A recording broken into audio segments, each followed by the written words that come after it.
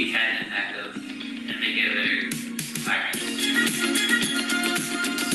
Hello everyone, we are the International Roots and Shoes team from Changjiang Christian University. Our project proposal is Marine Conservation Currents and Visual Currents, NFT, Non-Fungible Token Initiative. We will promote the international marine conservation through environmental education as the final part of our project. Yes, together we can make a difference. Follow your passion. Hi everyone, we are from the National Taiwan University of Technology. And we are the team Environmental Protection with this West. Our topic is encompassable vigilance. Let's keep marine life a clean home together. We are Yang Yang from National Taiwan University of Technology. We promote handicap food. There are environmental friendly, healthy, and fun. Protect our ocean, protect our pet future. Hello everyone, we are Xie Ho. We are from Visual Communication Design of the STUST. Our thing is to promote the conservation of ocean crabs through its vision card. Let's have a beautiful encounter with ocean crab. Hi everyone, we are Team Green Future. The purpose of our action is to transform a marine waste styrofoam and regenerate it into seawater air-filled battery. We are Team Green Future, here to protect the ocean. Hello everyone, we are See the Utopia Sea. Let's watch our showcase video. Hello, we are Indigo Waters. Our proposal is to use microaerometer to establish a model to predict the accumulation events of marine debris. When the model is ready, we will share it to beach authorities and communities near the coastline so they can monitor the beach on their own and they can plan how to do the beach cleanup efficiently. Hello everyone, we are Principal and his happy friend, and this time our goal is to promote the local culture of Longgang by combining the one-year festival with marine cleanup activity. Here is the first one. The ocean will be clean from now on. Thank you. Hello everyone, we are the Asia Alliance. We are the team to use the marine innovative technology to solve the marine debris issue. This year, we are honored to bring our proposal. We built the UAV Asia Fighter to cooperate with the beetle community to prevent the marine debris into the ocean. We are happy to invite everyone to join us. Fight for Asia Ocean! Hello everyone, we are Mandarin team from National Taiwan University.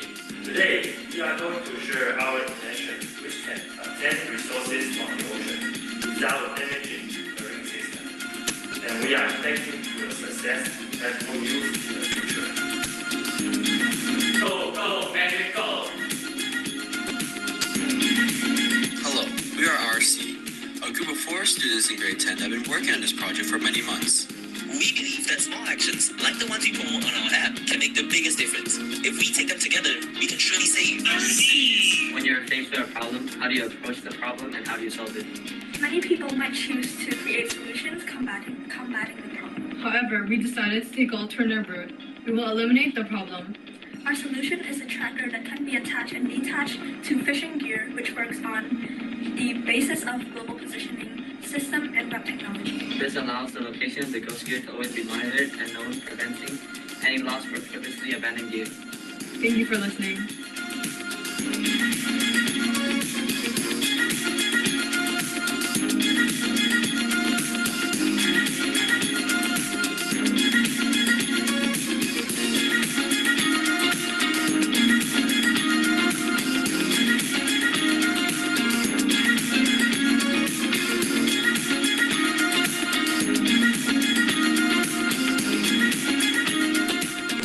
This is TSJB. We are a group of 4 students from Northbridge International School of Cambodia.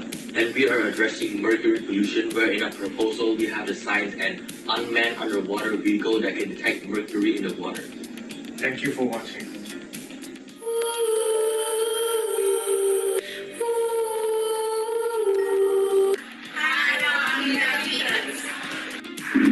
really a pleasure and a privilege for us to join in our Ocean Child contest.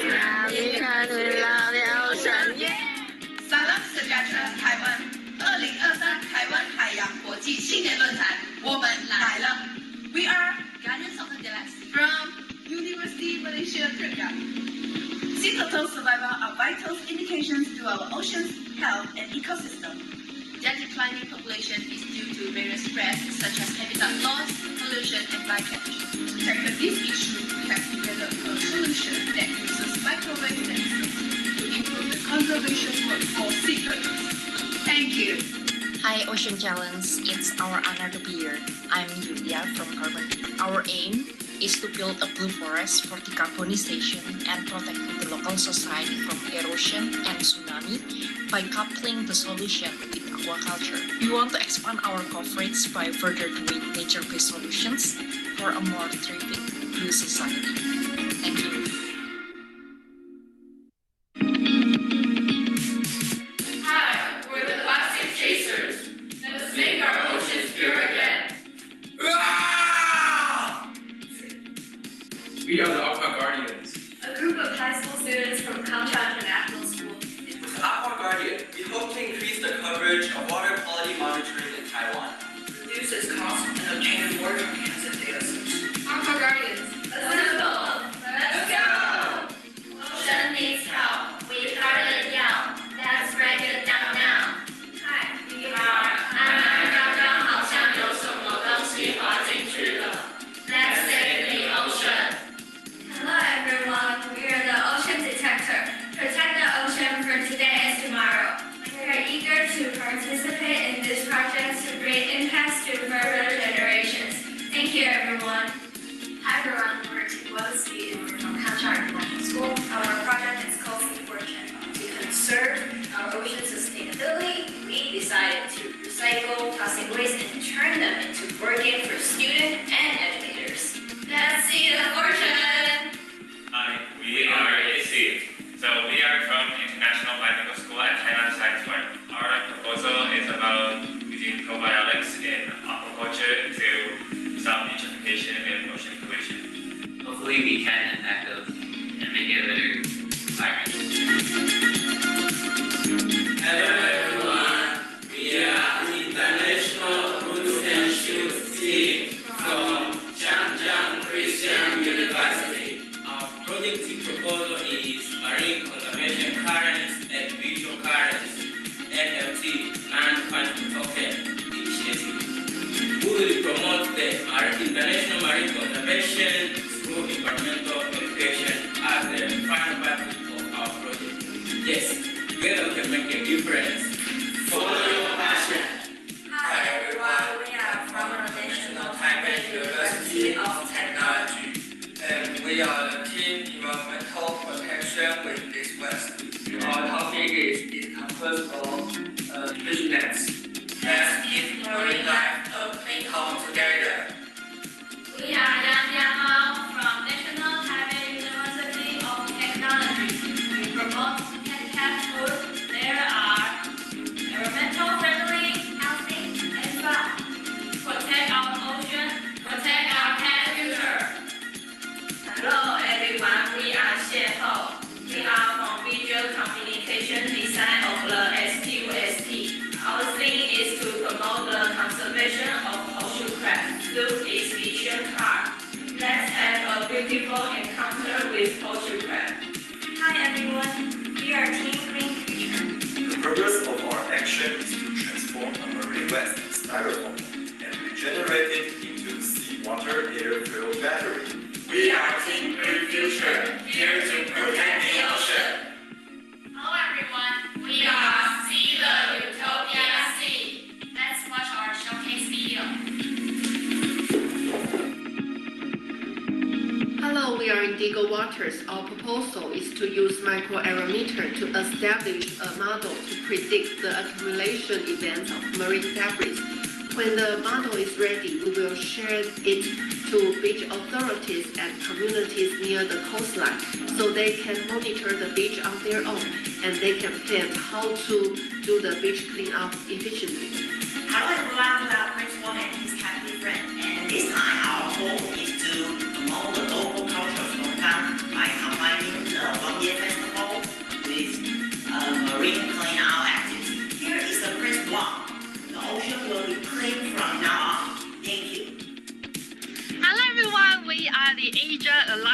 we are the team to use the marine innovative technology to solve the marine debris issue. This year, we are honored to bring our proposal. We built the UAV Asia Fighter to cooperate with the beetle community to prevent the marine debris into the ocean. We are happy to invite everyone to join us. Fight for Asia Ocean! Hello everyone, we are entry team from National Taiwan University.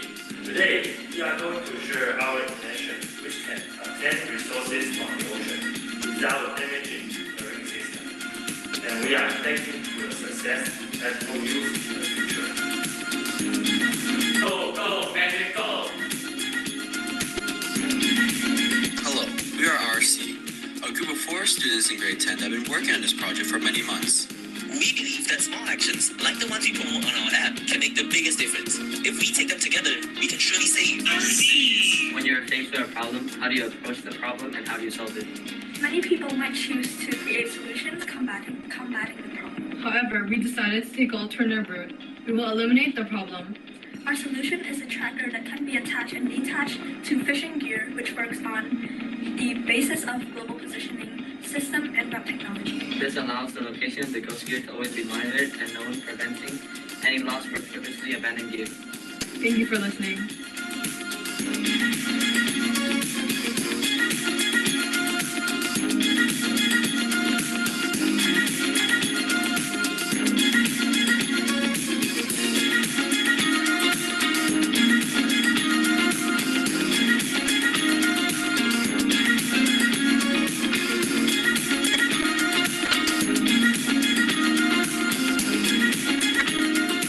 Hello, this is TSJB. We are a group of 4 students from Northbridge International School of Cambodia.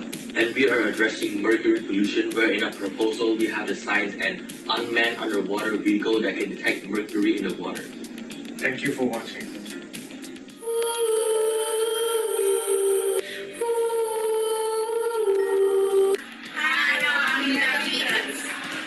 It is really a pleasure and a privilege for us to join in our Ocean Child contest.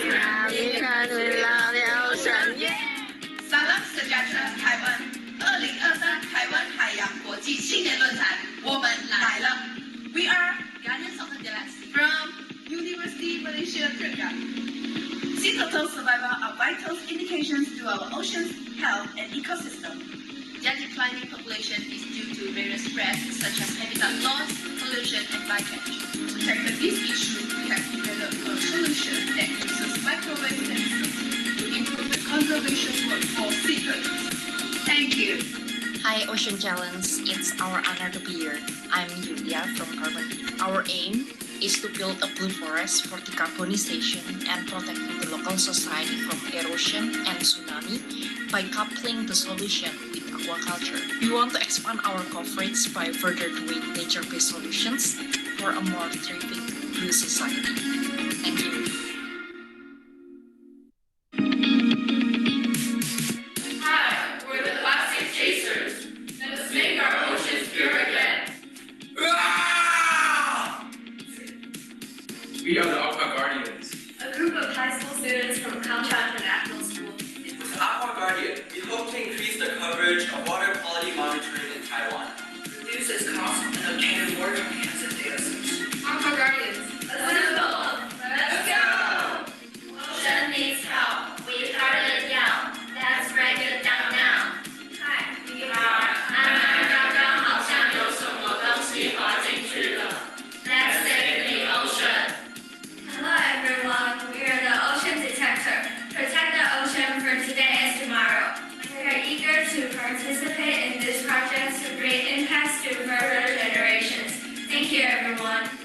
Hi, everyone. We're Tiwasi and we're from Kansha International School. Our project is called Sea Fortune. To conserve our ocean sustainability, we decided to recycle plastic waste and turn them into board games for students and educators. Let's see the fortune! Hi, we are AC. So we are from International Biological School at Taiwan Science Park. Our proposal is about using probiotics in aquaculture to stop eutrophication and ocean pollution. Hopefully we can enact those and make it a better environment. Hello everyone,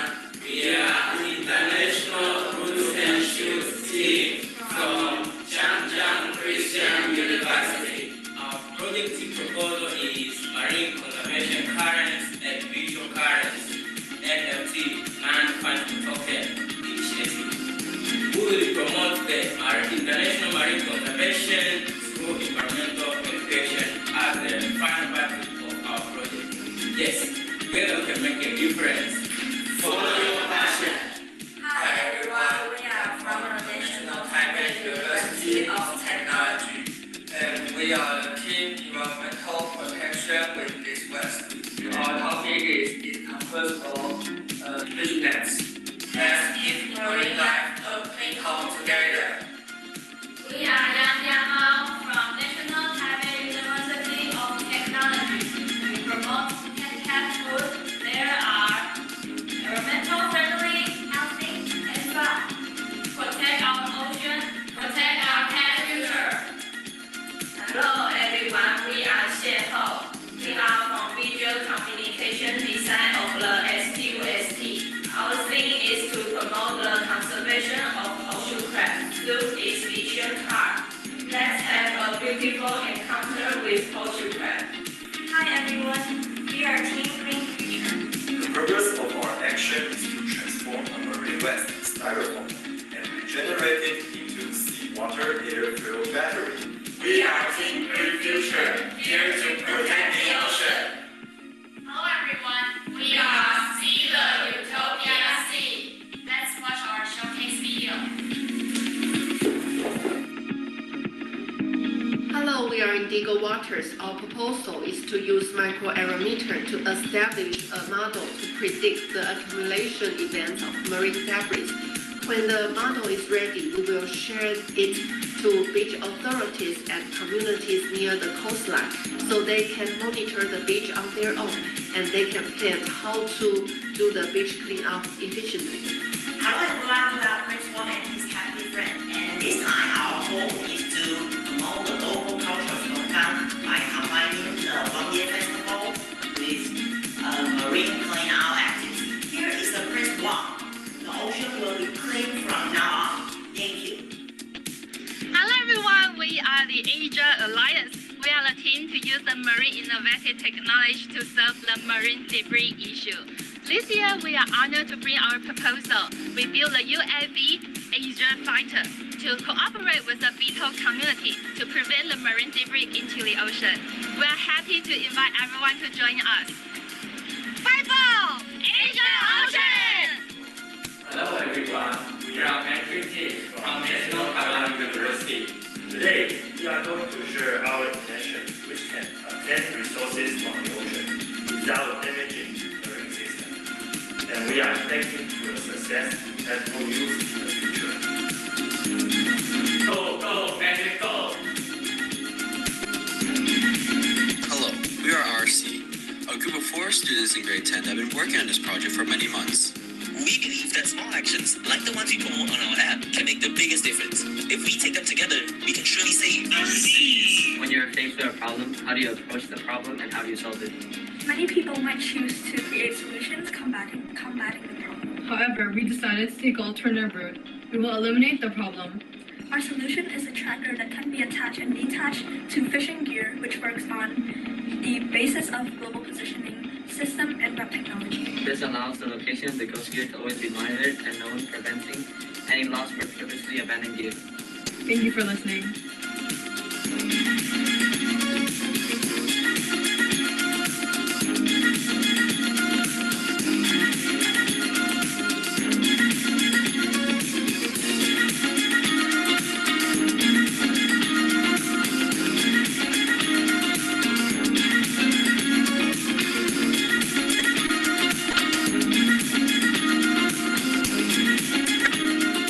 Hello, this is TSJB. We are a group of 4 students from Northbridge International School of Cambodia. And we are addressing mercury pollution, where in our proposal we have designed an unmanned underwater vehicle that can detect mercury in the water. Thank you for watching.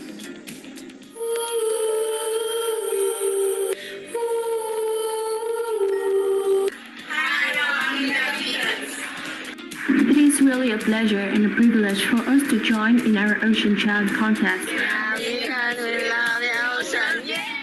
Salam sejahtera Taiwan 2023台湾海洋国际青年论坛，我们来了。We are Guardians of the Galaxy from University Malaysia Kerja. Sea turtle survival are vital indications to our ocean's health and ecosystem. Their declining population is due to various threats such as habitat loss, pollution and bycatch. To tackle this issue, we have developed a solution that uses microwave sensors to improve the conservation work for sea turtles. Thank you. Hi Ocean Challenge, it's our honor to be here. I'm Yulia from Carbon. Our aim is to build a blue forest for decarbonization and protecting the local society from erosion and tsunami by coupling the solution with aquaculture. We want to expand our coverage by further doing nature-based solutions for a more thriving blue society. Thank you. Hi, we're the plastic chasers. Let's make our oceans pure again. We are the Aqua Guardians. A group of high school students from Kansha International School. With Aqua Guardian, we hope to increase the coverage of water quality monitoring in Taiwan. Reduce its cost and obtain a more comprehensive data source. Aqua Guardians, assemble! Let's go! Ocean needs help. We guard it down. Let's break it down now. Hi, we are.刚刚好像有什么东西滑进去了。Let's save the ocean. Hello everyone, we are the Ocean Detector. Protect the ocean for today and tomorrow.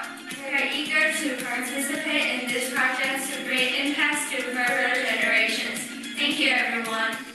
Hi everyone, we're Tiwasi and we're from Kansha International School. Our project is called Sea Fortune. To conserve our ocean sustainability, we decided to recycle plastic waste and turn them into working for students and educators. Let's see the fortune!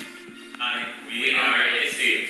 So we are from International Bilingual School at Taiwan Taiwan. Our proposal is about using probiotics in aquaculture to stop eutrophication and ocean pollution.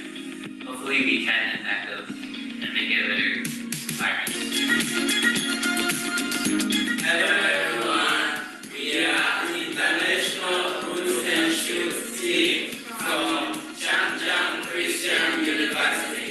Our project proposal is Marine Conservation Currents and Visual Currents, NFT, Non-Fungible Token Initiative.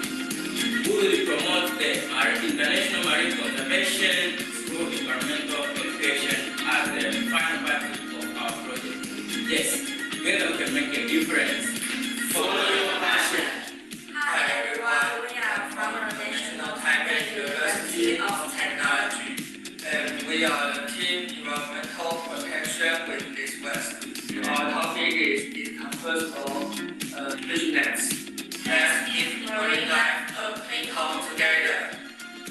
We are Yang Yang from National Taipei University of Technology. We promote handicap food. There are environmental friendly, healthy, and fun. Protect our ocean, protect our cat future. Hello everyone, we are Xie Ho. We are from Visual Communication Design of the STUST. Our thing is to promote the conservation of ocean crabs through its lithium car. Let's have a beautiful encounter with ocean crab. Hi everyone, we are Team Green Future. The purpose of our action is to transform a marine waste styrofoam and regenerate it into seawater air-filled battery. We are Team Green Future, here to protect the ocean. Hello everyone, we are See the Utopia Sea. Let's watch our showcase video. Hello, we are Indigo Waters. Our proposal is to use microaerometer to establish a model to predict the accumulation events of marine debris. When the model is ready, we will share it to beach authorities and communities near the coastline so they can monitor the beach on their own and they can plan how to do the beach cleanup efficiently. Hello everyone, we are Principal and his happy friend. And this time our goal is to promote the local culture of Longgang by combining the Wangye Festival with a marine cleanup activity. Here is the principle. The ocean will be clean from now on. Thank you. Hello everyone, we are the Asia Alliance. We are the team to use the marine innovative technology to solve the marine debris issue. This year, we are honored to bring our proposal. We built the UAV Asia Fighter to cooperate with the beetle community to prevent the marine debris into the ocean. We are happy to invite everyone to join us. Fight for Asia Ocean! Hello everyone, we are entry team from National Taiwan University. Today, we are going to share our intention, which can obtain resources from the ocean without damaging the marine system. And we are expecting to the success that will use in the future. Go, go, magic, go! Hello, we are RC, a group of 4 students in grade 10 that have been working on this project for many months. We believe that small actions, like the ones we promote on our app, can make the biggest difference. If we take them together, we can surely save our seas. When you're faced with a problem, how do you approach the problem and how do you solve it? Many people might choose to create solutions combating the problem. However, we decided to take an alternative route. We will eliminate the problem.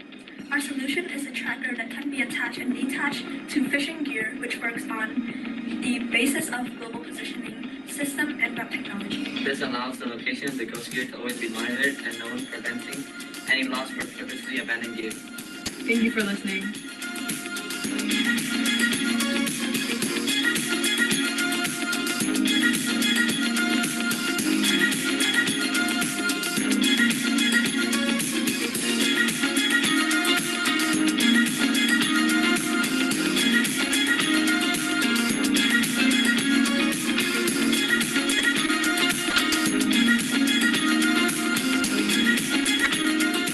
Hello, this is TSJB. We are a group of 4 students from Northbridge International School of Cambodia. And we are addressing mercury pollution, where in our proposal we have designed an unmanned underwater vehicle that can detect mercury in the water. Thank you for watching.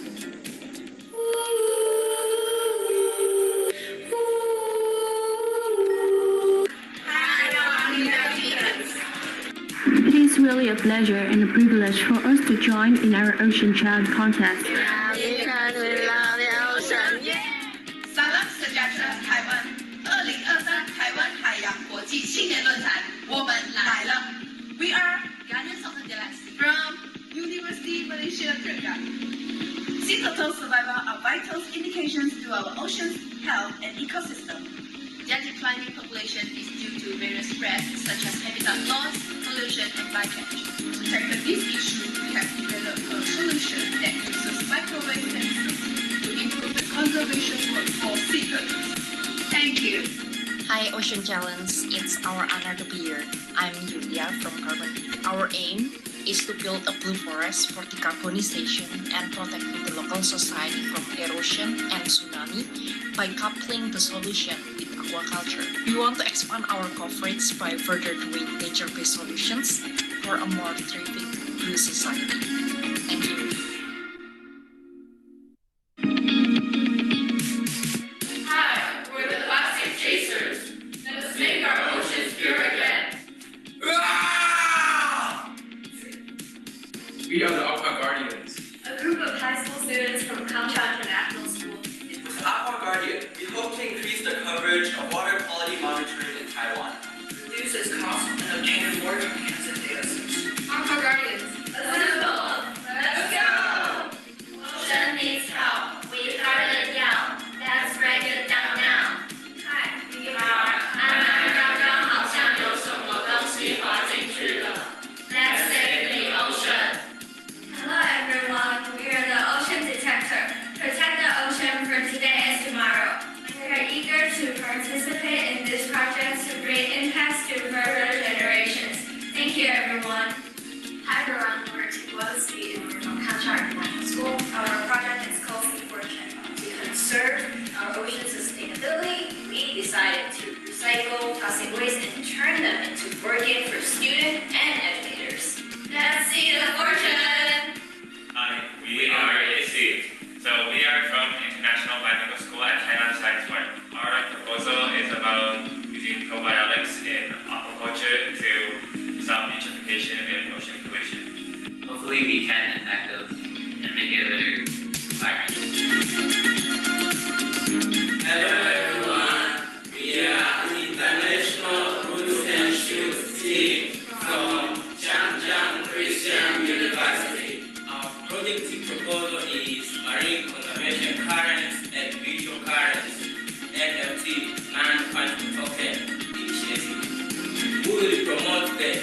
international marine conservation through environmental education as the final part of our project. Yes, together we can make a difference. Follow your passion. Hi everyone, we are from the National Taipei University of Technology. And we are the team. All right, good morning, everybody. Morning. Did you sleep well last night? Those have finished their presentation, yes. Those haven't, maybe not so much, all right. Okay, welcome to day 2 of Ocean Challenge 2023. Today, we're going to have the teams from the youth category and the international category giving us their innovative ideas. And also in the afternoon, we're going to reveal who takes home the grand prize. Exciting, huh? 没错，那我们今天第2天呢，将会依序的邀请有青年组以及国际组的团队来发表简报。那最后当然也会揭晓各个组别的前5名以及我们的最佳提案大奖哦。那敬请期待。And before we go to the presentation, I would like to introduce to you again our 5 judges. All right, we have Dr. 钟运帆，樊同云老师，给他一个掌声。Professor 嘉应科，何嘉颖老师。Professor 大港刘，大港老师。Professor 张林全，欢迎陈章林教授 ，and Professor 子朝张。张子超教授. And I also want to very quickly just go through the rules again. Yes, each team will be presenting for 10 minutes first. And when there are 2 minutes left, you're going to hear the bell ring for once. 没错，每个团队呢都会先简报10分钟，剩2分钟的时候呢，我们会提醒一下，按铃一声。And then when time's up, you're going to hear it for 2 times. And please wrap up. And then we'll go to the judges for their questions and feedback. Each and every judge will have 2 minutes. And then you will be given 30 seconds first. And then you have 5 minutes to answer the questions. And we'll also remind you of the time. When there are 2 minutes left, you know what you're going to hear, right? Okay. Ring the bell once. And then when time's up, ring the bell twice. 没错，那在这个评审提问完之后呢，各组会有30秒的时间先思考一下，然后5分钟的回答时间，然后就会有这个时间提醒，剩2分钟以及时间到。Okay, without further ado, I'm going to say no more and into the presentation. Firstly, we are going to invite the teams of the youth category to the stage. The first here is the International Roots and Shoots team from the Changrong Christian University. All right, so people come up to the stage. 那接下来呢，我们首先进入青年组。第一个团队呢，就是长荣大学的国际分语牙团队。All right， 我们请团队的成员到台上来。Yes, please join us on the stage. And what they're going to talk about is the Formosa Marine Conservation Token and Non-Fungible Token Initiative Plan. 佛摩沙海洋保育货币季虚拟货币 NFT 倡议计划。Okay, so please welcome the International Roots and Shoots team. 掌声欢迎他们。Yeah, take it away. Okay, good morning, everyone. Good day, everyone. It is a wonderful day again. And in front of you is International Roots and Shoot team from Changjang Christian University. Our proposal name is the Formosa Marine Conservation Token and Non-Fungible Initiative Plan. So in front of you, I have international team from different 3 continents. I have America, Asia, and Africa as well. So I have Shani from Santa Lucia, Xianping from Taiwan, Mickey from Taiwan, Rani from Uganda, and Ginny from Burundi, and the last one is Vincent from Tanzania. So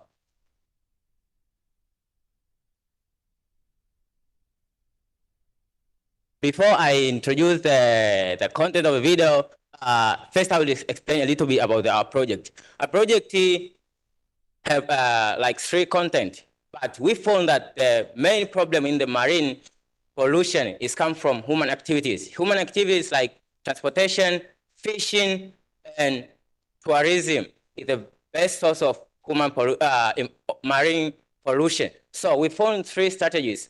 First, work with community. Second, use technology, use the innovative technology, that's on the NFT, non-fungible token. And the last one is using social media, because now we want to work globally. So here is the video.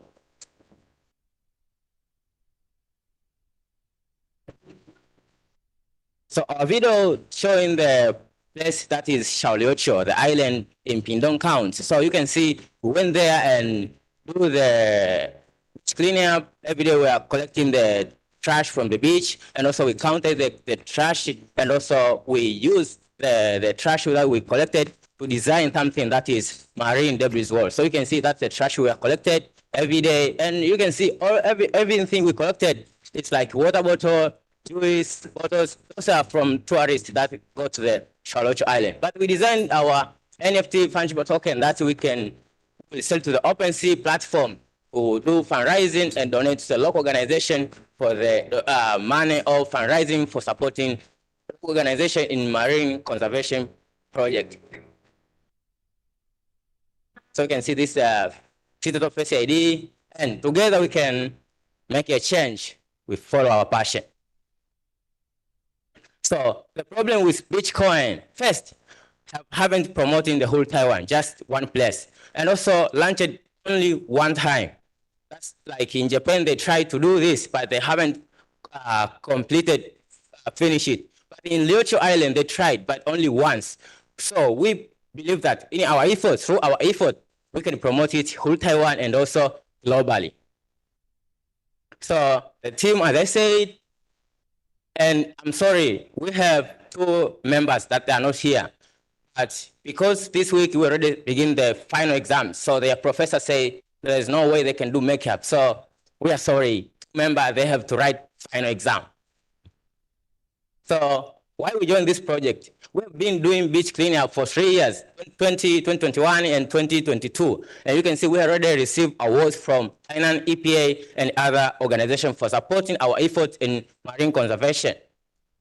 Also, we have a good cooperation with the local organization in Liocho Island. You can see the organization there is the organization designed the beach coin, but they only designed it just like painting and also coloring.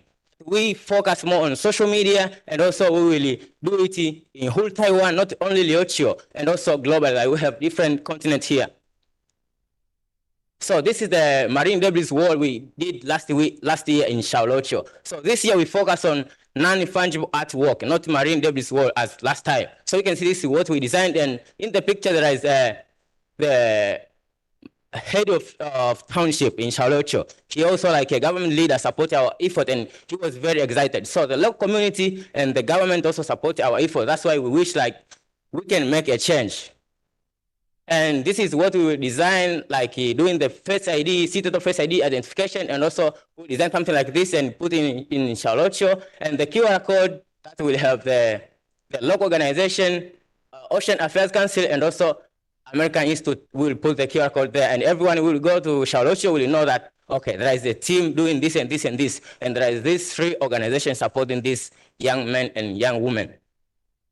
So this is what we will do, like City Face ID identification, our NFT, the Visual Marine Conservation Token, and also we will publish this to the OpenSea platform to start to do fundraising, and all money will collect it. We will support the local organization for ocean conservation. So we have 3 ways of raising awareness. First is environmental education. As you can see, we teach the young generation, kids, about importance of water, importance of promoting ocean conservation. So doing this, we have started in Thailand, in Shaoliocho schools, and we have a plan to do in whole Taiwan. Also, we have questionnaire. The questionnaire designed to learn from communities, to local issues, so it's for everyone, That's why we have local students, Taiwanese students that will support us for the issue of Chinese translation. So we have website. Website will be updating, publishing everything we do in our proposal, in our project. We will update the website. So this is our budget, and you can see we spend as based on our needs. So we have 2 indicators in our proposal. We have quantitative and also qualitative indicator. So quantitative indicator just like explain how many times we do beach cleanup. As I said, number of video we design, how many people join our lectures and our educations promotions, and the marine conservation token, non-fungible token art will make. So qualitative is like the way we will promote the education and the way we will interact with communities. So we'll use problem-oriented practice to promote the marine conservation, also interact with local issues and the world. Also promoting the issue of situational conservation and also marine conservation, the NFT, non-fungible token, and also environmental education, let's say. So our project is like interconnected, right? Many organizations, non-government organizations, and also government organizations support us. So you can see we have IPSD students as we, IPSD department, Roots and Shoot Club in our school. We have Jane Goodwin Institute in Taipei. We have the local teachers because the main key stakeholder, our key support. And we have the Roots and Shoot Club in Xiaoloqiu, local community leaders that will support us. And our objective is about marine conservation. And also last year we designed the marine debris world art, and this year we focus on non-fungible token artwork. So this organization supports us. Like you can see, we have the very important organization, the Ocean Affairs Council, American Institute Organization, and also we have our school and also Taiwan Lao Wuyu, the local organization in Xiaoloqiu. They support us a lot. That's why we have confidence to stand up and promoting our proposal. And we believe together we can achieve these sustainable goals. And because we are from different continents, different countries, we believe this awareness, this effort, not just in Taiwan, but will be global and will have the global influence. Means our efforts will just spread global. And 保护海洋，我们一定会用跑的，不是走的。To protect the ocean, we will definitely run instead of walk. Because we know when we protect the ocean, we protect our future. This is the end of our presentation to everyone. Thank you so much. All right, then now we will run to the questions for Dr. Fan. Okay, very good. But I think protect the ocean, we need to diving, running and diving. Okay, yeah, very good presentation. So I think you mentioned your team has been engaged in conservation for 3 years, and your name is Roots and Shoots. So I'm wondering, for 3 years, have your team become small trees, or how many years it takes for your team become big trees and became a model for Taiwan, for the world to learn? Okay, then the second question is, Xiaoliuqiu is a very special case. It's the best sea turtle habitat, but it's the worst coral reef ecosystem in Taiwan. It's almost collapsed based on the IUCN category. Okay, so what's your idea? How to balance the best sea turtle habitat and the worst coral reef ecosystem? How your team can contribute to change the trend? Then the third one is you are developing the conservation token. It's very good. And people trying to evaluate the economics value for ecosystem service. So how could you change the trend from Xiaoliuqiu is a very cheap tourism site to a high value tourism site, so people can appreciate the value of the nature? Thank you. Professor Ke? Thanks for your presentation. You did very well. And I have two questions for you. The first question is, your idea is to promote the token in where? Because I'm still feel confused. You hope you can let everyone use the token, but however, you want them to use overall in the Xiaoliuqiu only, or you hope them can use in the whole Taiwan, but you hope your hope is they can use the token to do what? To protect only sea turtle or to do any other kinds of the conservation? It's very confused. And the second thing is, again, so you emphasize on the education, but if you guys remember yesterday, we tried to ask all the team to ask them about when you just use the education, you use the website, and finally, how you really can know the people, they change their behavior, and how can you really measure, how can you really confirm that whenever you do this kind of the education and the website, and we can really promote or rise the people's idea or people's knowledge about the marine conservation. Thank you. Professor Liu. You mentioned the beach token program in Japan and Liuqiu. And several years ago, I read the newspaper and I know the one in Xiaoliuqiu, but I didn't see it anymore. Did you know what's the main challenge for those programs? It seems like they can't sustain itself. And you're going to run another beach token program, although I think it's a good idea to use marine turtle image on the token. So can you summarize a little bit the main challenge you face in Japan or in Xiaoliuqiu, okay, the beach token program? And the second question is, you're saying you're going to improve the marine waste pollution problem and the habitat for the marine turtle.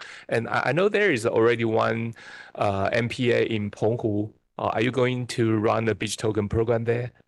And also the third question is that I see you have a questionnaire.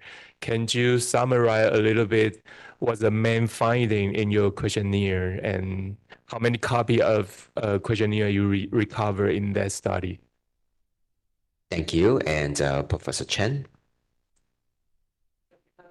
For your presentation, okay, and your presentation just revealed that your team is very passionate in marine debris reduction efforts. Okay, so I appreciate very much for that. And here I have some small question, minor question for you. The first one, it seemed to me that you would like to use the tokens or non-fungible tokens as a tools to address marine litter problems, right? But I don't know that the exact steps that you are going to use to implement this initiative.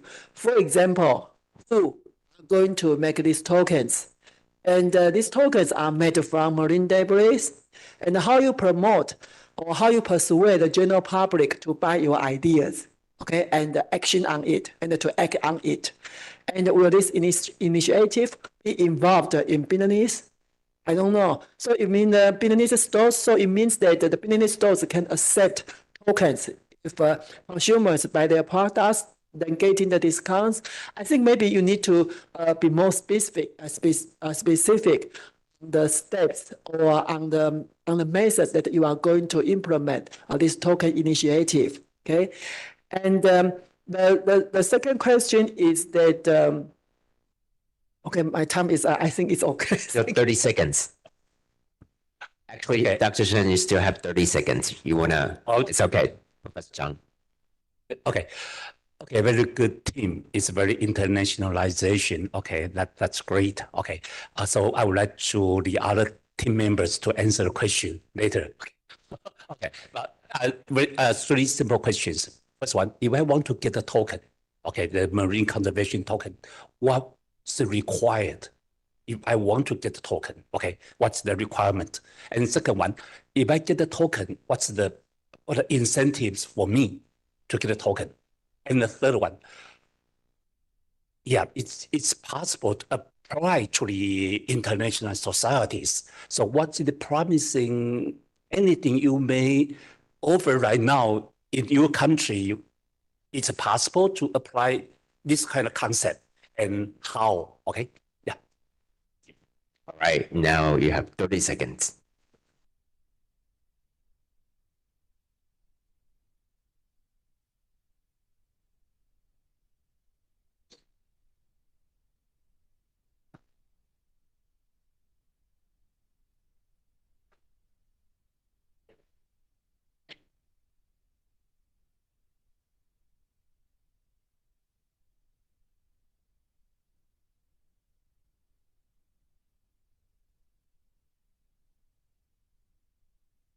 Time is up.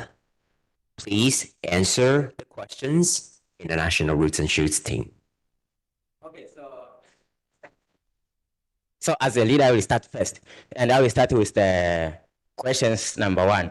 How long to be implemented, but my team will answer. So I will start first with the question, is this related to business? So this our proposal and non-fungible token is not related to a business, but we have the part for rising doing donation because we want to support the local organization. Example, in Africa, we have many organizations supporting marine conservation, but they don't have money, funding, right? So we believe when we collect donations money and we donate to the local organization, and if we have enough budget, we donate to the global other organizations like in Africa to support marine conservation. And the other question like a strategy of support NFT. As we say, we have the visual one and we have the physical thing we can give people. Like in the video, we have the visual one we already designed. So this one we can offer like we support beach cleanup and we give you physical one. But those people who in Europe, in US, in Africa, we have the visual. We just offer you a token. You can sell this to the platform, OpenSea platform and get your money. Thank you. So our member can answer. Yeah, which one? Oh, it's speaking.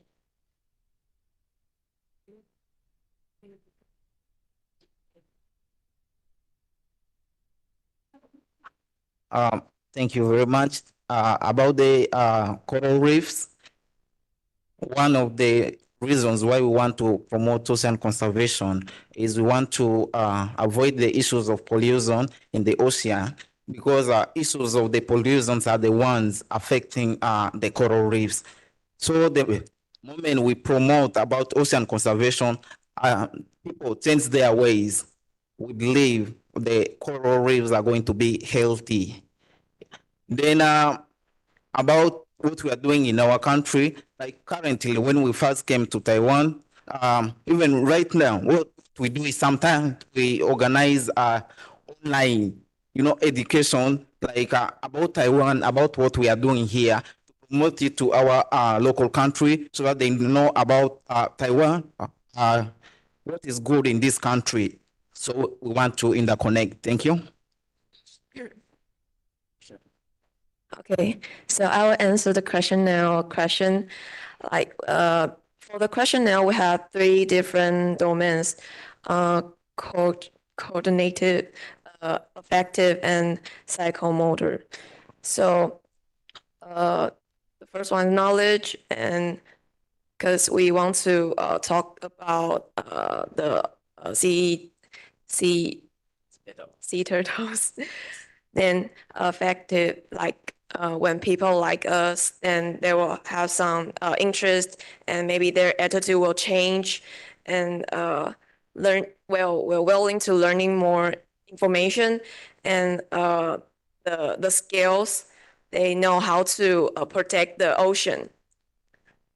Okay, so how do we know the people are interested in our project? Like when they filled out our questionnaire, then we know their feedback. They are supporting us and interested in our project. And also how to know they change their attitude. We will keep in touch with the local people and know how they feel about our project.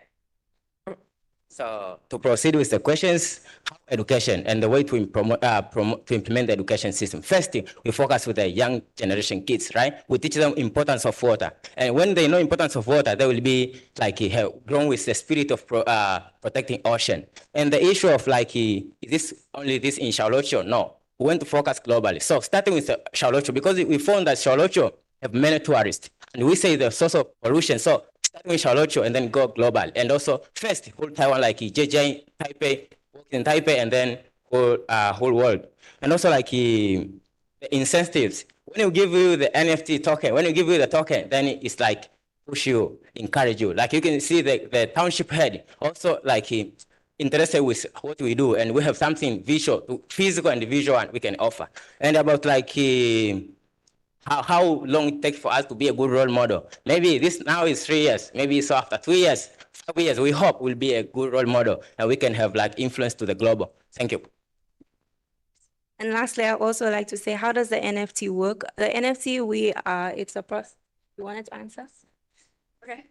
About how to work and well, in the real world, physical goods are bought. Time's up. So Thank you very much. Thank you to the International Roots and Shoes team from the Changrong Christian University. Thank you very much. And next, we're going to bring the people from the National Taipei University of Technology to the stage. 接下来我们请国立台北科技大学的团队到台上来哦。Yes, the team from the National Taipei University of Technology is committed into environmental protection and waste reduction. And the team is going to present their decomposable fishing nets. 我们有请国立台北科技大学的少废料做环保来跟我们分享一下他们的可分解渔网。Right, the stage is yours. Good morning, ladies and gentlemen. I would like to talk to you all today about our project. At first, I'm wondering to know how would you feel if you look out of your windows or step out of your door in the morning and saw piles of trash in front of your house. My guess is that you will feel disgust. I don't think that anyone would want to live in a place like that. But, however, marine life is being forced to live like this by us human beings. So our plan is to take action to help their life in the ocean. So today, our presentation has 3 parts. The first is the current situation facing marine life. And the second is our plan and how we aim to solve the problem. And finally, we will cover our expectation for the future. So let's talk about the current situation facing marine life. And according to the report, approximately 10 to 20 million tons of plastic end up in the ocean each year. And if we want to correct all the rubbish in the ocean, the cost will be very high. And according to the other research, more than 640,000 tons of net are dumped in the ocean each year. So the root of problem is disposable plastic, fishing net, and high fuel cost. So our plan is to change the material so that fishing nets can be stronger and have a longer lifetime. And they can decompose when a certain period of the time has passed. But how can this be done? So first, we need to talk about how fishing nets are produced. The first step is choice of materials. A large percentage of fishing nets are made using polymer. And the second step is processing the polymer to become nylon rope and creating the net. But plastic can't be dissolved by water, so we plan to change the material for the fishing net. And we researched various other materials, and we found that if cellulose were combined with starch, it will create a material that would have better water durability than nylon. And after the desired lifespan on the net has been reached, it will become water soluble so that if left in the ocean, it will decompose. This will happen through a process of bacteria adhesion. So the advantage of our products is that all of our materials come from nature, and also the production process will be simple and will not produce any harmful chemicals. This will reduce the amount of pollution compared to traditional fishing nets. And about our team, we can use a 4-pronged approach to solve this challenge by splitting our group into 4 teams: a material R&D teams, a planning teams, an engineering teams, and financial teams. And also, our group wants to cooperate with Osaka University in order to attain this goal. And this is our time frame. We hope to produce, this product can be developed in 1 year. And our budget is estimated to be 200,000 NT dollars for this project. And we also ask fishermen to give us their feedback about our products. More than 33% thought that our products were more innovative than traditional fishing nets. And as far as feasibility, over 55% fishermen thought our product was possible. So if you are interested in our project, you are welcome to join us. Let's work together to protect the marine environment and make the earth become a better home. This is all about today, my presentation. Thank you for listening. Thank you very much. Now for questions, Dr. Fan. Very good. Using some technology, trying to solve the problem. But I would like to ask you a question. Is the debris the largest issue for marine protection in Taiwan? For example, in coral reef area, or the sedimentation, or the eutrophication, or the overfishing? Which one is the largest issue? Tell you my story. When I was a student like you, the abandoned fishing net and the garbage is everywhere under the sea. These years, when you go diving there, it's the garbage seldomly see, and the abandoned fishing net you almost only see once or twice. So it's not a big issue now. Okay, it's the debris is kind of seasonal problem, but the constantly problem is not that. Okay, so is there any idea you can use your technology change the focus on the larger issue? Okay, or you don't agree with me? Okay, then the budget you proposed is 280,000. If you got an award, it's only 100,000. So what would you do? How do you balance it? Okay, thank you. Professor Ke? Thanks for your presentation, and I think you did a good job for you try to combine the technology and also you try to asking for the fishermen to for their thinking. So I have the two questions for you. The first thing is, although you already mentioned that the strengthness and toughness is quite good, however, I still wondering what kind of the size you test before? Because for the fishing, the fishermen always use the large size of the fishing net. So how for the fishing net you did from the cellulose is also stronger enough to compare to the fishing net made by the polymer. This is the first question. And the second question is, what is the origins from your cellulose? Because as you say, if the cellulose is not come from the marine organisms, so although it's like the nature, it's the nature. However, do you think even though it's the cellulose, it's a nature product, however, it's not from the marine ecosystem, it's maybe from the terrestrial ecosystem. In the future, it will become another issue again or not? Thank you. Professor Liu? Okay.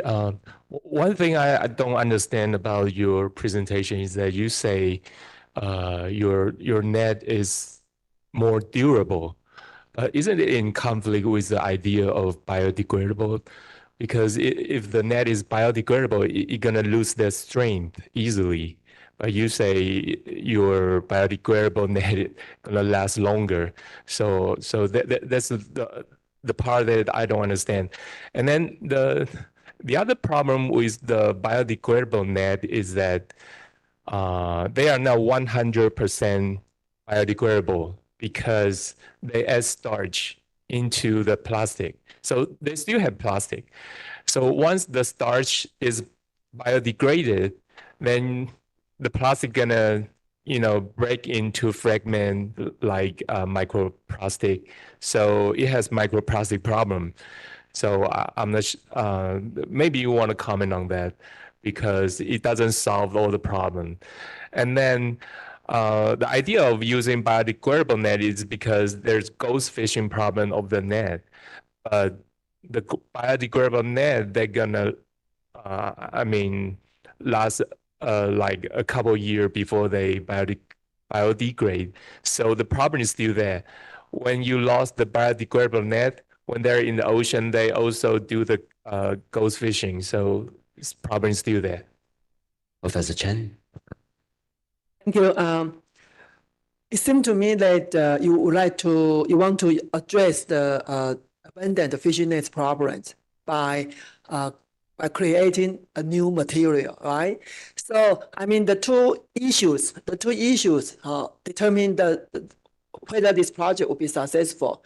The first one is that you need to make the fishing net having the same property or the same function as the traditional one. Okay, and the second, the other is that just Dr. Liu says that you need to make sure that you use this new material. We are not creating another marine debris problem.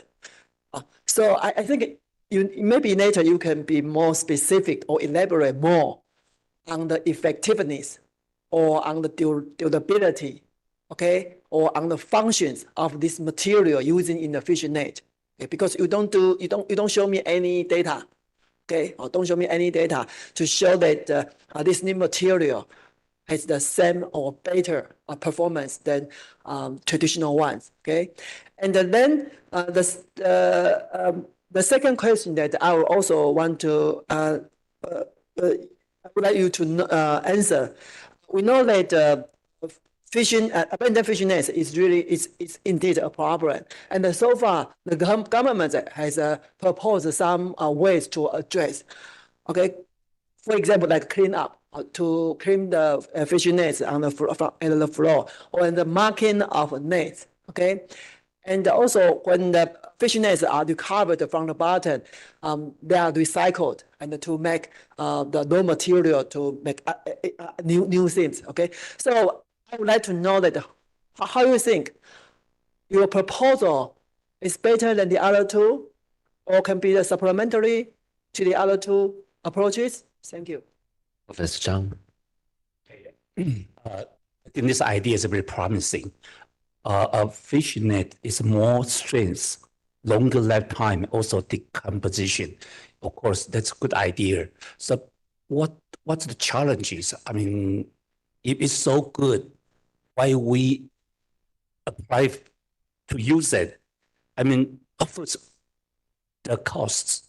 Have you have any idea how much will be the cost by comparison with the regular fishing net? Okay. And the second question is, what's the technology? It's difficult. Why you have to cooperate with the Japanese university? It's a know-how there, or it's just you know how to do it right now. Okay. So that's the two questions for you. Okay. All right, you have 30 seconds, or you want to? Yeah, you have 30 seconds to think about the questions first.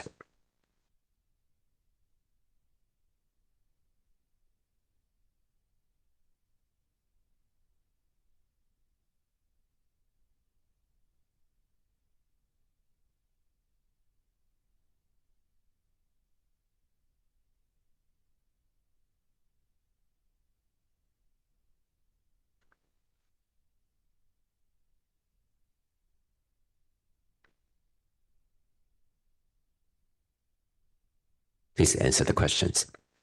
Okay. At first, I want to answer the question is that the first professor's questions.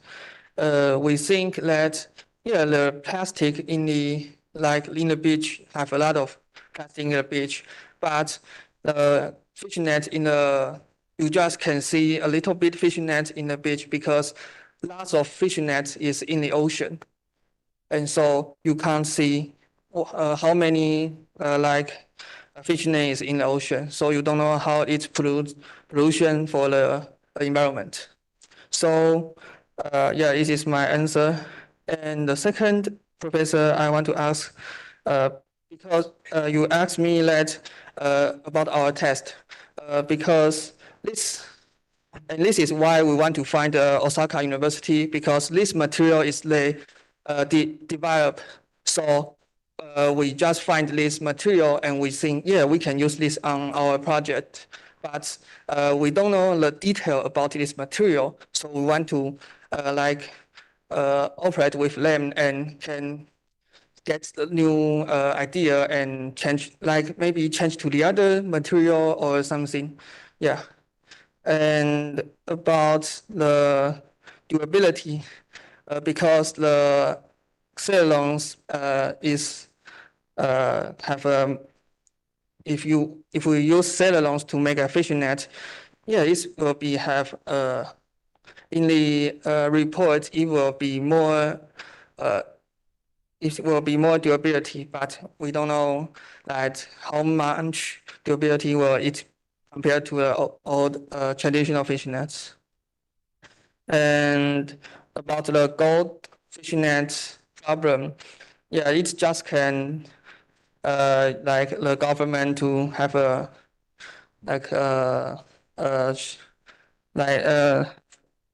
maybe find the people to clean up it, but we want to solve the problem is the ghost fishing net, because ghost fishing nets have a lot of ghost fishing nets in the ocean, so we want to solve this problem.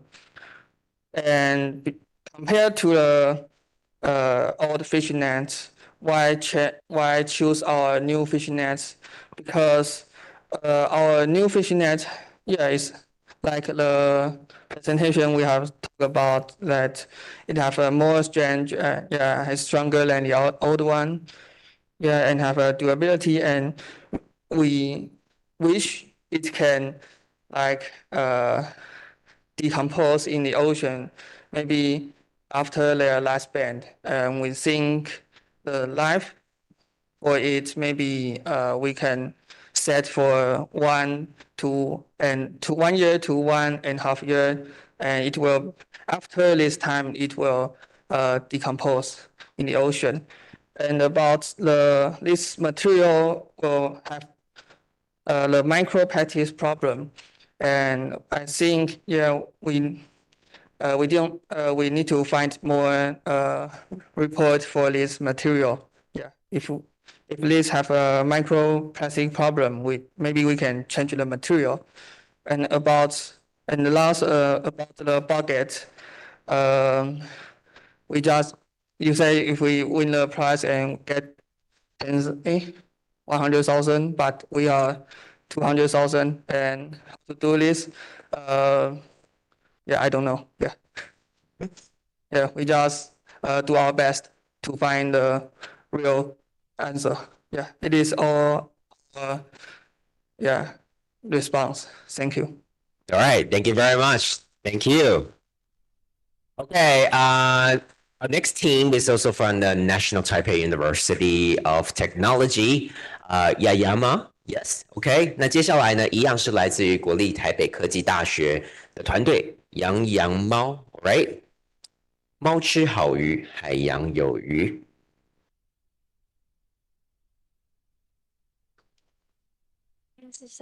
And now you have 10 minutes to present your ideas. Hello everyone, we are Yang Mao. Our organization is promoting ocean education. And next we will introduce our idea and activity. Do you know how many podcasts there are in Taiwan? This data 180,000 podcasts in Taiwan, but only 102 children under the age of 14. In 2021, podcasts outnumber children in Taiwan. And do you know how amazing the cast that is? Their sold cat food are 2.3 times for dog food, and canned cat food also canned dog food by 21 times. Last year, 7 million pieces of pet cats eat food were sold. And do you know how much fish eat? In the US data, cats eat 12 times tuna human eat. This is a big problem because the tuna is overcatch in the ocean. So maybe we don't have the tuna to eat in the future. Why did the canned cat food pollution the ocean? The first problem is the MARS companies use the TUF companies' fish, and TUF companies catch the fish with the bad way, and they will make the ocean pollution and destruction. And problem 2 is the company hire cheap fishermen, and they work in a poor place and use the bad way to fish in the ocean. And this way, and customers don't know about the story behind the can they buying. The problem 3 is the most big problem because the bottom throwing is a fishing way. This way will put a net on the ocean floor and catch all about fish and the ocean creatures. And the fishermen will throw out unwanted fish or creatures in the ocean. The fish and the creature or get hurt or dead already. Now have many fishes and the ocean's problem. In the future, we want to promote our active and we can make people understand more about canned cat food to mention balance human, cats, and the oceans. What do the foreign countries do? This James Canary country is in Canada. They use the local fish from Canada and make a can within 2 days. So the can is very fresh. And they only cooperate with the sacrifice company. So they can check about the fish and the fishermen come from. Actions. We want to promote this fish love equitable sacrifice. This sacrifice will 4 points to grade the company. First is the source of fish, and second is protect environment. 3 is fishing managers, and 4 is the CSR. We promoted the Taiwan pet food company to get this sacrifice because it was make people understand and more know about the cans making. They have 3 points we can choose for our cats to eat. First, we can choose the eat local and eat seasoned fish. Second, we can choose the friendly ocean fishing fish. And third, we do not to eat the luggage fish because the luggage fish will make more about the ocean pollutions. And there was kind of fish we choose. We can eat in each season. First, we can to eat the mackerel in the spring and the winter, and we can buy the salmon in the summer, and we can eat the milkfish in autumn, and we can eat the tilapia in the all years around.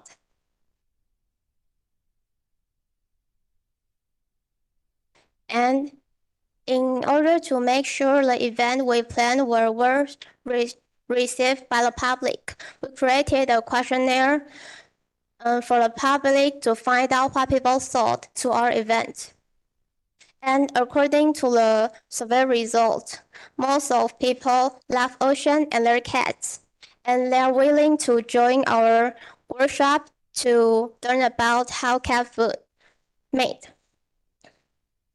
And up to 95% cat owners feed their cat food every week.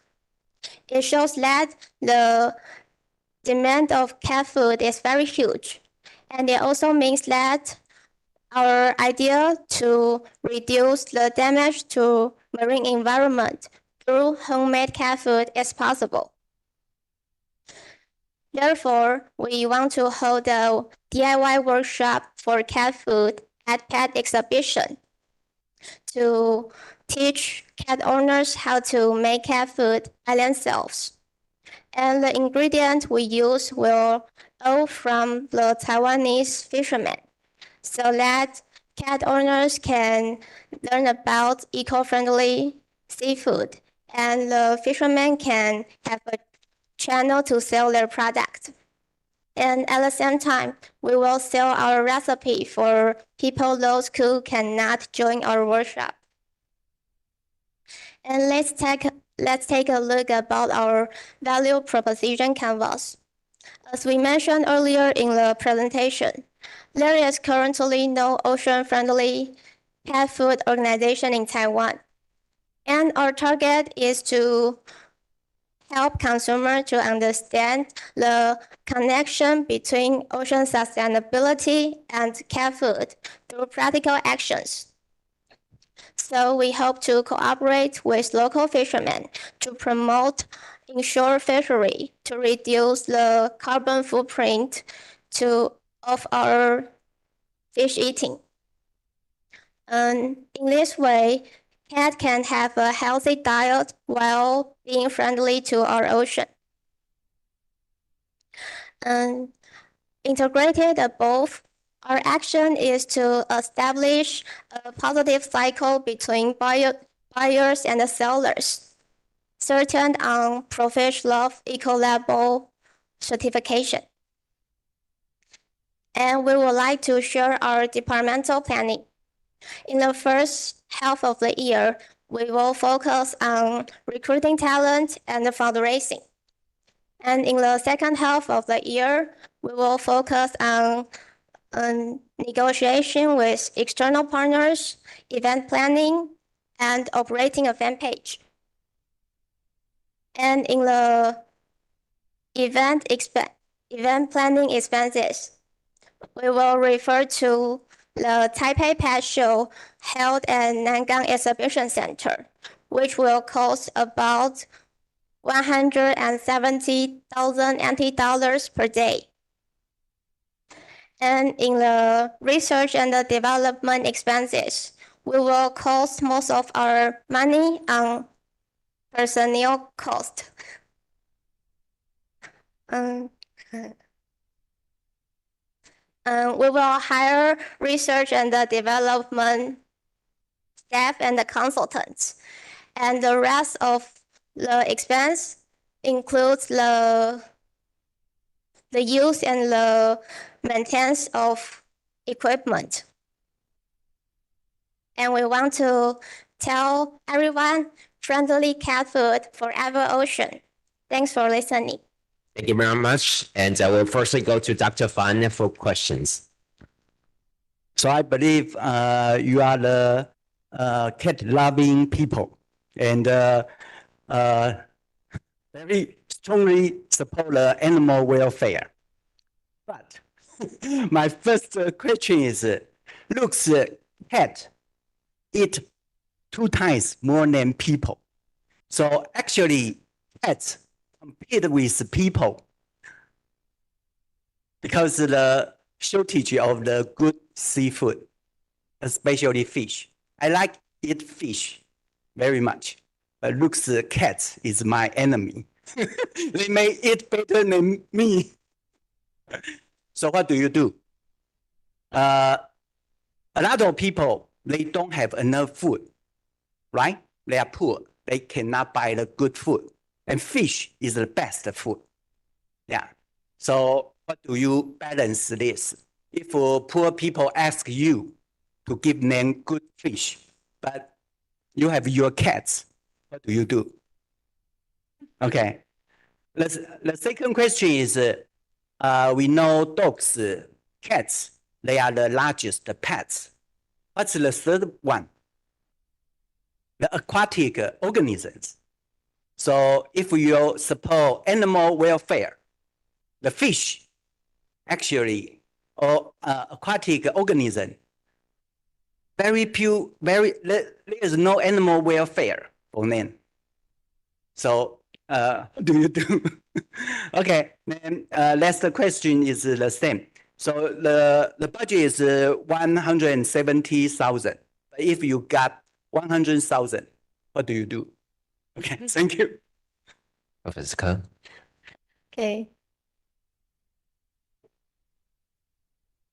I saw you guys just try to do the memory. So, okay, so thanks for your presentation. I also have some question for you guys.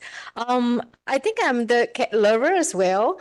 But I'm so interesting because you say you will ask the cat owner to buy the cat food. However, I don't think your cat will, I think they will choose their favorite food. So I'm not sure when you just encourage cat owner to buy some eco-friendly fish, but maybe their cats don't like. So how do you think for this point?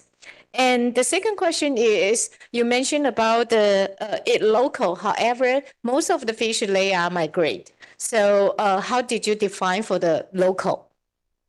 And the third question is, although you are good as well, you did some like the cat owner survey for several questions. However, I think that when the cat owner they say they will buy or not, that is maybe because the price, not so many because of the species of the fish.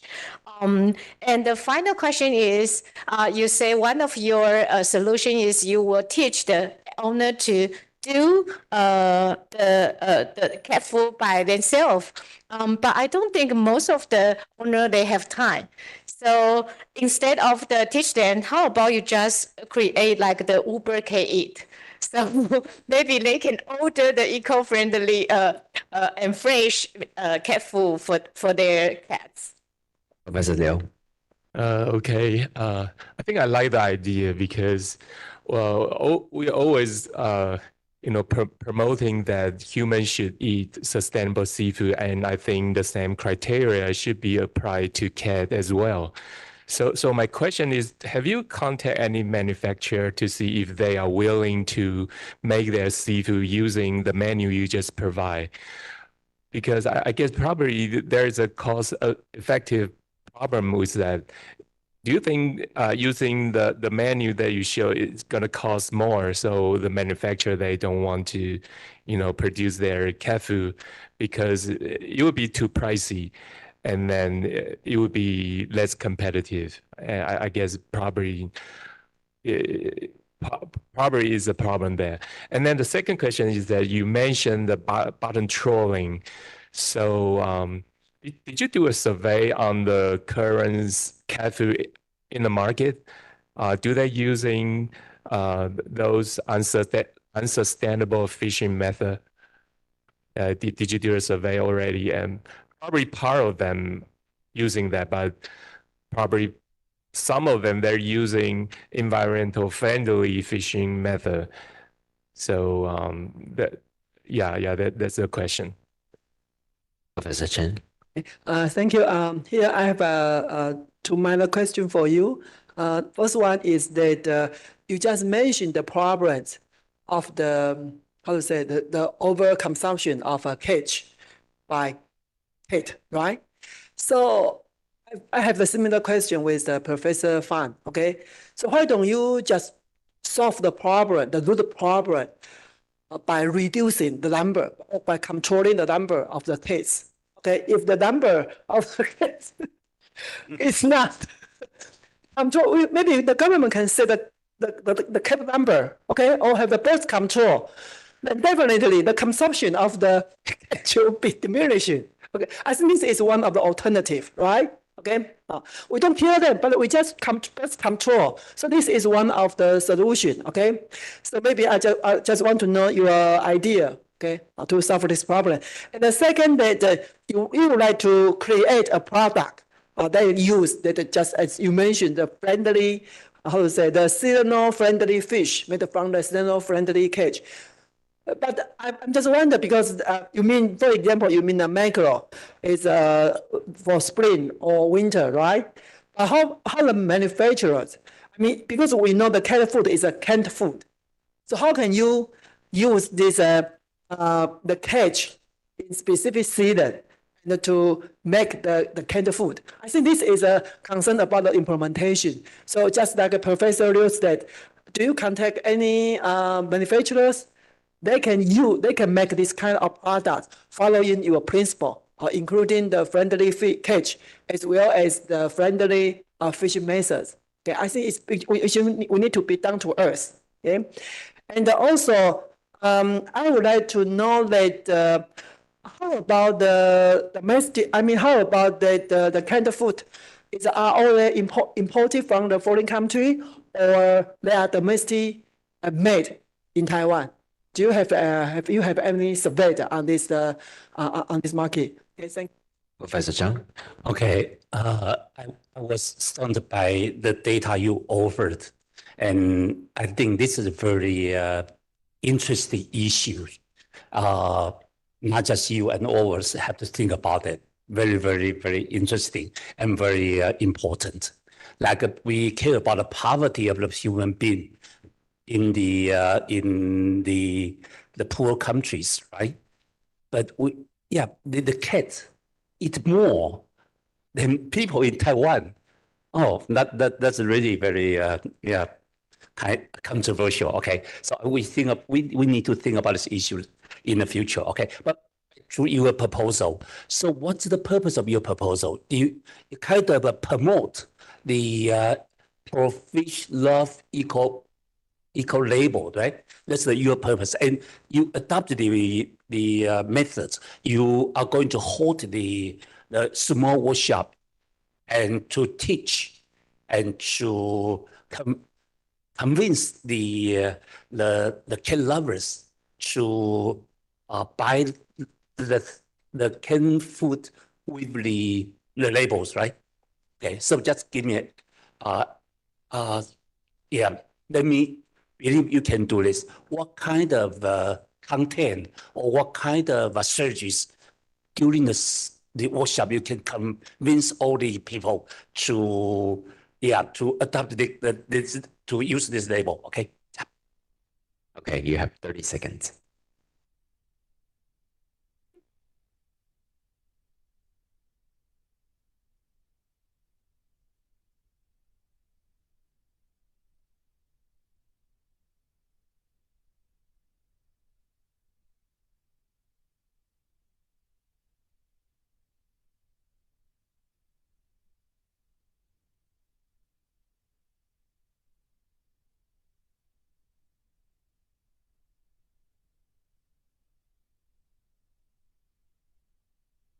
Time's up. Please answer the questions.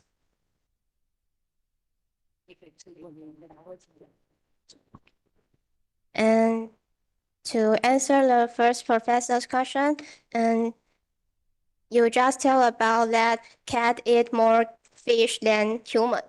And according to our research, and actually cats cannot eat too much fish. So in our cat food, we will try to reduce the amount the fish use. And this way can let us can eat more fish and save the ocean. And blah blah blah blah. 我还要回到这儿。哦。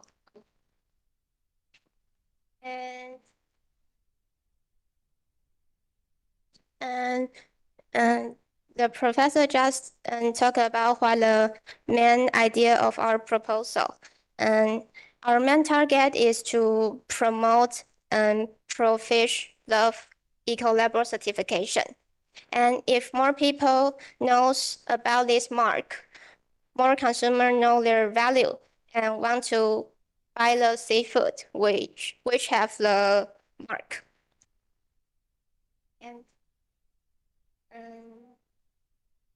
And about because we are the small group, so maybe we cannot have more lower prices to other company. So we want to invite some KOL who has a good impression and in the eyes of consumers to introduce our idea and agree with our action. And so maybe their fans will try to buy our products, and maybe they will love it. Okay. Oh, and I will answer if the Warner is first questions, and maybe we will to play something free activity, and people can to interact with other owner, and maybe the other owner will to help, or they can to cooperate, and they help the poor owner. And the second, if we don't have the else money, and we can to cooperate as other company, and we will push their companies in our activity. So I think this is a idea to deal this problem, and we can to push this idea to the government, and we can to maybe have some real or something to get the money. That's right. And for the professor says about cat Uber Eats, we think that's a very good idea. And and you just say that maybe they don't have enough time to join our workshop to make cat food. So in this case, we want to use free cat food to appeal them in. So in our workshop, we can provide all ingredients that make cat food needs. So they just need to join our event for 30 minutes, and they can get a lovely and healthy cat food for free.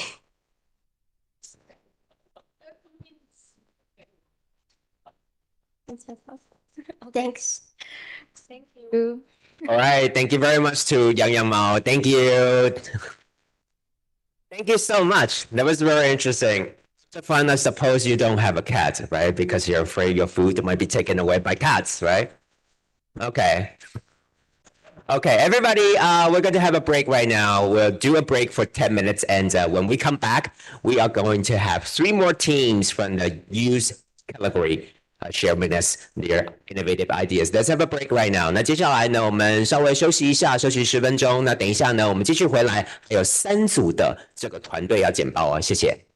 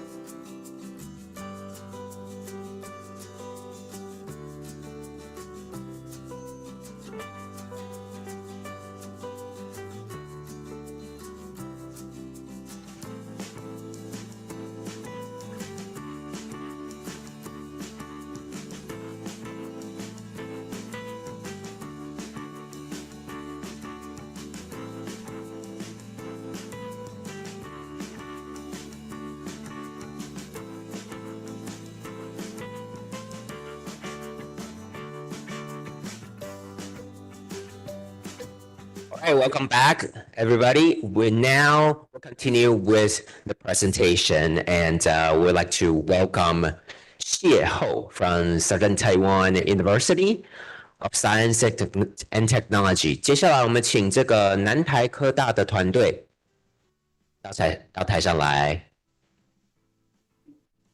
All right， 我们有请南台科大谢后来跟我们分享。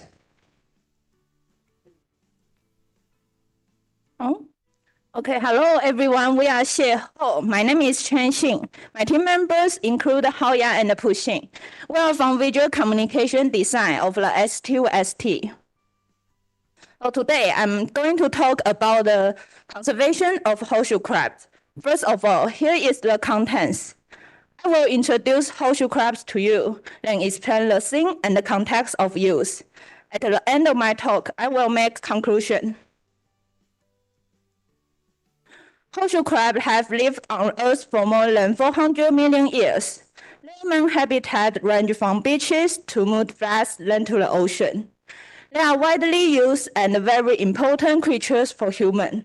For example, there is blue blood in their bodies which can be used as a reagent for vaccine. Unfortunately, with the change of time, their habitats are destroyed. While the horseshoe crabs only appear in 5 places in Taiwan, like Tainan, Kinmen, only, more. So their habitats are destroyed. Moreover, many people's overfishing will cause their numbers to decrease.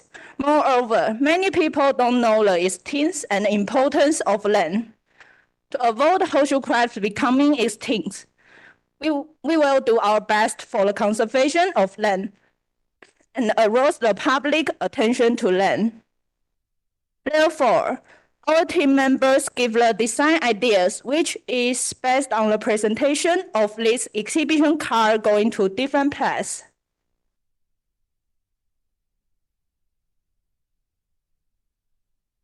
Okay, during last summer vacation, we promote an exhibition car team with Jiayi horseshoe crabs conservation experts and teachers. In addition to us, the group include our teacher, Professor Chen,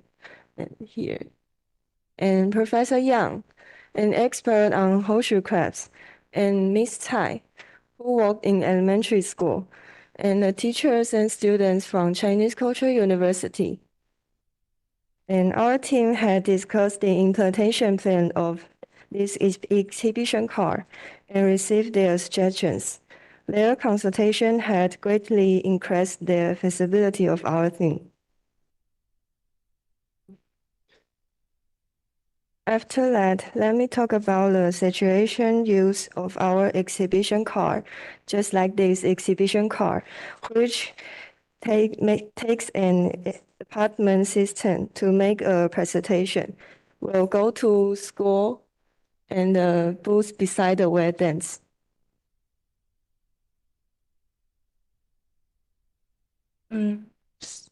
With different situations, there will be different equipment in the car. For example, when we go to the schools, we will use educational promotion module. We will play video introduction and apply explanational tools. Then, when we go to wetlands, we will use citizen scientist module, including global shovels and other equipment. Next, we are going to present the explanational tools we have decided. First, it's whole clock, a life change of horseshoe crabs. Different groups per reel shows different habitat and a different feeding habit. Like this, 2 years old horseshoe crabs will grow a tail, and eat and live in mud flats. Then adult horseshoe crabs will eat mollusks and live in the ocean. You can turn our hand to a different location by yourself and interact with other people by using the detachable horseshoe crabs module. It's easy and convenient for people to quickly understand the life of horseshoe crabs. Then there is a banner stand beside the car. The above will introduce the difference between male and the female horseshoe crabs and the importance of horseshoe crabs each part to humans. Next, we will send the DN, which marks the place where horseshoe crabs appear in Taiwan. And interactive Q&A. If people answer the question correctly, they can be given the horseshoe crab stamp as a souvenirs. They'll be in the equipment of the citizen scientist module. We will lead people to the horseshoe crab's habitat to learn relevant knowledge, just like using the tools to measure the size of horseshoe crabs and clean the beach. Finally, we also design a reward mechanism of whole tokens. Yes. And we'll cooperate with some stores near wetlands by participating in the conservation of horseshoe crab. Just like to have heard our explanation and the citizen scientists. People can exchange and use the whole tokens to spend at these partner stores. Cooperating with these stores can also promote local business opportunities. People can also use the whole gashpon machine designed by us. In the gashpon, it's possible to exchange the conservation actual souvenirs. So these interesting designs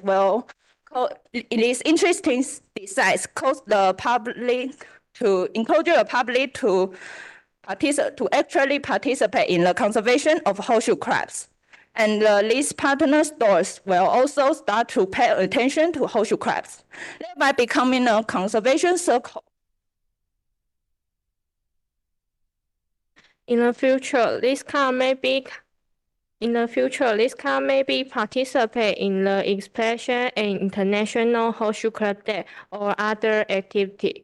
We will use module design and teach aids to achieve the purpose of promoting the horseshoe crab and promoting the importance of horseshoe crab at the same time. Not only Taiwan, but also Jinmen and Penghu may implement. That action doesn't just mean moving somewhere, also represent a practical approach to conservation. Thank you for listening. That's all for today. Let's have a beautiful encounter with horseshoe crabs. Thank you so much.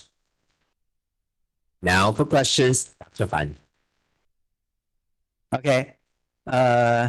Looks many marine organisms like sea turtle, coral reefs, horseshoe, all of them have a lot of conservation issue. So from other presentation, for example, like from other presentation, which one you think you got some good idea or learn something from other presentation before you?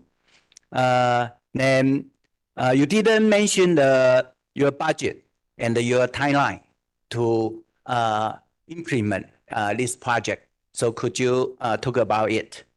Then there are 5 sites for the horseshoe crab. So and your school based in Tainan.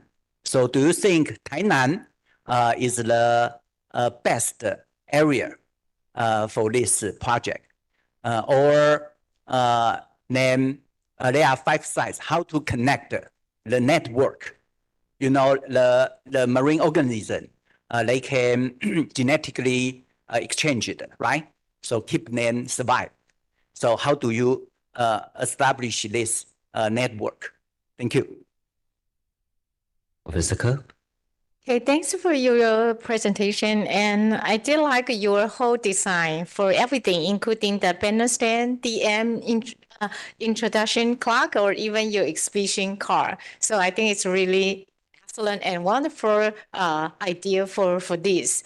But I have the question is about could you share with us what is the important thing to affect the social crab?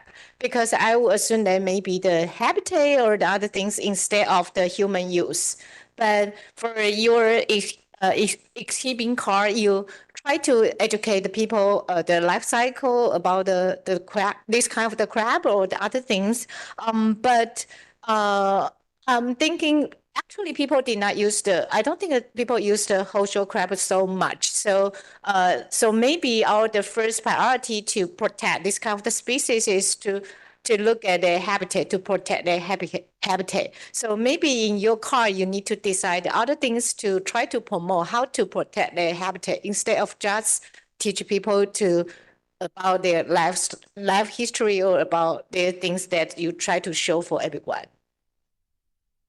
Professor Liu? Okay. I think I like the design of your car. It's full of information and you can interact with your audience. But since you are running an educational campaign, I think the information you provide should be more specific as possible. For example, you say their habitat is destroyed, but I didn't see what kind of activity that destroy their habitat. Is it like tourists on the beach? I don't know, or coastal development or anything else that destroy their habitat that is not been mentioned in your information. And you say the marine pollution problem, but I didn't see which marine pollution problem that is more important and that will destroy their, those horseshoe crab. It's not indicated in your presentation. So my point is that you should be more specific because you're running an educational campaign. And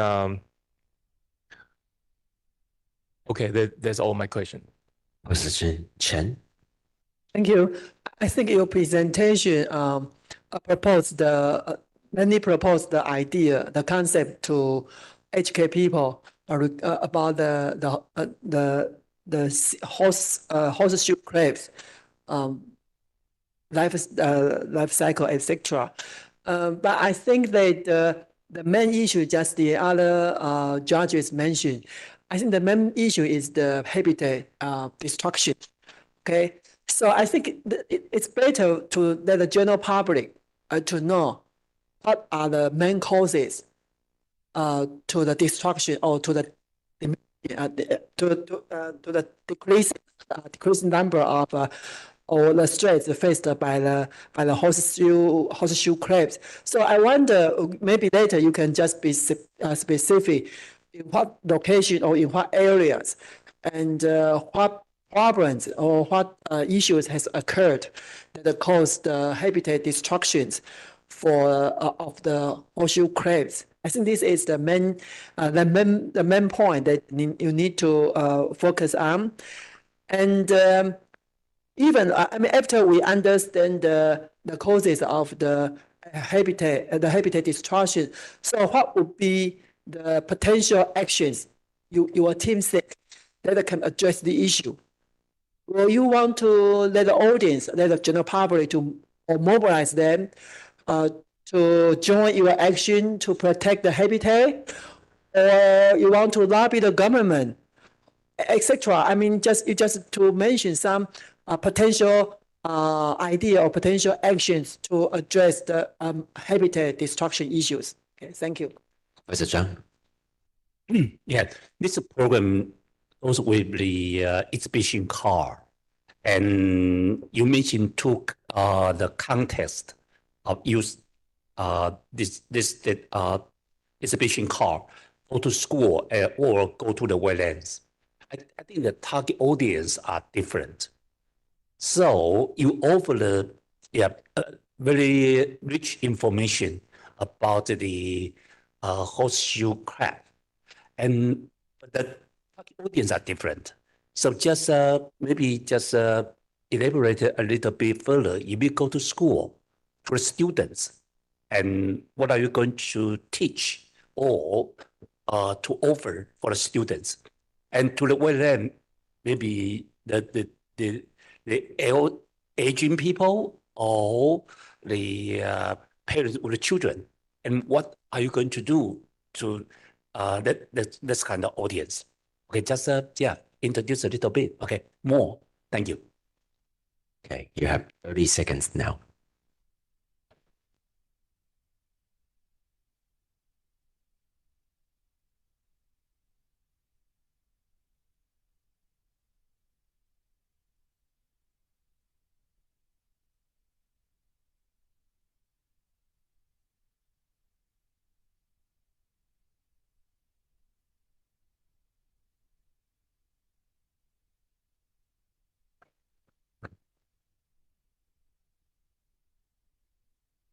Time's up. Please answer the questions.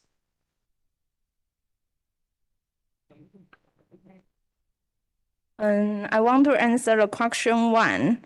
So, connect 5 plus in Taiwan, and this exhibition card can go into different places. So, we have covered with Jiayi's performance, and so its main place. So we want to this exhibition card going from Jiayi schools and then going to other place. So.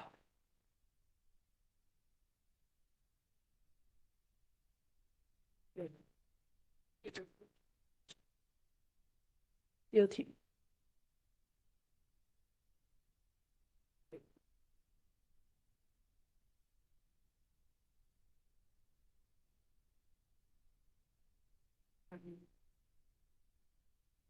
And sorry, can I ask a second question? Yes. Sorry, can I use?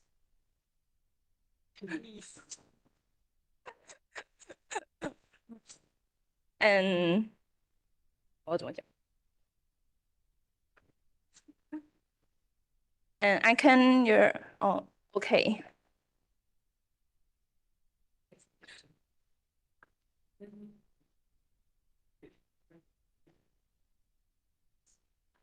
Five question, and we will go to school and wetlands.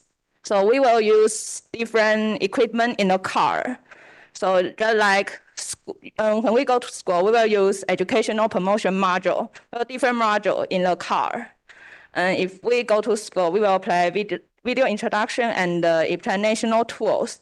We'll start and we will teach students and the teachers to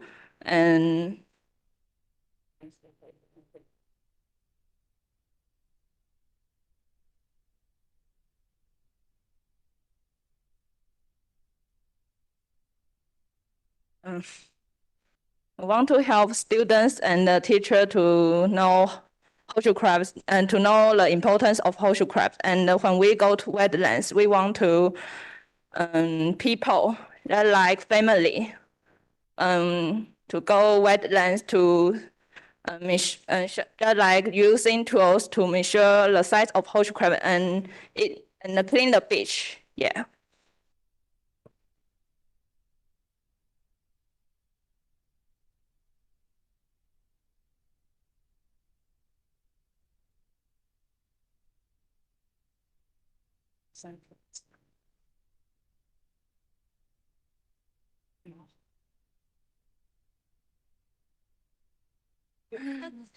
Sorry, we can understand our English is sorry.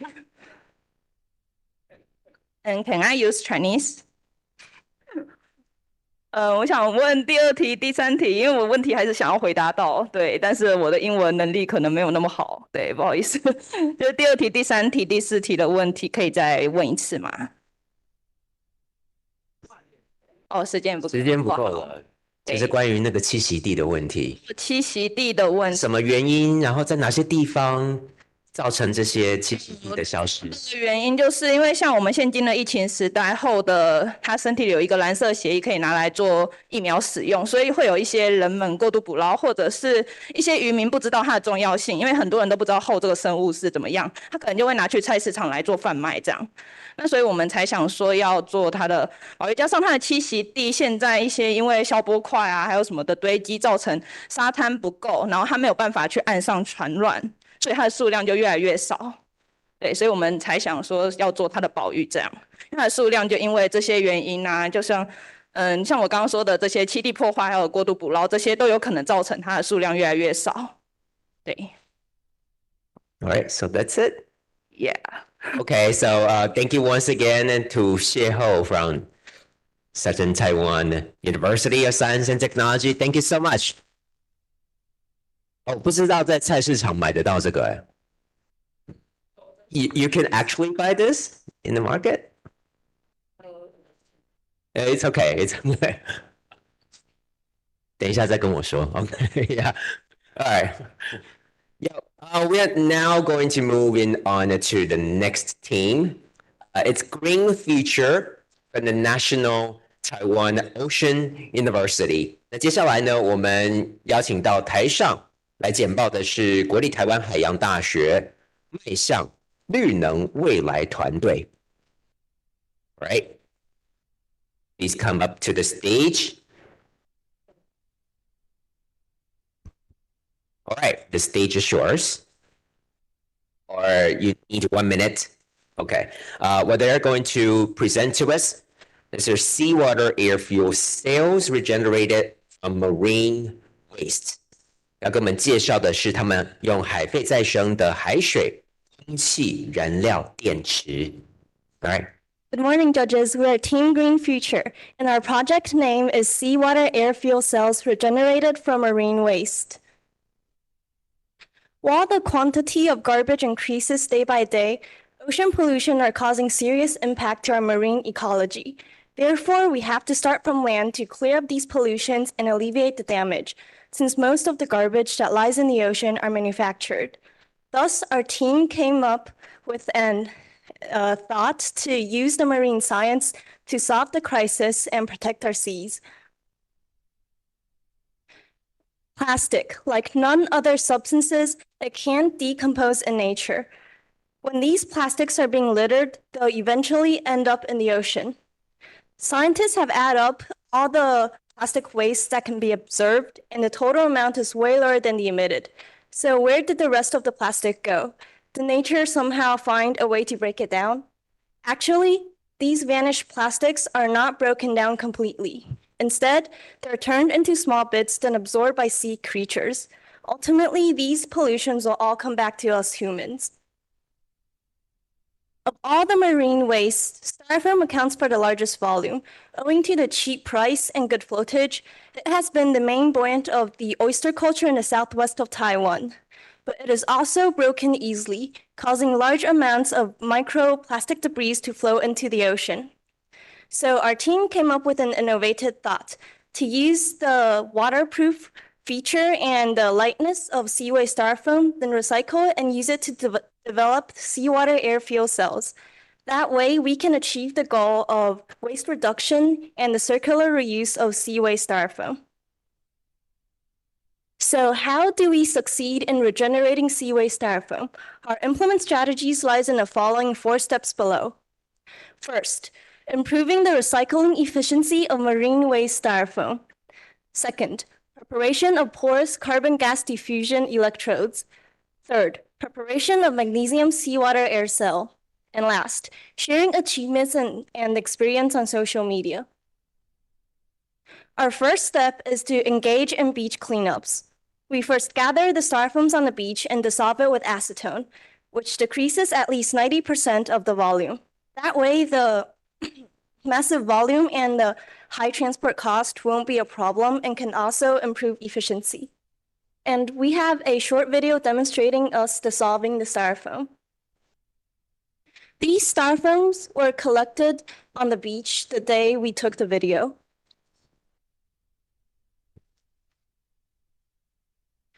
After mixing dissolved styrofoam with active carbon, our second step is to prepare gas diffusion electrodes. The electrode can be seen as a gas outlet, which absorbs large amounts of air. Hence, it needs porosity, but also needs to prevent the electrolyte from effusion. Sunlight, seawater, and sand has eroded the styrofoams on the beach, causing large amounts of micropores.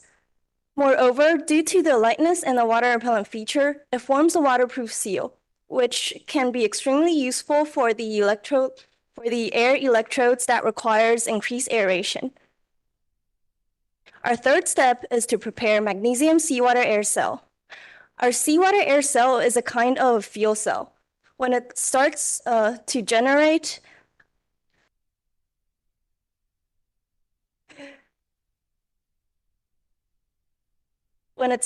magnesium is used for the anode and porous active carbon for the cathode and the seawater for the electrolyte. When it starts to generate the magnesium on the anode oxides and emits electrons, while the cathode air electrode consumes oxygen, it doesn't react. Therefore, it has no loss. This kind of battery this kind of structure compared with other batteries has a higher energy density with non-carbon dioxide emission. It is also environmentally friendly with low cost and raw materials. Now, we have a practical demonstration. Okay, good morning, everyone. Now we will introduce the composition and operation of our seawater air fuel cells. So first, we prepare the positive magnesium sheet.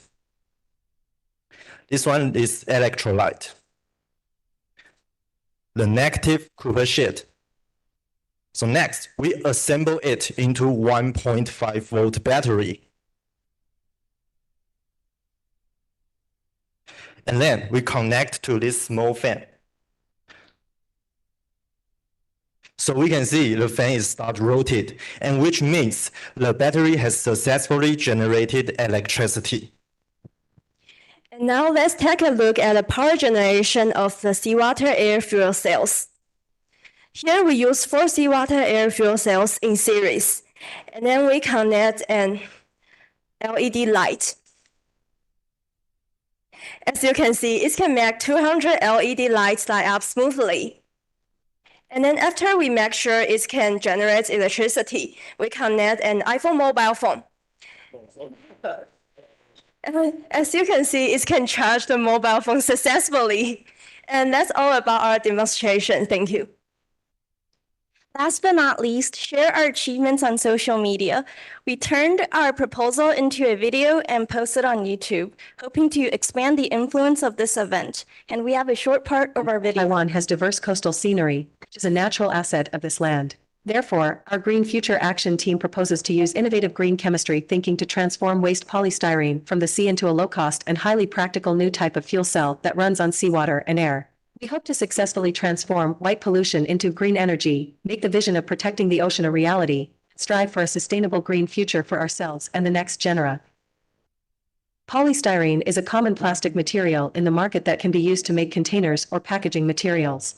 However, the cost of processing waste polystyrene after use is too high, which leads to people casually discarding it. Once it enters the marine environment and ecosystem, it will bring huge costs. Its absorbent properties further demonstrate its harm. Like a sponge, it will absorb pollutants in the ocean and be eaten by organisms. In addition, due to the increasingly limited waste treatment capacity and landfill sites in Taiwan, as well as the concern over harmful air pollution after incineration, the current situation can only face the dilemma of waste polystyrene accumulating in nature, leading to environmental white pollution. Furthermore, in April this year, we set up a Green Future fans group. We shared and recorded vignettes of our participation in this event. There are now over 200 followers, and we are very grateful for their affirmation and their encouragements.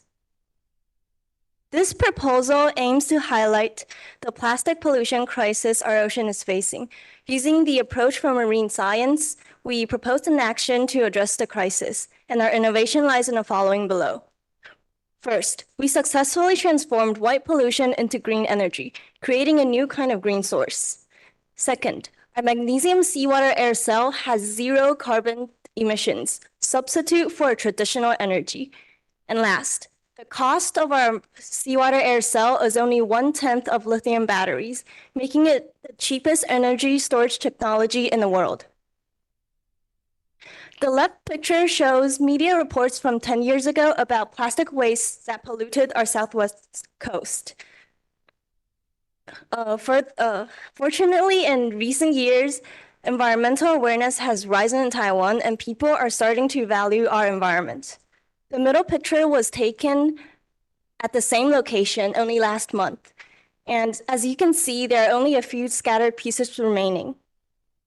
We hope to continue reducing the impact of discarded styrofoams on our marine ecology through ongoing beach cleaning activities and doing our part for sustainable development in the future. Our team's innovative thinking and action plan for marine science will effectively reduce the hoarding of waste styrofoam, successfully recycle and produce higher value products, achieve recycling and turn white pollution into green energy, contributing to sustainable development. We are the green future, hoping to bring you a beautiful future. Thank you. Thank you very much. And now, questions, Dr. Fan. Very informative and very good teamwork for your presentation. And very interesting. You have this demonstration to make audience can understand what you are doing. That's very excellent. So my question is, first, you didn't explain your budget and the timeline to conduct this project. So can you first talk about it? And if the budget is not enough, what you can do to make your dream come true? Then, so looks you prove the concept, and to start up, the concept is develop a minimum viable product. So what is it for your plan? And how do you scale up so you can apply it to any promising field and make your team and make the environment successful? And okay, thank you. Professor Ko? Okay, thanks for your presentation. I like your demo and also your presentation as well. And I have 4 questions for you. The first question is, although you choose the styrofoam recycling, however, the styrofoam along the cost area is actually related large. But when you put into the acetone, it's very small. So how do you think about that? Because usually the styrofoam is very huge for when they become the marine debris. This is the first question. And the second question is, when you collect the styrofoam as the marine debris and to use that, it's usually have some particle on the styrofoam. So, and also when they floating on the sea, usually there are many salt on it. And I think this may affect the efficiency. So how did you deal with that? And the third question is, you mentioned this battery may be like the low production cost, but because it's come from the marine debris. However, you use acetone and other things, actually they are expensive. So I think you did not calculate the other material into your cost. And the final question is, although you try to use the marine debris to recycle and to use again, however, during your process, you also use the acetone. Actually, this is another toxic chemical things. So how do you think about that? So you may create another environmental issue. Thank you. Professor Liu? Okay, it's a interesting demonstration. The fan is still running, but I have a stupid question because I don't see styrofoam. Where is styrofoam in your demonstration? I don't see it. And okay, and I have the same question similar to Professor Ko, because the one that you get from the environment, it probably has salt and impurity. So did you do a side-by-side comparison using pure styrofoam and the one you collect from the beach? And what's the efficiency of them? And did you compare your battery with the commercial battery, what was the efficiency or the cost? Did you make the comparison? And most of the styrofoam that you get from the environment, they come in different size. Do you need to trim it? If you trim it, you may have leftover from during the processing, and I mean you still have the problem with styrofoam. And then the last one is that because it's a big problem and the styrofoam they are using it in the oyster culture fishery, and because it creates a lot of problems, so maybe in the future the government gonna ban it. So in the future, you probably don't have styrofoam, and what will you do? Okay, that were all my questions. Professor Chen? I just wonder what's your major? Okay, maybe you can tell us your major, your expertise. Okay, and also I have some similar question with the previous judges. What styrofoam? I mean, what role styrofoam plays in your battery? Can you just show us later? I don't know the use of the styrofoam in your battery, and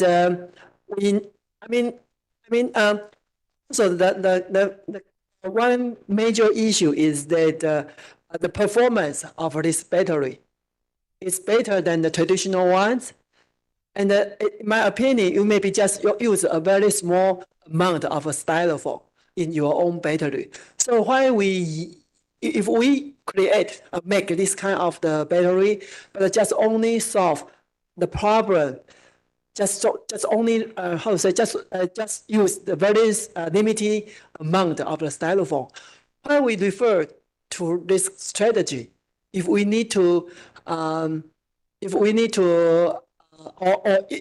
the cost is quite high, and you just only solve the very small issue.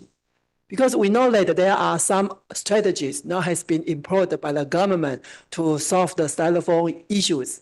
Or for example, maybe they will reduce the amount and recycle it and reuse to another product. So why you need to persuade me why you use this kind of strategy as a way to reduce the styrofoam issues if it just only reduce the very small amount of a styrofoam. Thank you. John? Okay, my question is very simple. I just checked the Google, the magnesium air battery with seawater has been published in year 2021. Okay, so I just want to know what's your contribution adding to the original idea. Okay, and in your proposal, so what's your contribution or what's your creativity adds to the concept published by the other researchers? I think that's the important thing, and I can give you the points or grades. That depends on what's your contribution. Okay, yeah. All right, the Green Future team, you now have 30 seconds to gather your thoughts around.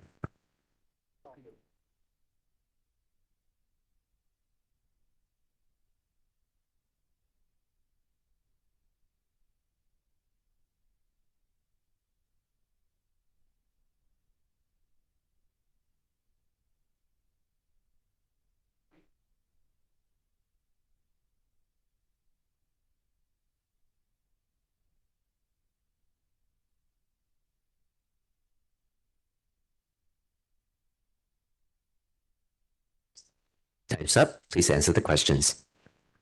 Oh, I think before answer the questions, we want to thank OAC for allowing us to participate in this forum, and thank for the judges for affirmation of our action works, and also the host and the staff. 大家都辛苦了，对。Okay, so now we will answer the questions raised by the judges. And first, Professor Kerr and Professor Liu has talked about if the styrofoam is if it is dirty, how can we use of it?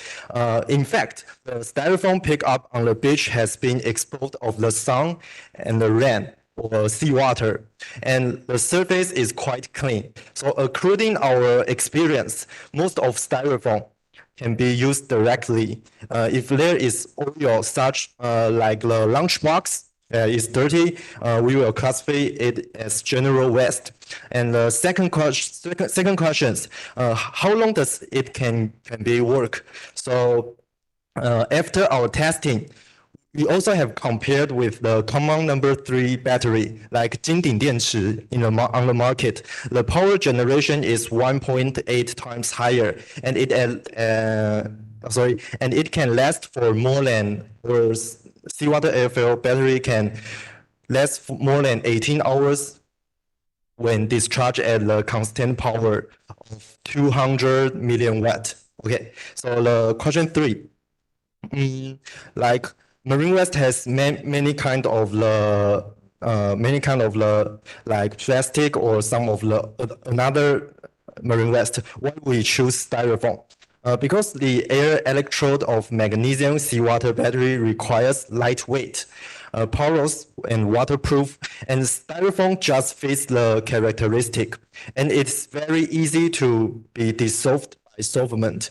So we use it as the binding powder of activity carbon. And the last question. This time our proposal is you reuse the styrofoam. So, but in the ocean, there's still have another of the marine waste, right? But the action we propose is a concept of turning marine waste into green energy. In fact, waste is also an element from the earth. If we can make good use of it, it can also become a resource.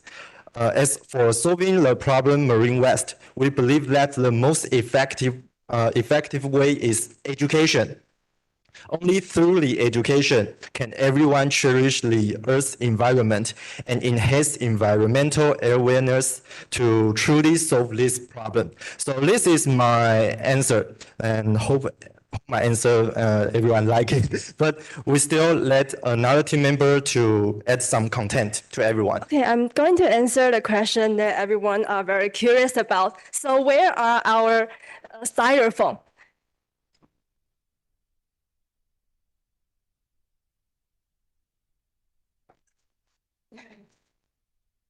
This one, we use the styrofoam after it's dissolved in the acetone, and we combine it with carbon powder and make this one.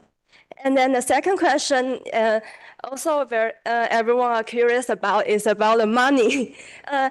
Actually, the cost of one seawater air fuel cell is only $5, and except the low cost, it doesn't use acid or basic solution, and it will not cause the pollution of heavy metals. So it's completely eco-friendly and safe, and will not make any additional pollution.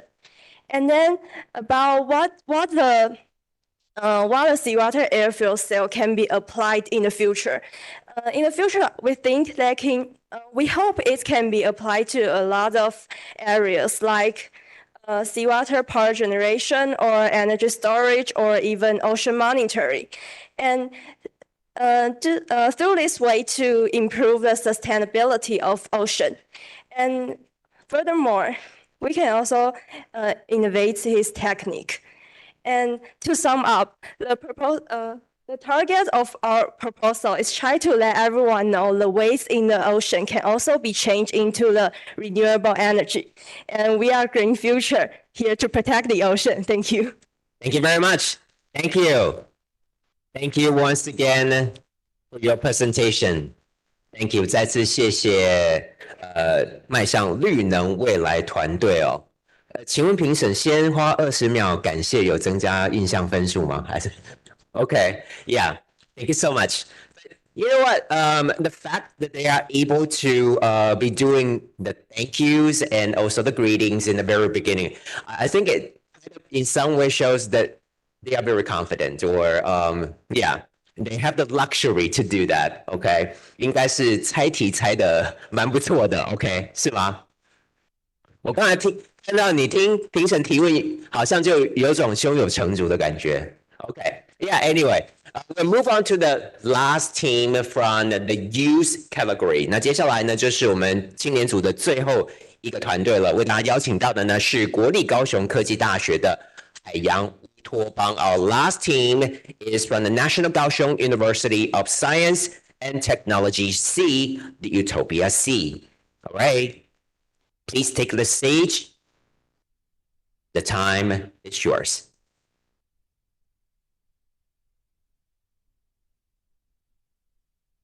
好，就把时间交给团队。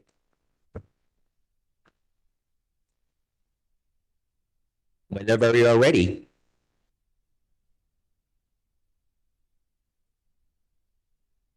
Hi everyone, welcome to this extraordinary gathering where the wave of innovation and the tides of change converge.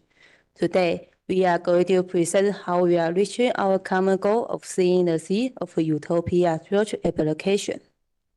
First of all, the application is a way to ensure target users who are often in contact with the ocean's spooky killers are aware that ghost fishing gear is one of the biggest threats to our marine ecosystem.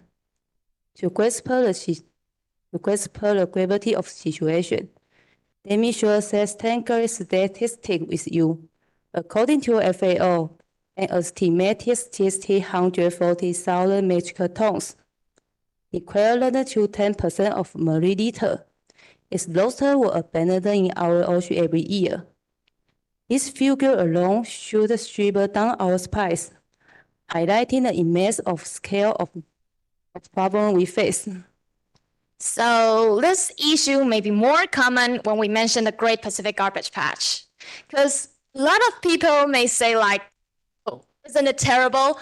A lot of plastic bags and cotton buds are just swirling around in the Great Pacific Garbage Patch. But however, 46% of them are fishing gears, and leads these out to a problem that the Great Pacific Garbage Patch is just like a real-life horror story about how the fishing gear messes up our oceans big time. So, our app is for folks who often deal with the damages in the fishing gears. First folks, we are presenting the divers, the shallow water crew, just people who cares about the ocean, just like me and you who attend this competition, and we all want the ocean to be more utopia. So we all know that these nests messed up everything, from the coral reefs to the innocent marine creatures accidentally getting tangled up and dying. So this is just a big problem from it. And the next folks is the one who needs to care about the boat's safety and avoid costly repairs by the ghost nets getting tangled up.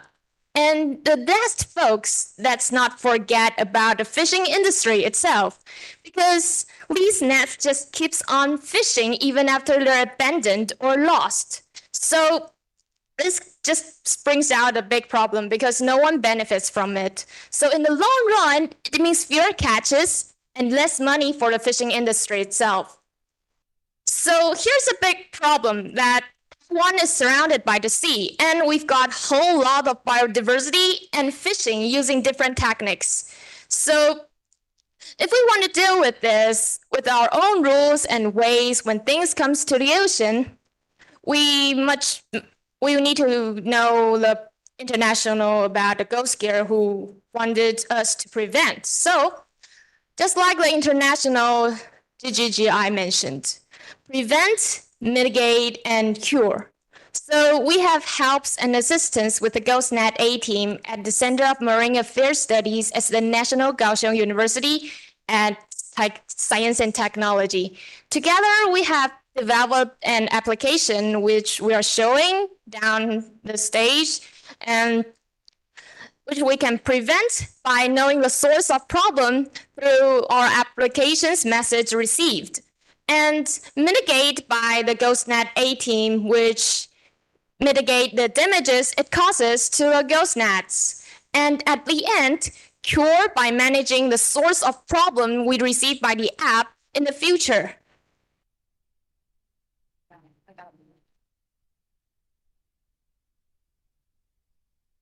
Sorry.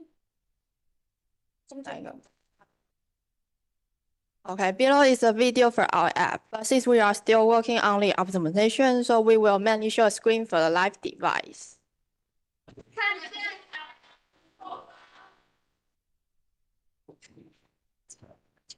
This is our presentation video.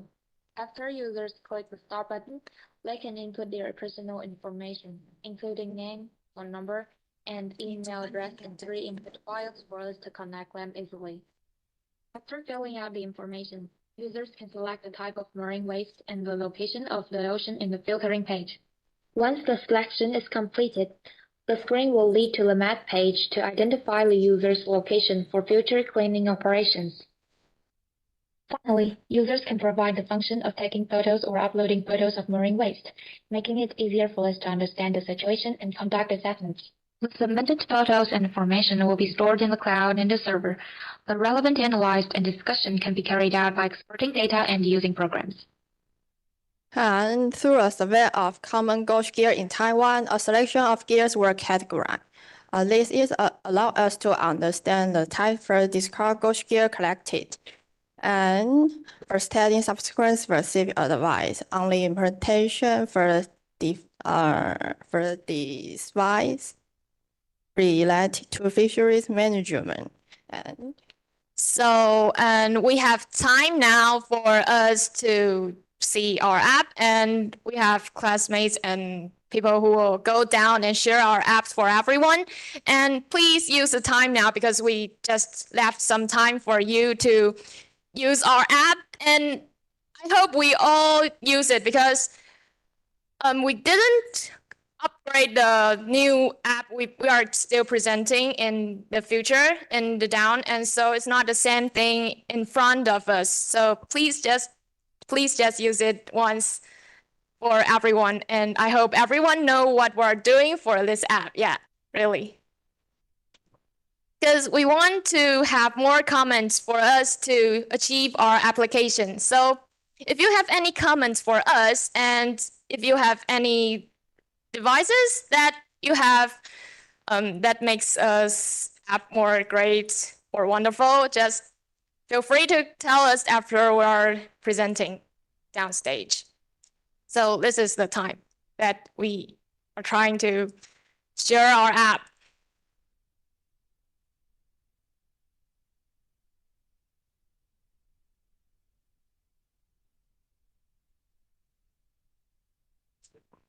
So is there any things that is not the app? Oh, maybe you need to turn it on. Yeah. Oh, really? Oh, thank you.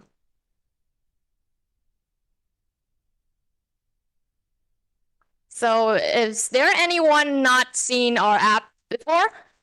Now or in the future? I don't know.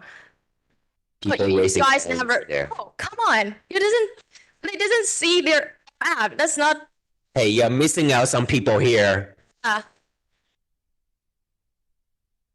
Because we want to have cooperation in different kinds of things. Because we have attended this contest, and a lot of people have different kinds of ways to see a utopia. So we want everyone to have the different kinds of comments that seeing the utopia and with our app, yes. Maybe we can combine more situations in our app that can solve different problems, not just the ocean spooky killers in the future. So we want everyone to know what our app devices is doing, yeah.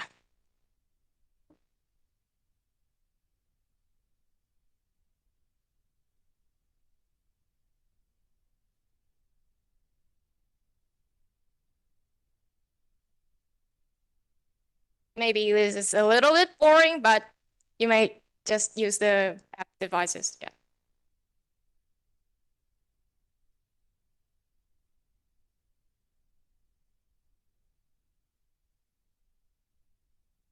Now we should have some kind of music, but we don't have YouTube Premium, so maybe the app ads will just came out, so we didn't bring up any musics. So everyone tried our app, right? Okay, and that us together. See the Utopia Sea. Thank you. Thank you very much. All right, now for the questions, Dr. Fan first. Okay. Okay.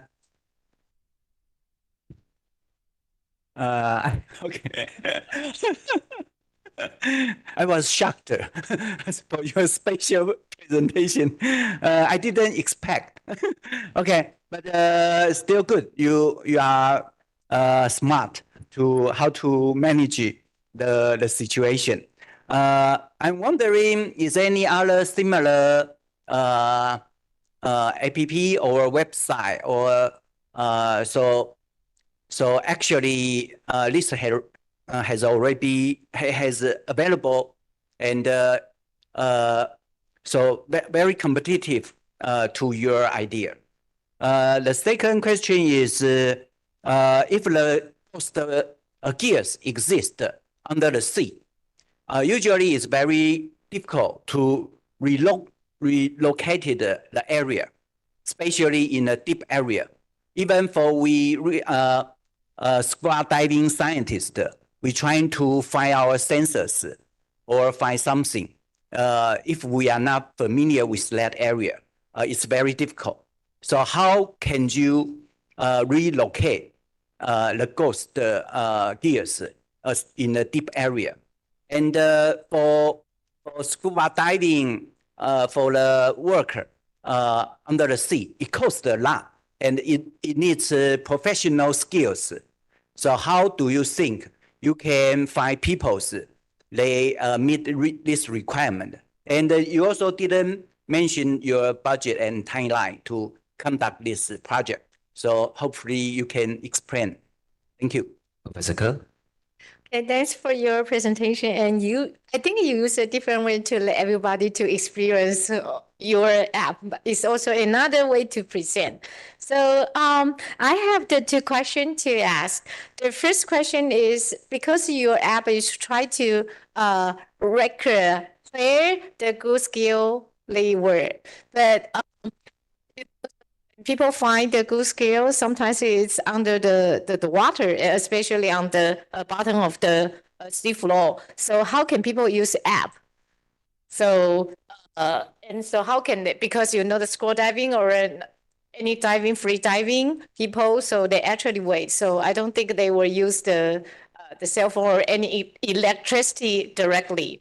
So how can you use this app? And whenever they, maybe when they come back to the land, they will use it, but the location maybe is not correct already.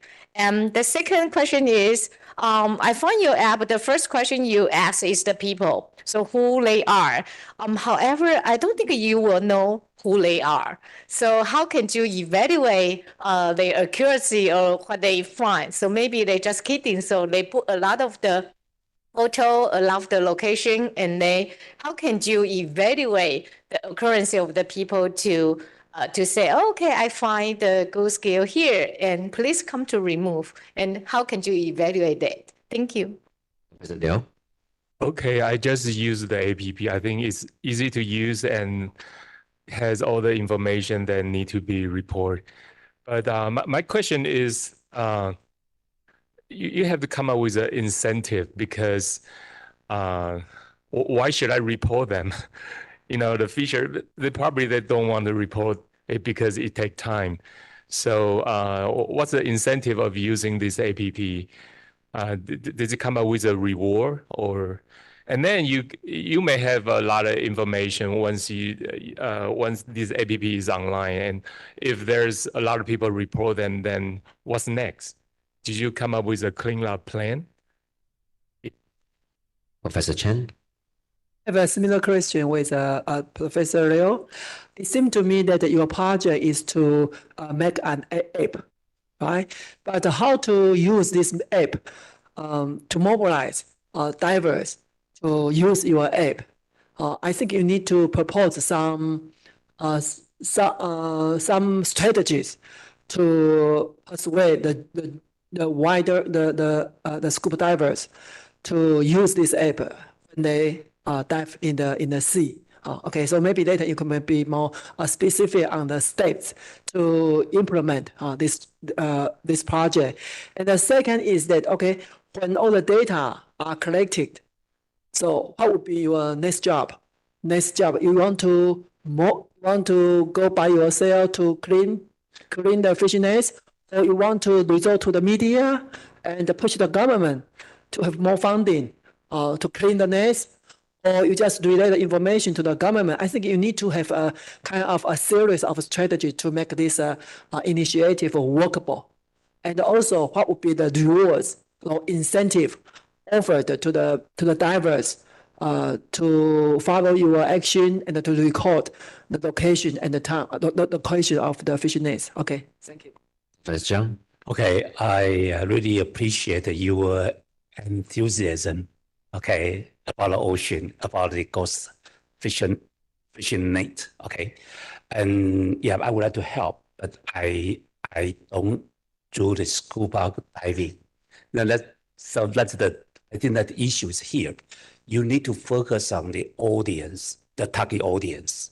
And I believe this group of people, they are very enthusiastic and they are very helpful. Some of my graduate students, they did the research, the topic regarding the diving, and they could get support very easily because the group of people are very helpful. Okay, so focus on your target audience, not just to the public. Okay, that's a comment. Thank you. All right, 30 seconds.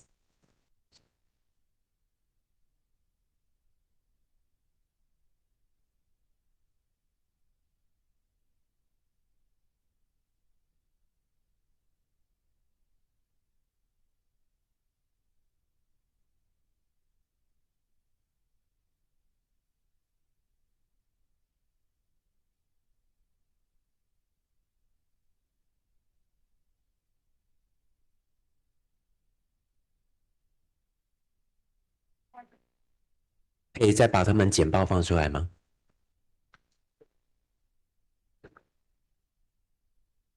So I'm going to answer the questions that maybe everyone is also all curious about. First, how we would clear the fishing net is we just find the reporters just find something and find the nets, right? And they got the scuba divers have the safety balloon, and it will pop out to the ocean, to the surface of the ocean, and we would just use the DP on the ship, the vessel, the boats, and actually we can just use our app on the boat. There is Wi-Fi signal there because our teacher is one of the member in the GhostNet A team, and we could actually get the signal on the boat. So we've got the signal, so we know where's the GPS signal. So when we have the balloon up there, and we can have like one point down on the surface, but it's like a whole bunch of things that like the stage. But it's just, we cannot say that we could just, it's just for the big nets. And our app is not for those who we want to like eliminate all of the ocean spooky killers. It's just like we are having those data for us to keep on managing the government management for our Taiwan, it is for Taiwan. And because Taiwan is just complicated because we are surrounded by the sea. So we need to have our own app.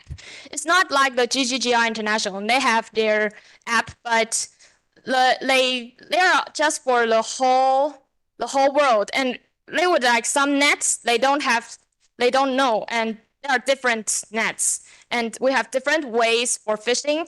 And that is why we need our own app for this situation. Of course, there's a website for the whole world, but it is not for Taiwan. And we are like more local, more international. So if we use more things and clean our oceans, it will be like everyone would know, and that is good.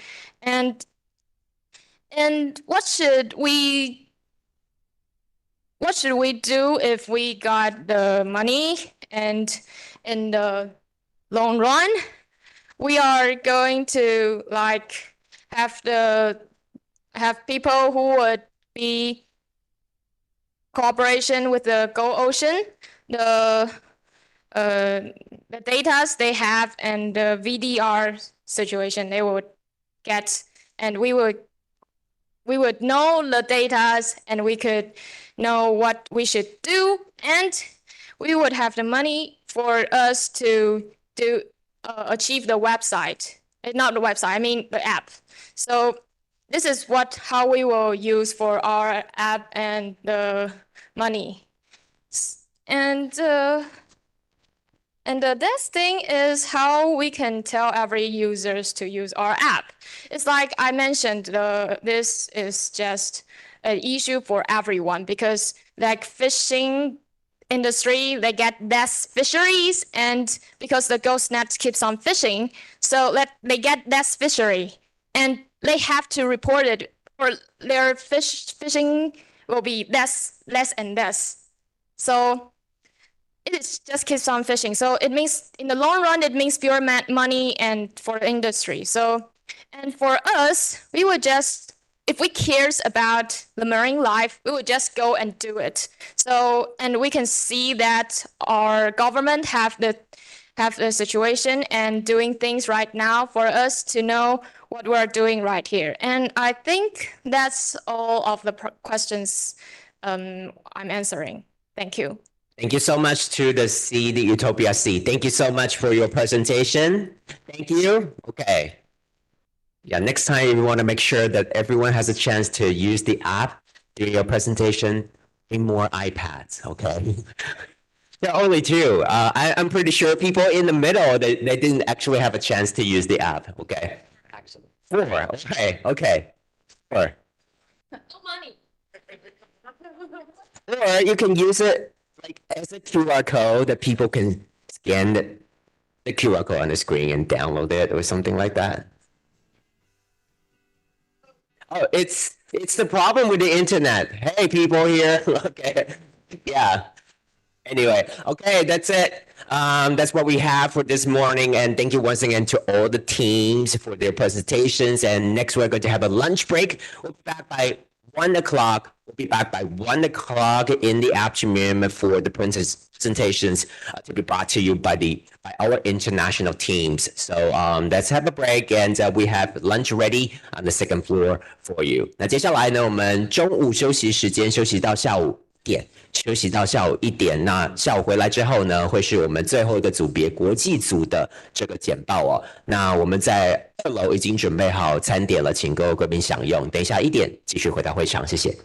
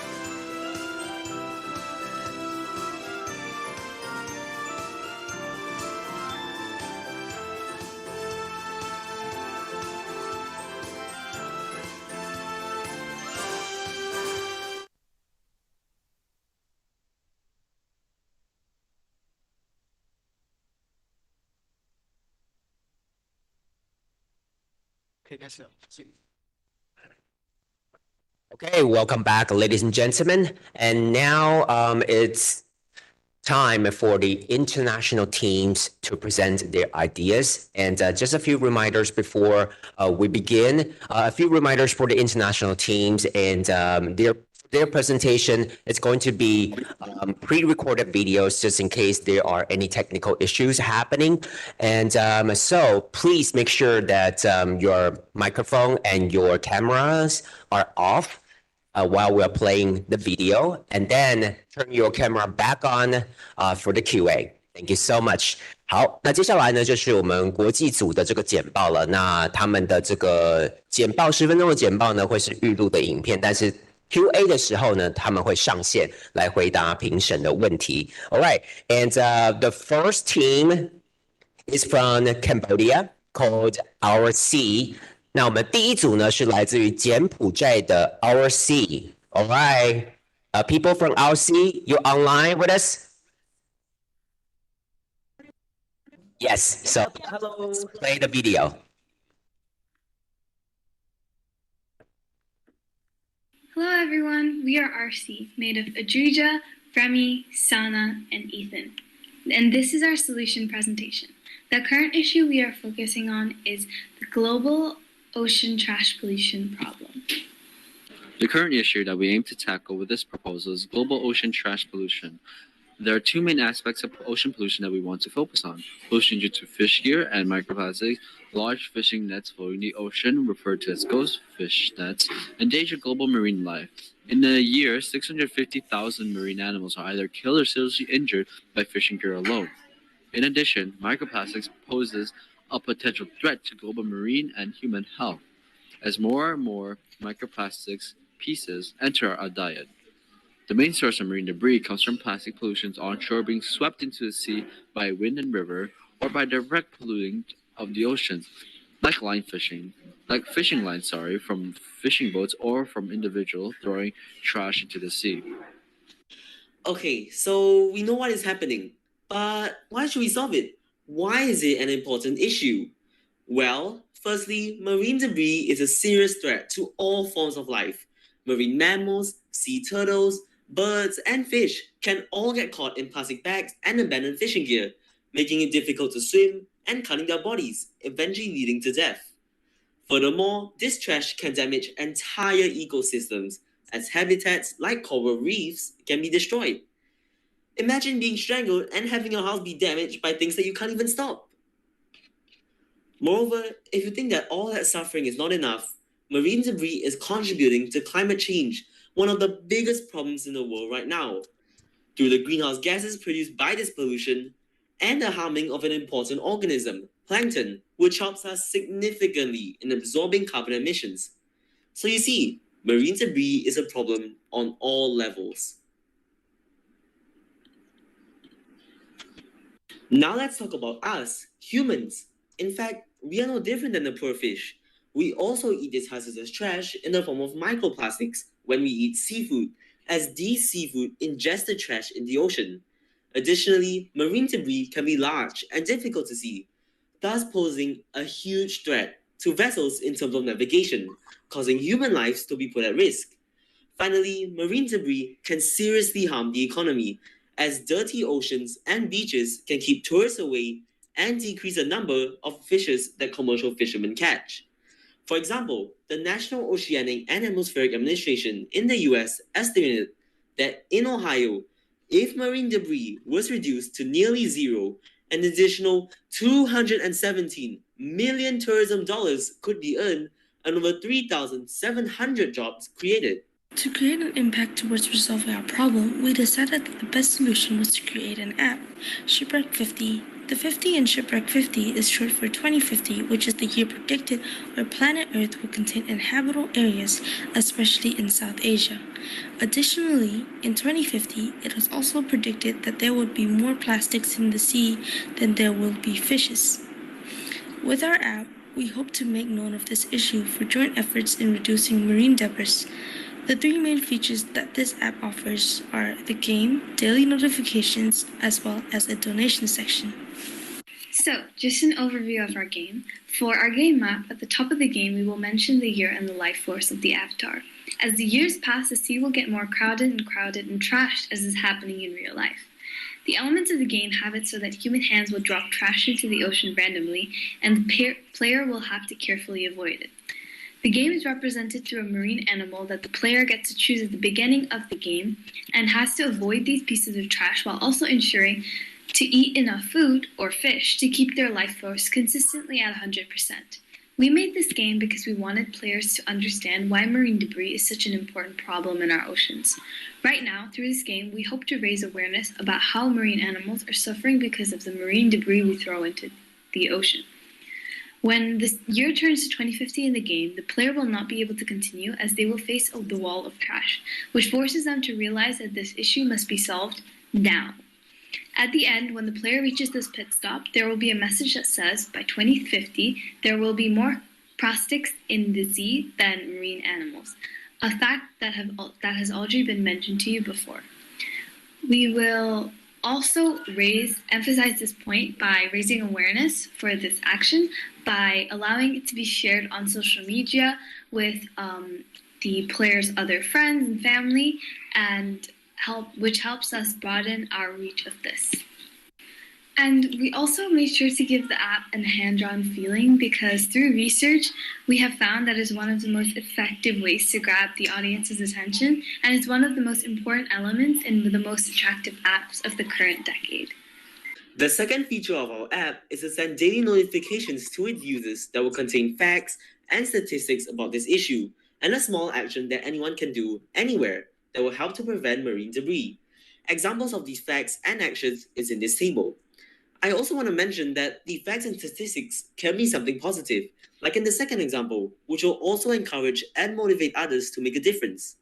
We encourage users to post videos of themselves doing these small actions on their social media platforms, which will greatly raise awareness and inspire others to do the same, hence building community spirit, which is the key element of our solution. Finally, to ensure that we don't intrude on their privacy, app users do have the option of signing up for this mailing list. They're not automatically registered. And these are illustrations of what this feature might look like on the app. The left is how users can record and post clips of them doing the small actions, while the drawing on the right shows how the facts can be displayed. We believe that by trying to create a stronger impact to solve the problem, we should put our effort into helping existing organizations that are tackling this same problem to help them achieve their goal as well as ours. The way we can aid them in their mission is through donations. The third main feature of this app is the nonprofit donation section. This page offers the standard donation amount and a customizable amount section. We aim to partner with Ocean Cleanup, which is a nonprofit organization that focuses on advancing technologies to clean up plastics from the ocean. All the donations we gather in this section will be contributed to the Ocean Cleanup organization. We want our product to reach a wide variety and large number of people as possible. This will ensure that we are able to spread awareness of this issue of marine debris. This hopefully incentivizes individuals to take part in small grassroots movements and actions.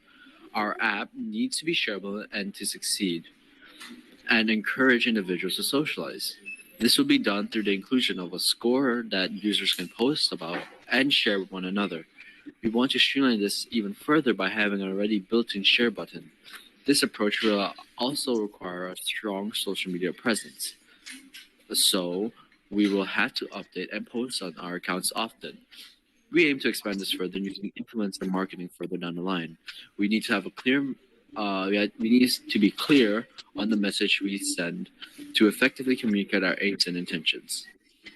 The timeline for this app would take 2 days to create the concept of the solution, 4 days for target analysis, 4 to 3 days for designing the theme, and 4 to 5 days for designing the layout, focusing mainly on the main pages.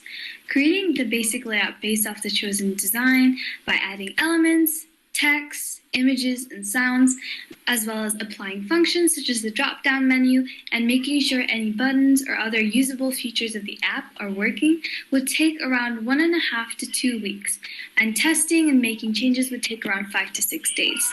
The final changes before launch would take about 1 to 2 days. and before we can spread it out to our audience. Half of this timeline has already been implemented for our team, and mostly we believe that this would be a very optimistic timeline and one that we could properly execute with the proper resources and allocated times. With regards to our cost for this project, it is extremely low, as the app and its features will be built and coded by us with a mentor guiding us along the way. The only thing that we have to pay for is for the cost of publishing the app, which is $124 for the first year and $99 for the second year and above. This is because we are going to be publishing our app on both the Apple App Store and the Google Play Store. As for marketing costs, we plan to start with just social media for now to build up a foundation. And if we find that people do like this idea, we will pay for sponsorships on various platforms. Our app also offers a store section which has a variety of accessories and power-ups for the fish in the game. Profits from in-app purchases will go towards the cost of developing the app as well as app maintenance. Remainders will be donated to the ocean cleanup. Here are our target outcomes. Exponential awareness about the problem. Inspiring positive action within the community. To gradually clear ocean debris. Building and strengthening relationships within communities through positive action. These are the works cited for the credibility of our sources.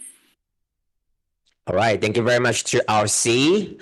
And before I let the judges ask questions, I want to make sure that we have the people from RC online with us. Please turn your cameras on. Yes, we can see you. Hi, everyone. Yes, and now we're going to let judges ask questions. Firstly, Dr. Fan. Okay, so can you hear me clearly? Yes. Okay, good. Your presentation is very good. You showed a really good teamwork. Everyone plays an important role. So I have several questions for you. First is the name of your app is Shipwreck. Why do you use it? Because shipwreck, there are many meaning for people, like ship grounding, or oil pollution, or metal pollution, or artificial habitat. So, and why you choose it? Then you are developing an app. So what is your learning model? And is there any competitive app for your work? Finally, looks the timeline is short and the cost not very high. So if you got a award, $100,000, so can we expect we have the product this year? Thank you. Thank you, Professor Ke. Okay, thanks for your presentation. And it looks good, but I still have the question for you. Especially, I think you have the sentence you mentioned that you need to be clear for your idea for the players. So I want to focus on this and to ask you a question. The first question is, I think you decipher the 3 features, including image scan, and also you encourage people to throw the plastic into some recycle can, or they can turn off the lights. And the third feature is the donation. So I'm interested that the future too, why you thinking the turn off lights, the related thing about your marine debris. So why didn't you select another actions to really focus on the removing marine debris? This is the first question. And the second question is, I also have the same question about your timeline and your cost. So looks like your timeline is very short. It's only several days. So is that because you already prepare everything? So you only need the startup fund to do something.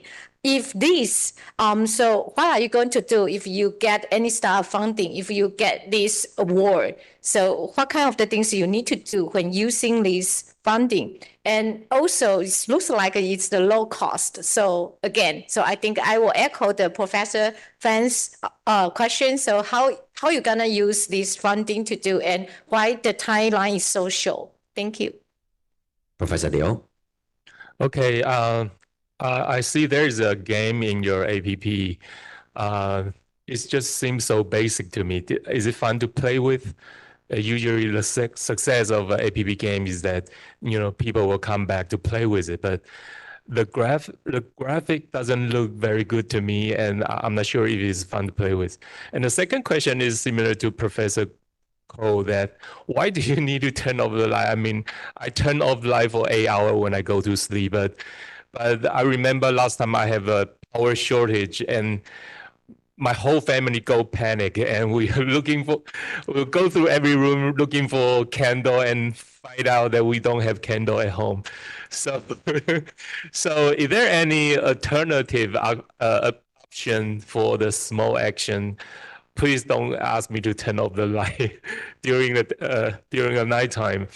And then the third question is that you ask people to donate. I mean, usually I would donate to the organization or the source that I trust. How do you gain my trust for me to donate? Okay. Professor Chen. Thank you for your presentation. And here I have some minor question for your team. The first one is that your project is to make an app, right?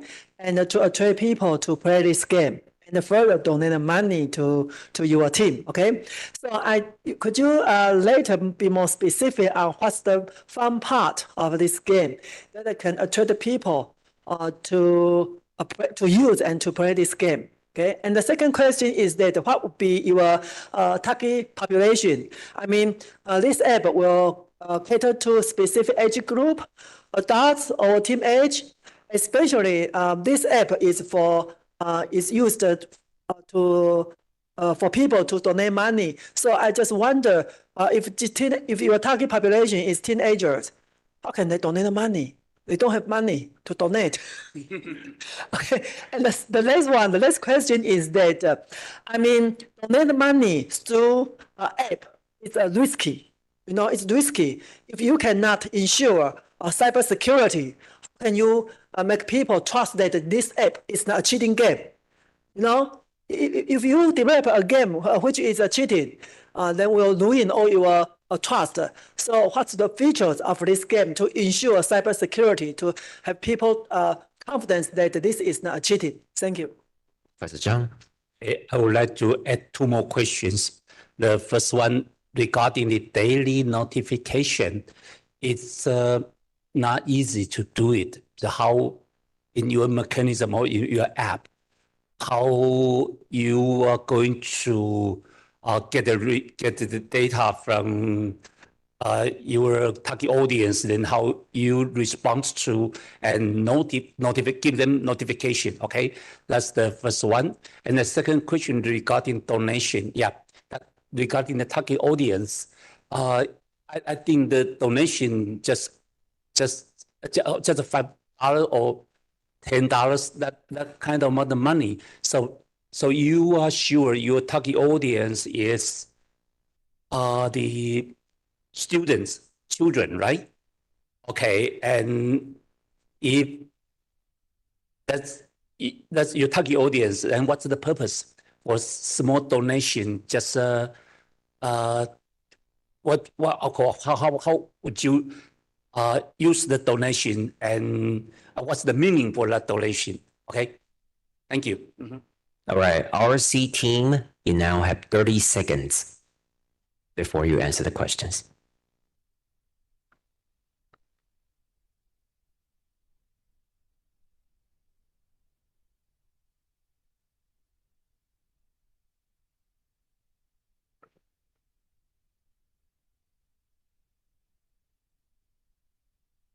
All right, time's up. Please answer the questions. Make sure that you have your mics on. 5 minutes. Hello. So thank you for your. Oh, sorry. I think there's echo. Sorry. Can I try to solve that? Yeah. Okay. So hello. Thank you for your feedback. So firstly, I think there was a question on why shipwreck 50. We chose this is to emphasize the dire situation of our oceans. Like for example, like ship sinking. And it's to emphasize the importance of solving problems of trash in the ocean, as if there is more trash than the ocean if there is more trash in the ocean than fish, we believe that no ships can move anymore. Should be a huge impact on economic trade of countries and would really destabilize. So we wanted to really emphasize the importance of this on humans and the economy if as an alternate to people just focusing on the animals. And then I think one of the biggest topics was like the mechanism of all the games and how we will do that. We want to emphasize that these are just ideas and prototypes. We have a mentor, as we stated, that will help us with all these mechanisms. And that's something that we can also put the money into. I just want to say that these are just ideas at the start for now to show you the concept. And for the implementation timeline, that was the timeline to build the prototype. It is not the timeline for actually building the product. So it took us that many days to build the prototype. And we wanted to just show that to emphasize how straightforward our solution was and how well sorted we were with it. Also, another fact is we heard some comments on the visuals, but we wanted to also say that the visuals were simply a prototype of the game idea so that everyone could get a better understanding of what we're trying to do and the concept behind the game, and it will be better developed upon selection. And furthermore, there was a question on the actions that we have put out. These are just examples that as I've stated in the presentation.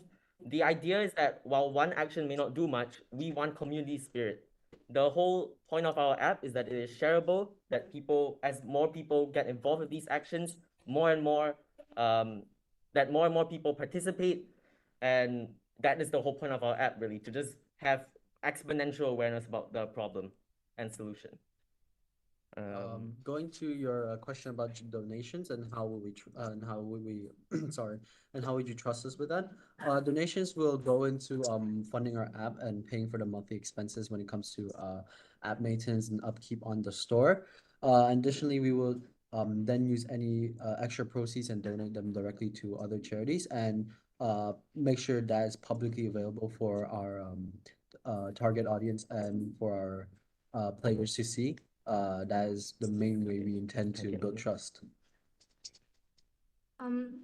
So one of the most important parts of our app is how it involves the community. So while our target audience, we said, were teenagers, we also mean it's just because teenagers use their phones a lot. So we thought it would be easier for them to access the apps. So we also, as this app expands, we also want it to spread to a wider community. Because let's take, for example, a person with enough power and resources to build a machine to promote circulation and solve the problem of deoxification in ocean dead zones. It's great, but it's a machine to cope with the problem, not to solve it. This is because we solve the effects of ocean dead zones, but we don't delve into the root of the solution because we don't deal with the actions that have caused this in the first place. It's a good action to take, but in the long term, it will not have that much effect on the ocean as we have not solved the root of these problems, so new ones will keep popping up. So in hindsight, it will solve this one problem, but it will not conserve the ocean as a whole. With our solution, we involve the community and we invite different ideas of change. If they don't want to take the same actions as we recommend, we also open ourselves to suggestions because we are a community-based app. We need to spread the need for these solutions and the limiting of actions by going straight to resolving the cause of all these problems. It might take longer for visible effects to be seen in our seas and the marine ecosystem to show, but this solution will prevent cases of such problems ever arising again, making for a sustainable long-term solution. And was that all the questions? All right. So. Oh, and then there was a question about like the cost. Was it making the? What we will use our funding for. Oh, what we'll use the money that we got for. So as we said, we also one of the targets of this app that we did not mention as much was just donation. So because there are existing organizations that are doing these things, that are positive for the ocean, and we want to support them because they only work if they have support. So this money can be used for the donations, and it will also be used to further develop the app. As many of you have said, these are, like as we have all said, it's just prototypes. Right, time is up. Time is up. Thank you so much. It's just, sorry, can I just finish? 10 seconds, okay? 10 seconds, please. So these are just prototypes. So we can use the money to further develop the ideas accordingly to what our mentors suggest us to. All right, so let's give the RC team another big round of applause. Thank you so much. Thank you. All right. Professor Liu, you have candles at home right now? No? Okay. Anyway, let's move on to the second international team. Thank you to RC again. All right. And our second team is Ocean Ghostbusters. Let's firstly have a look at their presentation.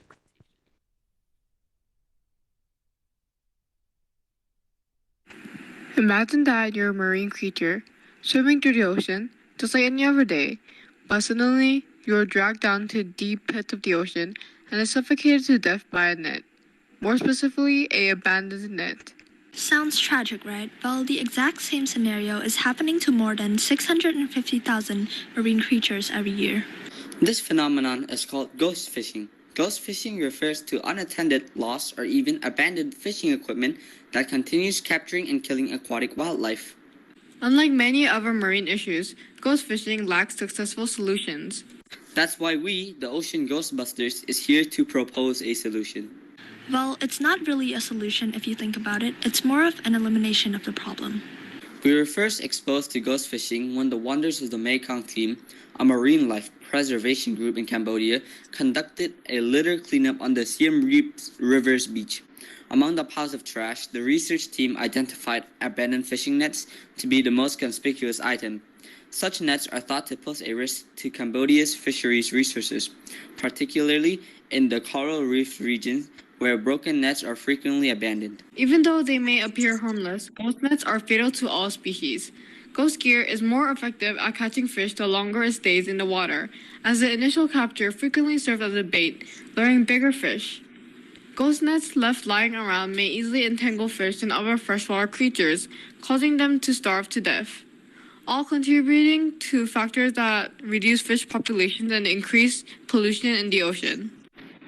Ghost fishing can have an influence on immobile species like coral reefs, both via the loss of creatures and through the physical harm caused by the ghost gear. When trap gear drops to the bottom, it can suffocate species that reside on top of it and just below the sediment, which can cause substantial harm to these ocean bottom regions. While there are many groups contributing to solving the issue of ghost gear after it is abandoned, there are limited solutions in preventing the ghost gear becoming ghost gear in the first place. Hello, my name is Sayan, the leader of the Ocean Ghostbusters. Hello, my name is Chada, a member of the Ocean Ghostbusters. Hello, my name is Sokyeng, a member of the Ocean Ghostbusters. Our proposed solution is a detachable waterproof tracker with the addition of a website used to show the location of the fishing gear. The tracker's role is to attach to various fishing gears and track its location while in water. Through the website, fishers can set a custom radius from the location of the fisher boat. If the gear were to float away or move out of the assigned range for a certain amount of time, the tracker will immediately send communication waves to the data receiver connected to the website. Through this, the fishers will be alerted about the movement of their gears outside the assigned area. The fishers can then go to the location and retrieve back their fishing gear. Even if the fishers are unable to immediately retrieve the fishing gears, the exact location of the gear will be available anytime if the tracker is activated. The proposed solution can contribute to elimination of the issue of ghost gear, as this device can prevent more fishing gear from becoming abandoned, as it will inform the fishers the position of the gear rather than having it drift aimlessly in the ocean. The table below describes the main functional modules of the product. The waterproof trackers allows the location of fishing gear to be tracked and located. The metal clippers allows the tracker to be attached to the relevant fishing gear. And finally, the website allows fishers to view the location of lost fishing gear. The following product tree breaks down the previously mentioned product hierarchically into the hardware and software components needed to carry its functions. The table below states the measurements of each module part. Our product's impact on ghost fishing can be estimated to be significant, as it can and will decrease the amount of ghost gear being added to the ocean every year. This is thanks to the function of the product that allows fishers to be alerted about the movement and the location of their gear.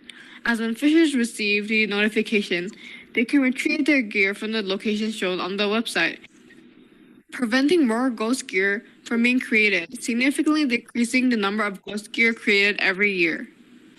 Since our product will decrease the amount of ghost gear created, it will contribute to solving other marine problems. The depletion of marine species and the destruction of coral reefs can be inhibited by the decrease of ghost gear. There will be a reduction in the amount of pollution in the ocean and harm towards ocean quality by the reduction of ghost gear in the ocean. The requirements detailed in the following table are the main driving factors in the design and development. These factors are also the ones being tested for each module to ensure the best efficiency and quality before it is exposed for commercial use. The waterproof tracker will be tested for the water resistance, weight, and accuracy. The metal clippers will be tested for strength and weight, while the website will be tested for efficiency and accuracy. To get fishers to effectively use the product in the correct way, certain implementations should be made, considering the chance that despite getting the alert that their fishing gear has been lost, some fishers may choose to ignore it and let the gear become ghost gear. There should be a fine implemented for each of the tracking gears lost. If a tracking device has been underwater with no activation commands from the website for over 4 months, the fishers will be asked to present the tracker. If they are unable to present this tracker, they will be fined 120% off of the original price of the product. This is a reasonable choice, as by not retrieving the gear, not only are the fishers are turning the gear into ghost gear, but they are also increasing the amount of pollution and trash there is in the ocean. Another method is rewarding people who bring back ghost gear to the surface, taking inspiration from the Waste Fishing Gear Buyback Project, which is successful in Korea by giving people money as a reward for collecting ghost gear and cleaning the ocean. This could engage more people and encourage more people to be involved in the preservation of oceans. It can encourage fishers to bring in the garbage they gather as a part of their fishing activities as opposed to throwing it back into the sea. A feasible way to market the solution is by collaborating with NGOs or groups who specialize in marine and ocean preservation. Through collaborations, our product may be able to receive financial support and can also become more well-known in the community of activists, successfully promoting our products. Another method that could be used to market the product is through social media. Firstly, funding could be received to produce the product, or funds could be collected to help solve the issue of ghost fishing in general. Secondly, there should be promotions of our products to a wider audience, increasing the engagement of the product as well as the issue at hand. Thirdly, it could be possible to meet people who have similar goals and ideas. This could lead to a collaboration or further promotion of our goals on solving the issue of ghost fishing. Lastly, it could encourage people around the world to take similar actions to us in their community to preserve marine life in ways such as organizing fundraising or waste cleaning events. The whole timetable for product development from the current stage of development to the point at which the product is ready for commercial exploitation is summarized in the table below. The table below identifies the technical risk associated with the development of the product based on a preliminary risk analysis. They have been examined in terms of their seriousness and likelihood of happening. The table below outlines the expenses used when creating the prototype and until the moment leading up to the product's sale. We hope that by the production of our product, 5 years from the selling of our product, the rate of marine species death in Cambodia water bodies will decrease by 3%. The rate of water pollution will decrease by 3%, but most importantly, the rate of ghost fishing will decrease by 10%. Additionally, we hope that through the marketing promotions and implementation strategies, people in the countries of Asia will develop more awareness and knowledge on the current situation of marine species and bodies of water, take initiative to reduce actions affecting the marine environment. Thank you for listening. Thank you very much. All right, now, Ocean Ghostbusters, let us see your faces before we go to the QA. Please turn your cameras on. Okay. Yes, we can see your faces right now. Hi, people. And now we will go to the questions, Dr. Fan. Okay, very good presentation. I'm curious why you choose work on this ghost fishing net issue. Is there any experiments in one of you living in a fishery village, or your parents, your family or relatives, friends, they work on the fishery? So this became your interest. The second question is, you are trying to work with NGOs. For your student life, do you have any volunteers experiments served in this in some NGOs? So you think you are capable to work with them? Thank you. Professor Ko? Okay, thanks for your presentation. In the beginning, I like a lot about your idea to have the tracker and to maybe you want to track the goose fishing. However, at the end, I confused for your idea. So for your goose fishing, for your tracker, you want to track the goose fishing, or you want in the future you can track all of the fishing net and let not become the goose fishing net. So this is my first question. And the second question, because continue to this question, one of your implementary strategies is you want to giving people for collecting goose gill and cleaning the ocean. So that means the people, they need to put this tracker where? So this is why I'm so confused for our original idea. And the second question is, when you have this tracker, but it's very small, but the fishing net is so large. So how can you make sure that even though they put the tracker on the fishing net, they can still track the fishing net? Thank you. Professor Liu? Okay, I think the tracker is based on GPS technology. I'm not sure if you do the test, because I think the GPS device, once they are underwater, they probably will not provide any signal. So your fishing net is gonna be deep in the water. You're probably gonna receive any signal when the device is underwater. So I'm not sure if you do the test.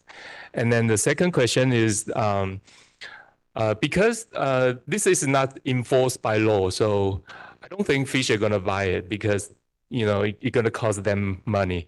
So it probably will be based on government subsidy, and how much does it cost? And do you think the government gonna pay for the tracker? Okay, that's my question. Professor Chen? Okay, thank you for your presentation. Here I have some minor questions for your team. The first one is that it seemed to me that you would like to create or to make a tracker attached to fishing gear, and then so that you can locate any abandoned fishing gear on the ground. So I just wonder, you mentioned the tracker size, and also you mentioned it's waterproof. Okay, water resistance. But how about that its function? I mean, it really can release continuously a signal of the location to the receiver, and how long it will last? It will need any electricity. I mean, this gadget need any electricity to maintain its function. So I think maybe it can be more specific on the functional side of this gadget, okay, to demonstrate that this gadget is workable and is feasible to track abandoned fishing gear on the ground. And the second is that just Dr. Liu mentioned, this is not, how to say, attaching tracker to fishing gear is not mandatory, okay, and maybe not regulated by law. So how can you persuade officials to buy your tracker, given that they will be punished if they cannot transmit any signal to maybe to your team? So how can you make fishermen to accept this gadget and to use it to monitor any abandoned fishing gear? Okay, thank you. Professor Zhang? Okay, I think the shareable fishing gear tracker plus website is a very creative idea. And yeah, I appreciate this kind of creative thinking, okay? But in reality, do you know how many fishing nets so far in over the world? If you require every fish net to put a tracker, then we have to spend or consume how many resources, and also it's possible to become a waste under the ocean, become the poisonous food for the fishes.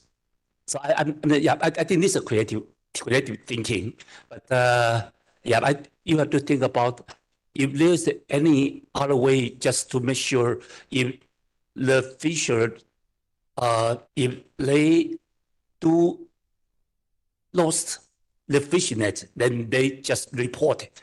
Maybe better than just we have a tracker, okay? But yeah, that's just kind of, as I just said, it's a really, from my perspective, it's really very creative thinking. We have a tracker to track all the abandoned fish net. And again, if you have a website, and how would you operate, and how would you how to manage the website to clean or to treat all the fish net abandoned, and what's next? Okay.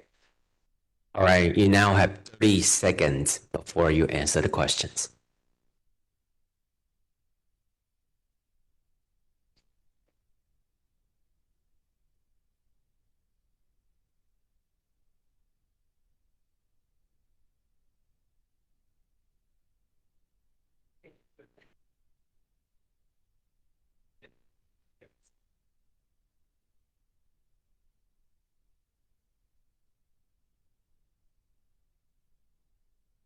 All right, so Ocean Ghostbusters, go ahead. 5 minutes. Thank you, honorable judges, for your feedback and your very insightful questions. One of the questions we received were on why we chose ghost. You probably have to come a little bit closer to the camera or we cannot see your face. Yes, thank you. Thank you, judges, for your feedback and insightful questions. One of the questions that we received were why we chose ghost fishing as our issue. We decided to choose ghost fishing because we are based in Cambodia, and one of the main profits for Cambodia is fishing and in the Mekong River. And we have also done a lot of research on a lot of marine issues, and we find out that ghost fishing is one of the issues that have the least effective solutions. So we decided to work on a solution that we work on a problem that has the least solutions and is most affecting our country. We also received a question about if you're qualified to work with different NGOs. Our school has worked with many different NGOs about in Cambodia and related to Cambodia environment in the past, so we believe that we can reuse these collaborations to input our product. We also received a question on clarifying our goal and what our product will do. Our product is a tracker that is placed into a net, which allows fishers to be able to know the exact location of the net. So if it were to be disconnected to the boat, they'll be able to retrieve the gear, making sure that the gear will not turn into ghost gear. We also had a question regarding how the tracker will work underwater. We'll be collaborating with trusted manufacturers that are located in both Cambodia and Korea, such as KSR Engineer, Make Hack for Personal Electronic, Hanna Techwin, and iRiver to provide and ensure quality and effective prototypes and final products. We have also done some research on the trackers and signals underwater. We also consolidated many professionals. They have said that there are many trackers that actually work underwater and is able to give strong signals. We were also thinking of having a 5,000 watt battery to in order to power the trackers, but then we're also open to other suggestions such as charging if it seems like not a very viable idea. And we also received a question about how the government or fishers are going to be accepting the fine of regulations if they lose the net. We have actually done research on the current situation of the Cambodian river, and we have found out that the Cambodian government is actually very keen on having partnerships and making solutions in order to preserve the Mekong River. So we believe that through some communications with other NGOs and other groups, we might have a chance to talk to the government and enforce these laws. And we also, one of the last questions we were talking about about the amount of nets that will be produced every year and how we'll be able to cover all of the nets.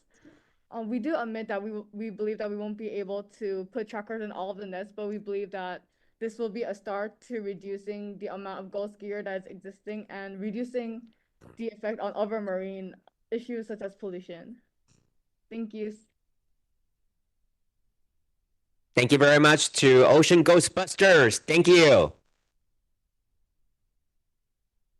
All right, and we have one more team from Cambodia. That is TSJB from the Northbridge International School of Cambodia. All right, and for their presentation, let's have a look at the video.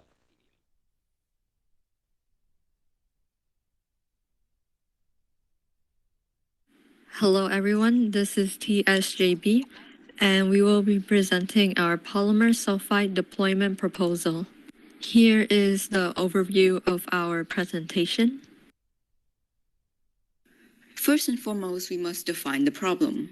Mercury is a toxic heavy metal that is found to be harmful to all living species, as well as having the ability to cycle through the environment in various forms. The issue of mercury pollution is a global issue, as it is not restricted by any national or continental boundaries. Though naturally occurring in the Earth's crust, mercury pollution largely emanates from human activities, such as fossil fuel combustion and mining. It travels through thousands of miles in the air until it eventually deposits back into the Earth by rainfall or dry gas. Human activities during the last 150 years have more than doubled the natural amount of mercury in the atmosphere, and due to the long-lasting nature of the pollutant, mercury will find its way into the environment, increasing for decades to come. As the toxic element descends from the atmosphere back to Earth, it settles into the ocean and large bodies of water, harming the ecosystem as well as collecting in the tissue of fish. This not only affects the wildlife existing in the sea, but in addition, other species that consume them, such as birds, mammals, and humans. As of the year 2019 until now, almost everyone has shown traces of methanol mercury in their tissues, a result of its evasive presence in the environment. So why is the solution needed? Generally speaking, mercury pollution is harmful to both humans and wildlife. Exposure to mercury can cause neurological damage, especially in young children and fetuses. It can also contaminate soil and water, affecting the aquatic life and ecosystems. Long-term exposure to high levels of mercury can have serious health consequences, including kidney damage and respiratory failure. But most importantly, how may it be relevant to you? Mercury is a toxic chemical that everyone is exposed to at some levels, as mentioned above, and most people are not aware of that when they are purchasing food or breathing in air. Seafood will no longer be able to be safely consumed as mercury pollutes the ocean, and it can happen to anyone who eats seafood regularly, which is why there needs to be a more sustainable and inexpensive way to be able to solve this problem. Here's our proposal. In 2015, the Flinders University in South Australia developed a material composed of sulfur and limonene to create a polymer that can absorb mercury from the water. The sulfur-limonene copolymer is a material form of sulfur and limonene, two industrial waste materials that are easily accessible, inexpensive, and often unutilized. It has the ability to bind to mercury and undergo a color shift, helping remove the hazardous pollutant and function as a mercury sensor. It is produced annually in the petroleum industry and treacherous industry.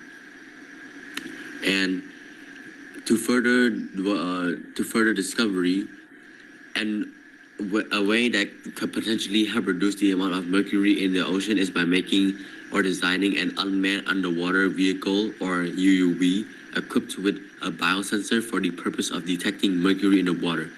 The UUV will be deployed into the ocean and scan for traces of mercury in the water as it traverses the terrain. Once detected by a microsensor, by the biosensors, the UUV will deploy a copolymer for mercury to bind the materials.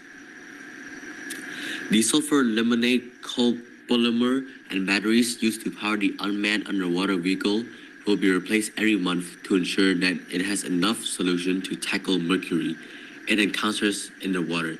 Instructions will be programmed into the vehicle to come back when it has used up 80% of its contents. So for marketing, partnership with organizations that are already working on and making efforts to help and save the ocean, such as but not limited to Oceana and Project and Awareness. The use of social media platforms that allows for easier network, financial ads, and raising awareness. Contacting university and asking permission for possible access onto their campus to educate the student about the problem of mercury pollution in the ocean, especially Flinders University, as it was at that university where the sulfur limonene copolymer was developed. So for the timeline, the estimate time is 6 to 7 years in total, and the stages are including planning, marketing, model engineering, model deployment, monitoring, and maintenance, and final product promotion. So year 1, month 1 to 2, planning, assessing data availability, applicability, resource availability, funding, and establishing marketing partners. Year 1, month 2 to 3. Initiate marketing, finding partnership with established organization to further support the process of developing the solution. Year 1, month 3 to year 2, month 3. Model engineering. This stage will be focused on model architecture, model training, and assembling using the data from the first stage. Year 2, month 3 to 6. Model deployment, and then identify the strong points of the model and its weakness for future models and prototypes. Prototypes development, using the observation from the first model deployment, find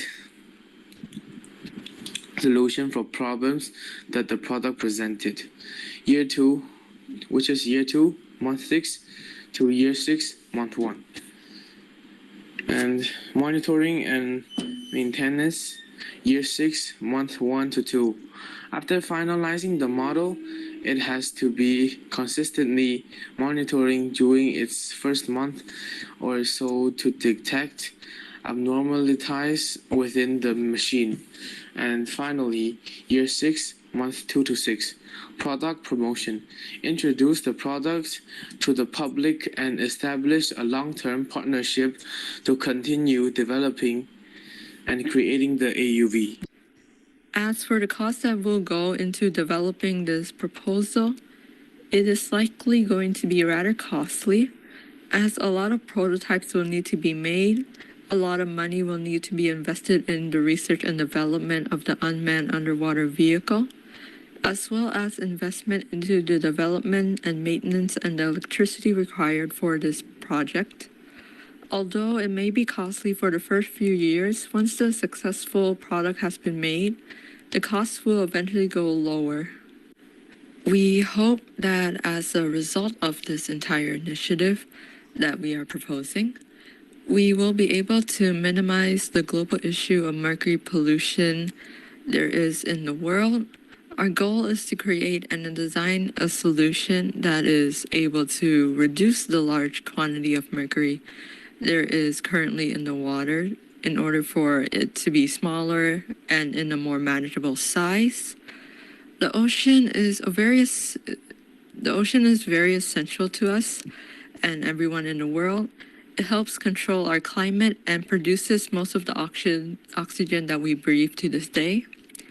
The solution that we propose is to serve as both a way to raise awareness in the community regarding the troubling issue of mercury pollution, to encourage people to take action in helping the problem, and the solution also serves as an attempt in taking a step forward to effectively and efficiently tackling the problem itself for the betterment of our environment.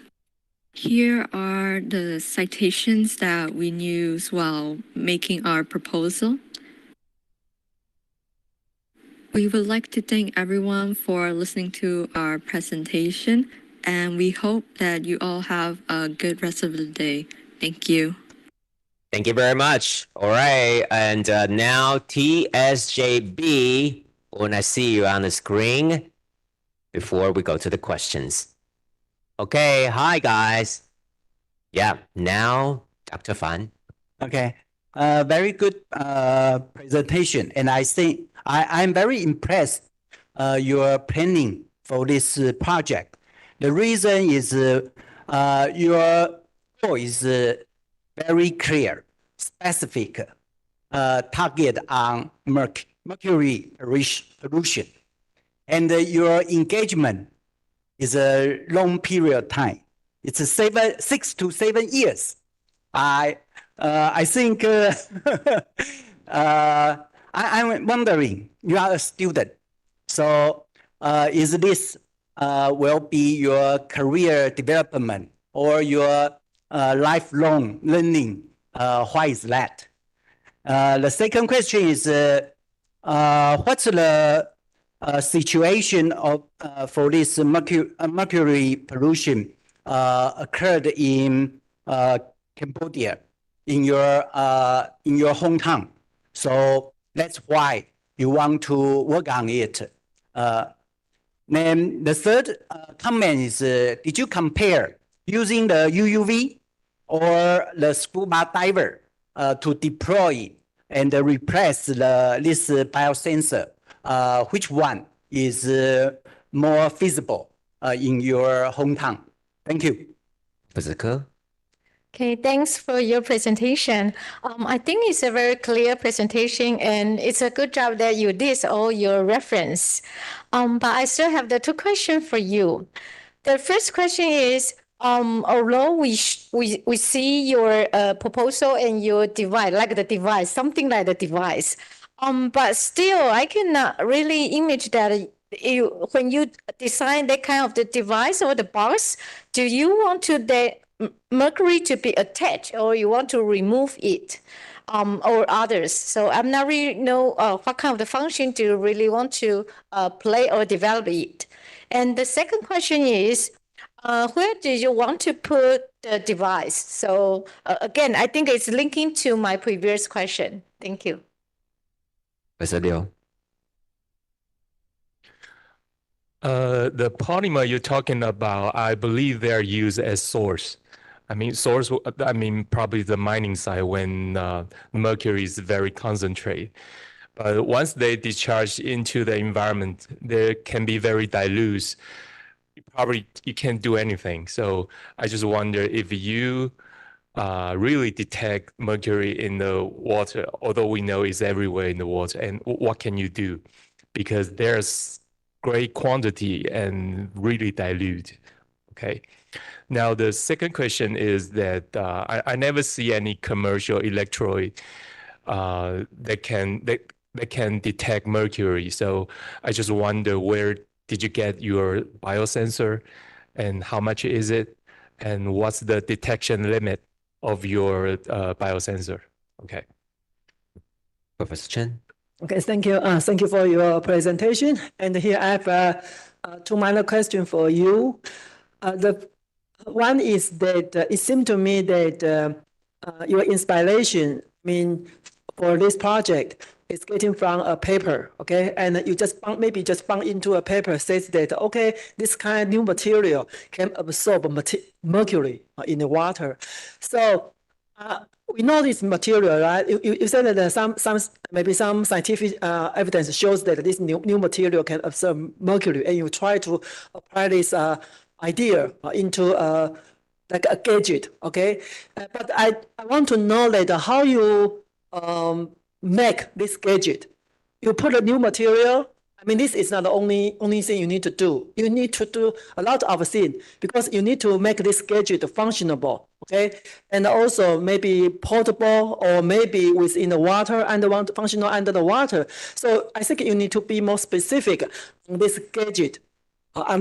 Maybe the function and if besides this material and what other things that you need to do to create this kind of the new device? Okay, this is the first question. And the second, the timeline is 6 to 7 years. It's a very long time. Even though you are very young, okay, you still have a lot of time to spend. We are in the middle age, so we don't have not so much time to wait for your product to come to the market. So I just wonder what is the main obstacle, or what is the determining factor to make this new device such that you need 6 or 7 years to put it on the market. Thank you. Professor Zhang? Okay, before I add one more question, I appreciate that you were very creative thinking. Okay, and my question is quite simple. How will you make a manned underwater vehicle? It's not easy. I'm not sure what's your background or major. So that's another. I think aside in addition to the polymer sulfide, another important issue is how the vehicle, and you put the polymer into the vehicle, and you put under the sea and to detect the mercury. So have any thought about the making of the unmanned underwater vehicle? Okay, that's my question. All right, TSJB, you now have 30 seconds that you can talk to each other and discuss how you're going to answer the questions. Okay, 30 seconds.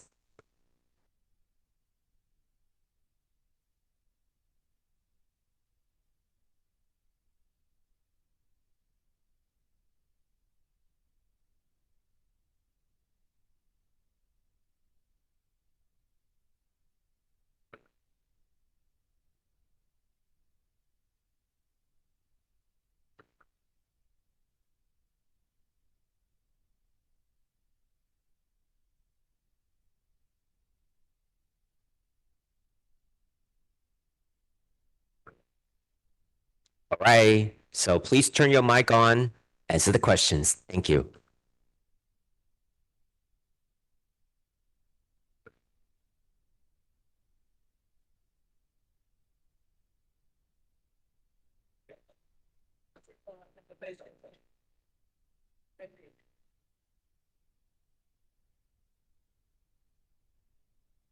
Do you have any problems? It seems like you haven't turned your mic on.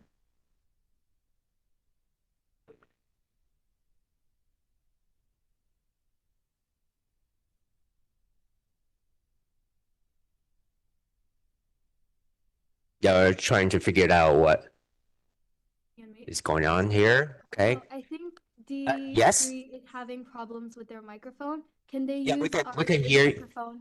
We can hear you right now. Okay. Yeah, your 5 minutes start from here. What? Oh, okay.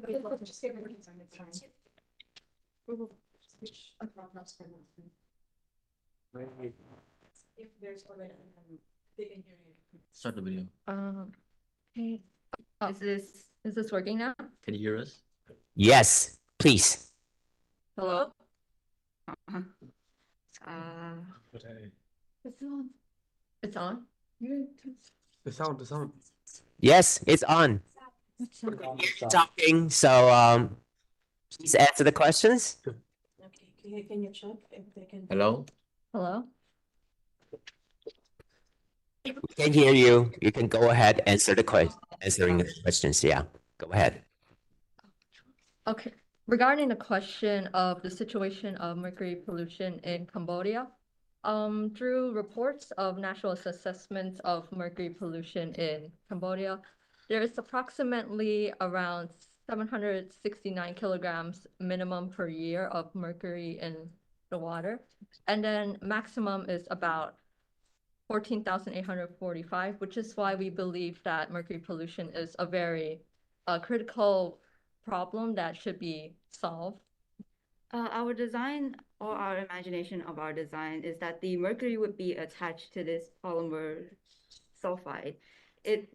The polymer sulfide acts as this attachment so that mercury can be sucked into it, and afterwards, after a specific amount of time, it will be dissolved into the ocean as something biodegradable. We plan on putting this device firstly starting with our community within Cambodia in concentrated areas such as mining, where the fossil fuel will be transmitted into the air and then back into the ocean where it will be polluted with mercury.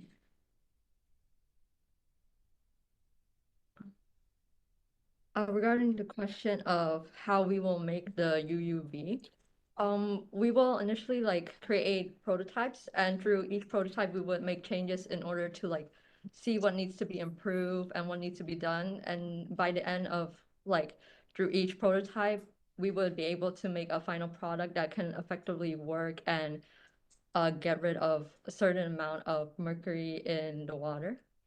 Something we would like to clarify further is that the polymer sulfide is not a new technology, so we would not be having to develop that any further.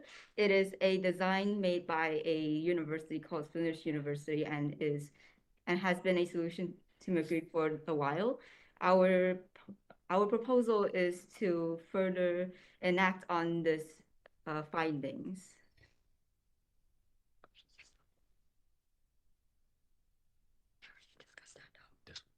This timeline. And the timeline, as you said, is a bit too long, as it is 67 years. The reason that is 67 years is, well, we need the funds to build the project. And by the time that we get the funds and to build the entire project, it will take a very long time to also design and finish the project.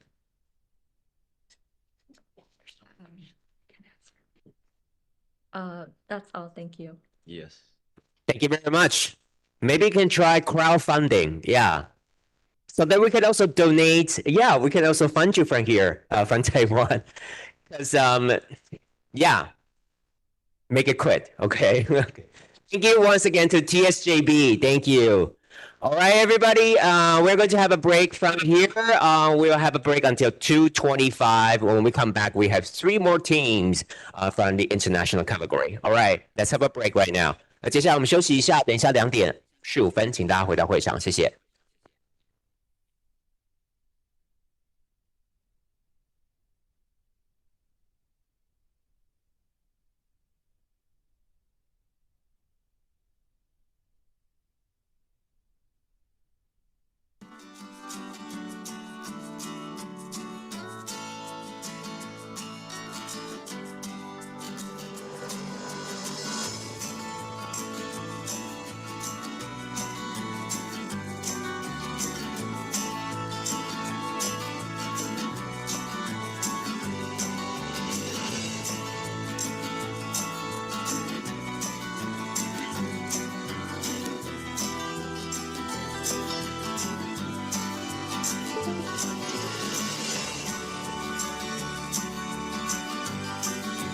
我们2楼也有准备茶点哦，所以如果大家有点饿的话，可以到2楼去拿茶点。但等一下呢是2点25分，请大家准时回到会场哦。We have refreshments ready on the second floor. Please help yourselves. Thank you.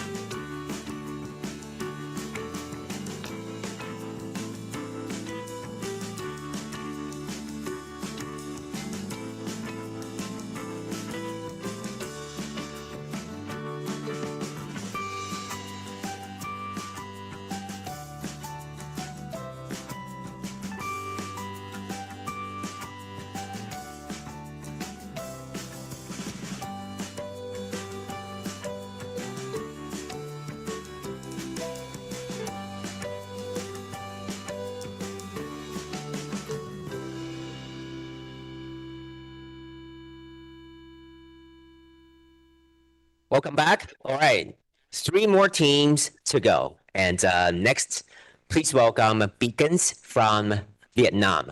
Let's have a look. 接下来我们就来收看一下这个来自越南 Beacons 他们的10分钟简报。Ladies and gentlemen, as you all know, our ocean is nearly 4 billion years old. Self-relating, self-healing, the source of all life on Earth. Yet it is in danger. Is this right? From marine pollution. From the reported plastic has been squeezed and modified. Maybe we could play the video again, right? Or in general. Oh. Oil spills, ship emissions. Industrial waste and pesticides all poison vast stretches of water. Every single year, 10 million metric tons of litter are pumped into the sea.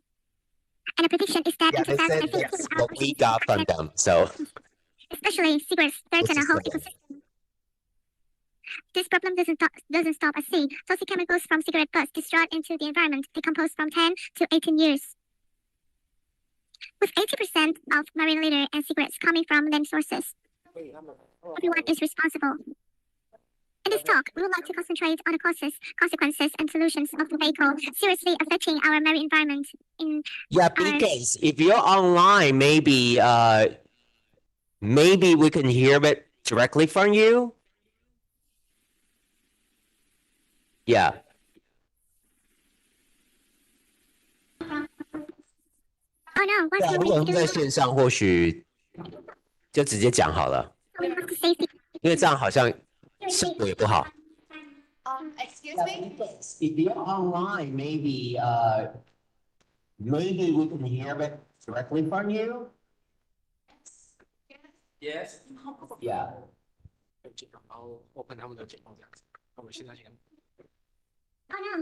Okay, so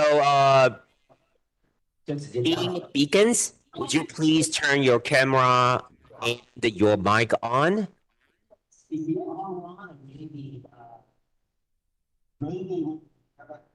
So we can have you present online. Can you guys hear us? Because as you can see right now that the video doesn't work well, so. Okay, so Beacons, please turn your camera and your mic on. I'm turning my camera, but it doesn't work. So have you present? Can you hear us clearly? Yes, we can hear you. See right now that the video doesn't work well, so. So we know, but I'm trying to turn on the camera, but it doesn't work. Yes, please turn your camera and your mic. Yes, your mic is already on, and turn your camera on too.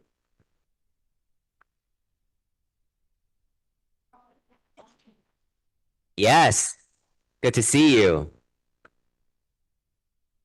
Can you do the presentation now? Yeah, I can do our presentation right now. Sure. It's for me.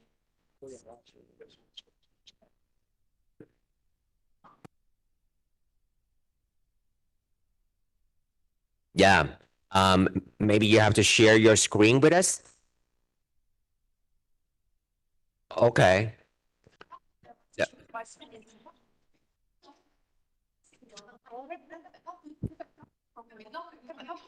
Good. Okay.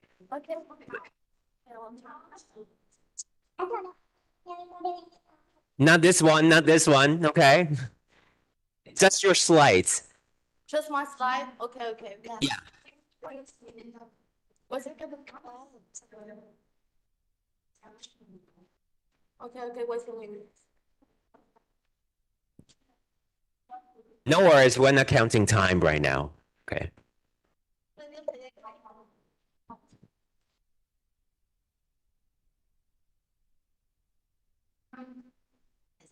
Okay.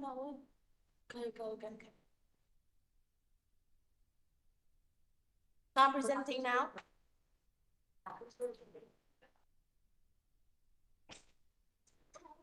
Yes, we can see your slides right now. And Safety Oceans Beacons Project, off you go. Good morning, ladies and gentlemen. As we all know, our ocean is nearly 4 billion years old, self-regulating, self-cooling, the source of all life on Earth. Yet it is in danger, threatened by a truly global problem, marine pollution. Remotest Pacific island to the bottom of marine change, to right here on the beach of Vietnam is Pacific, and in over the world in general, oil spills, ship emissions, industrial waste, and pesticides all poison vast stretches of water. Every single year, 10 million metric tons of litter are dumped into the sea.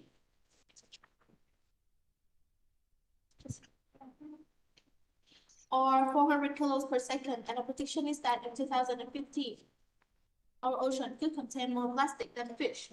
Cigarettes threaten a whole ecosystem. This problem doesn't stop at sea. Toxic chemicals from cigarette butts discharged into the environment is decomposed in 18 to 10 years, with 80% of marine litter and cigarettes coming from land sources. Everyone irresponsible. In this talk, we would like to concentrate on the causes, consequences, and solutions of tobacco seriously affecting our marine environment.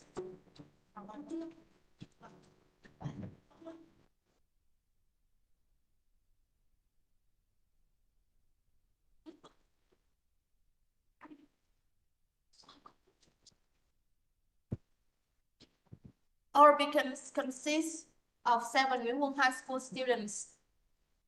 Our presentation will begin with a short video about our beach that we have recorded out in our country. Let's take a look at this.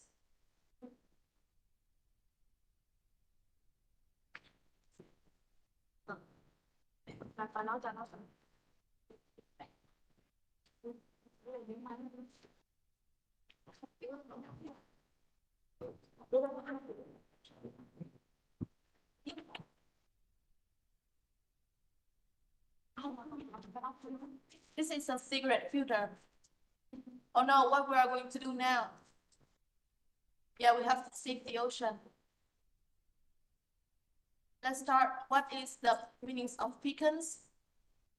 Beacons is mean reach and consciousness. It also means signal. Through the name, we want to spread a strong message of protecting our ocean.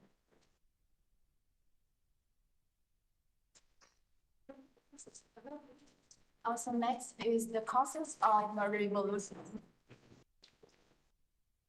So, cigarette smoking has nearly every organ of the body, causes many diseases, and reduce the health of smokers in general. So, quitting smoking can lower your risk for smoking-related diseases and can add years to your life expectancy. So, what are the reasons for tobacco's impact on the ocean? We have cigarette chemicals in the cigarette smoke, chemicals in cigarette butts, and the chemical that leach into the environment from cigarette butts. So first of all is the chemical in cigarette smoke. Experts say that cigarette smoke can contain over 4,000 different compounds.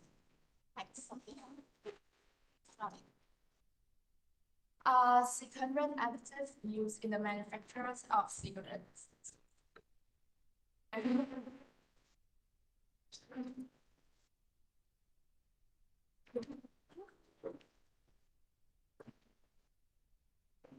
And with around 79 and many more plants. So there are some people throw cigarettes everywhere, so we would throw them into the sea, as you can see. The chemical leached into the environment from cigarette butts is swept out into the drains on the side of the street. And from there, it's passed into streams, rivers, and into the beach. So all those cigarettes, but a recent study found that cigarette butt was only about 38% decomposed after 2 years. And next is the consequences. Well, smoking has well-known first and second-hand harms, but the disposal of the butts can also have serious consequences for our honest oceans. doesn't only cause 8 million lives each year, but also 6 million trees, 200,000 hectares of land, and that is cleared each year. 84 million tons of CO2 and 22 billion tons of water. So tobacco is not only poisoning our health, but it is also poisoning our planet. And we want to take the tobacco industry accountable for this damage, and we want to make this industry pay for all the litter that is found on our beaches. More than 4.5 trillion cigarette butts are dumped into sea every year, contributing to the heavy pollution of the ocean. So,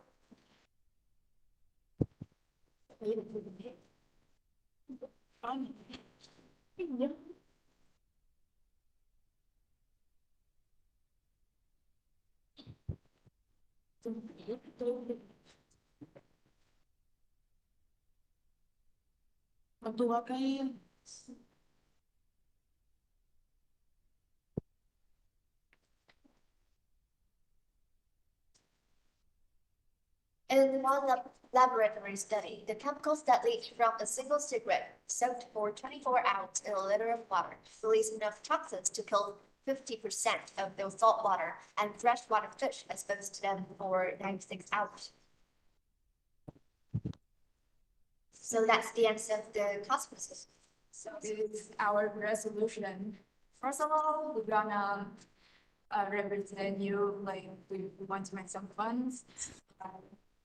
In some cities around the world, cigarette packets come with a letter fee that is to fund street cleaning. On the other hand, there's also a lot of places that have heavy fines on cigarette littering.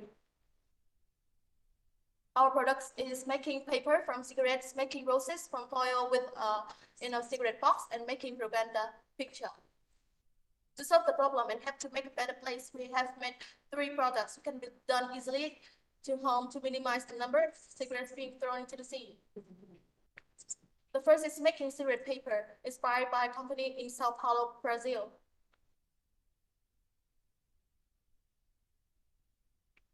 This is a video of our members collecting the samples for the pictures. Yeah, on the screens.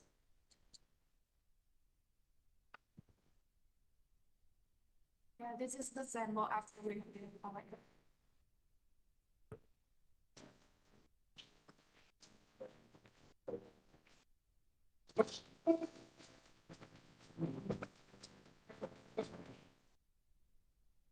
This is our samples. So let's make a paper from cigarettes. Just to let you know, you have 2 minutes left.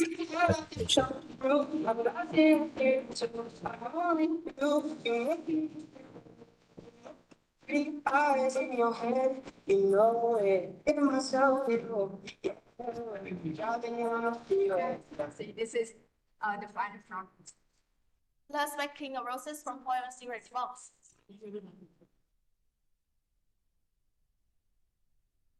And the last one is propaganda picture.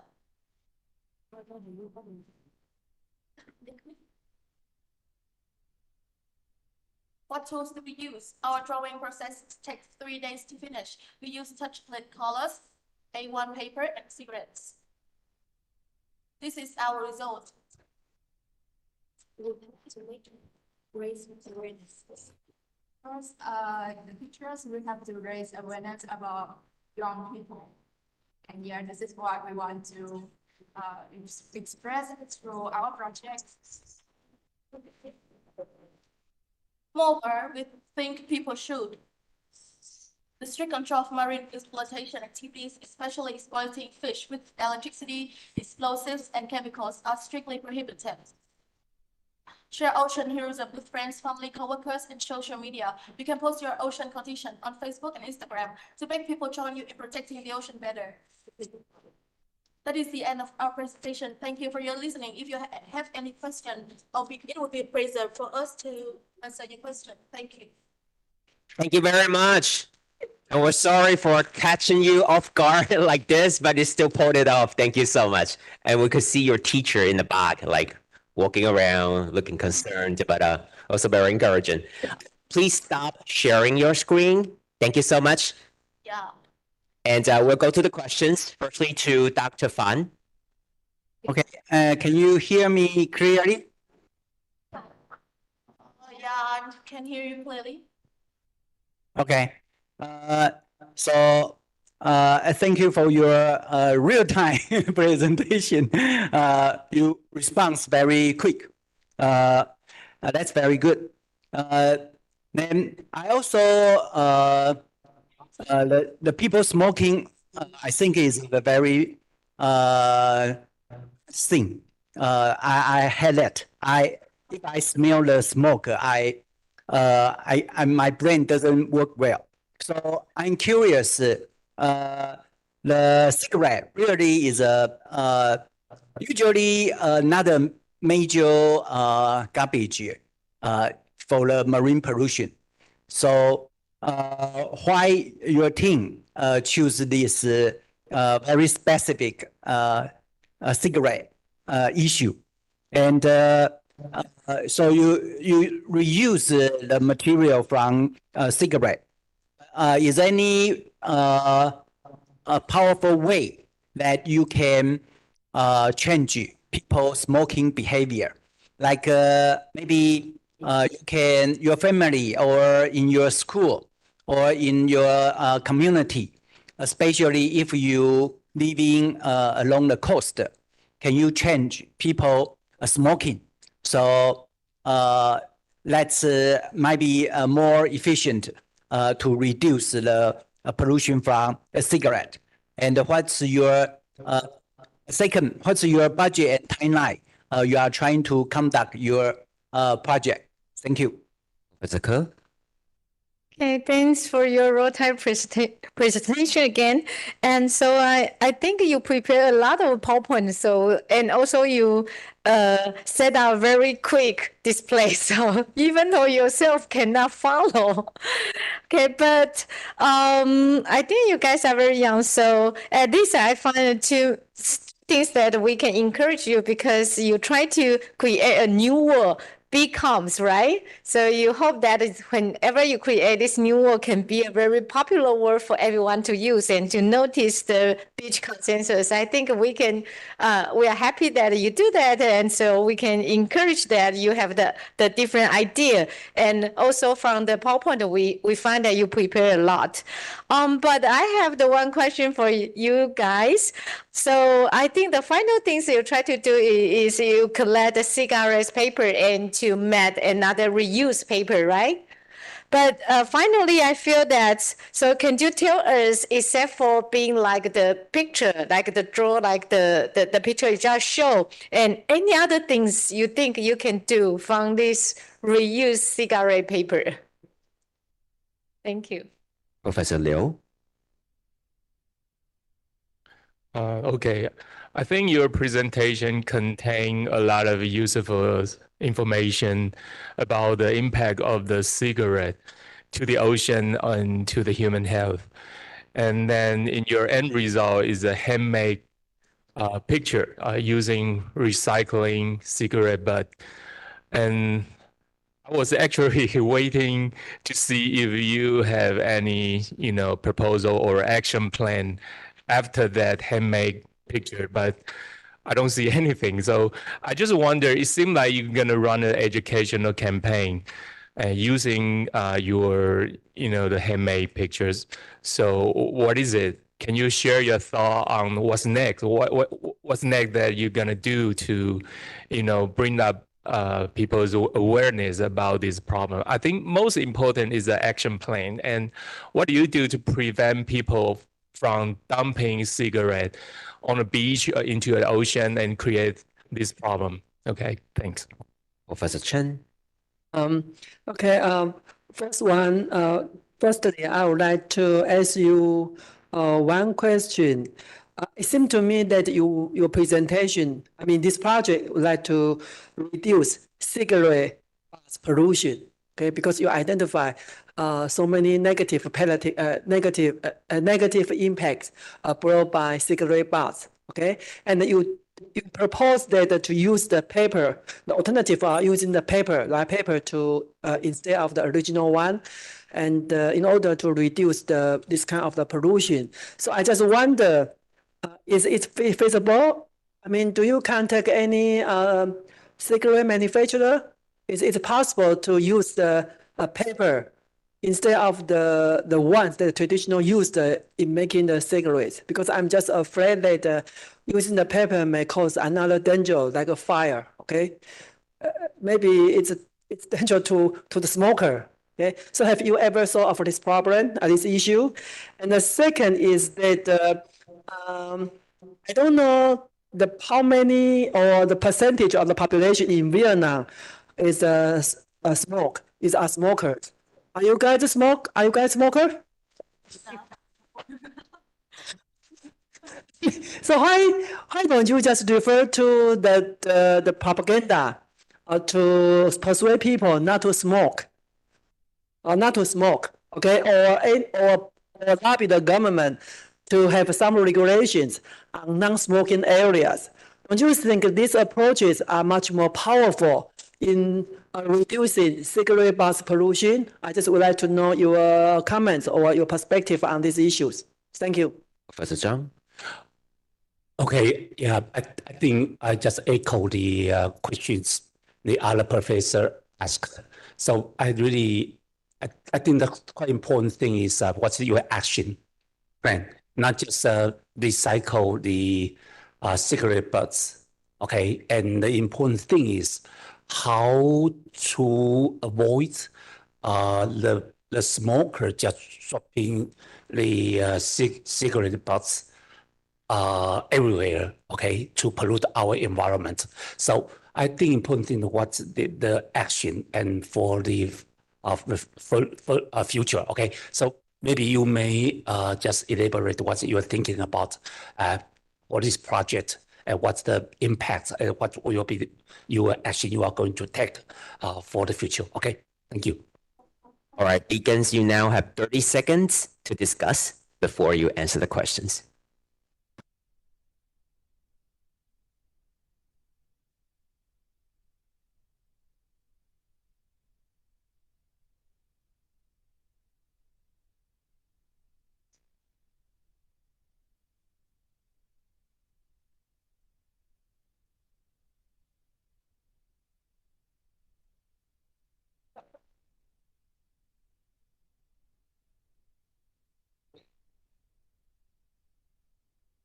All right, time is up.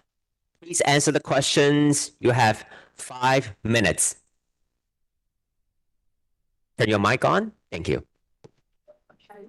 So first of all, it's about our action plan to promote our products. So about the action plan we have, first of all, we're gonna create the products. So I use it. This is our product in real life, and we have successfully made it. It means that it can be easily done. Okay. And the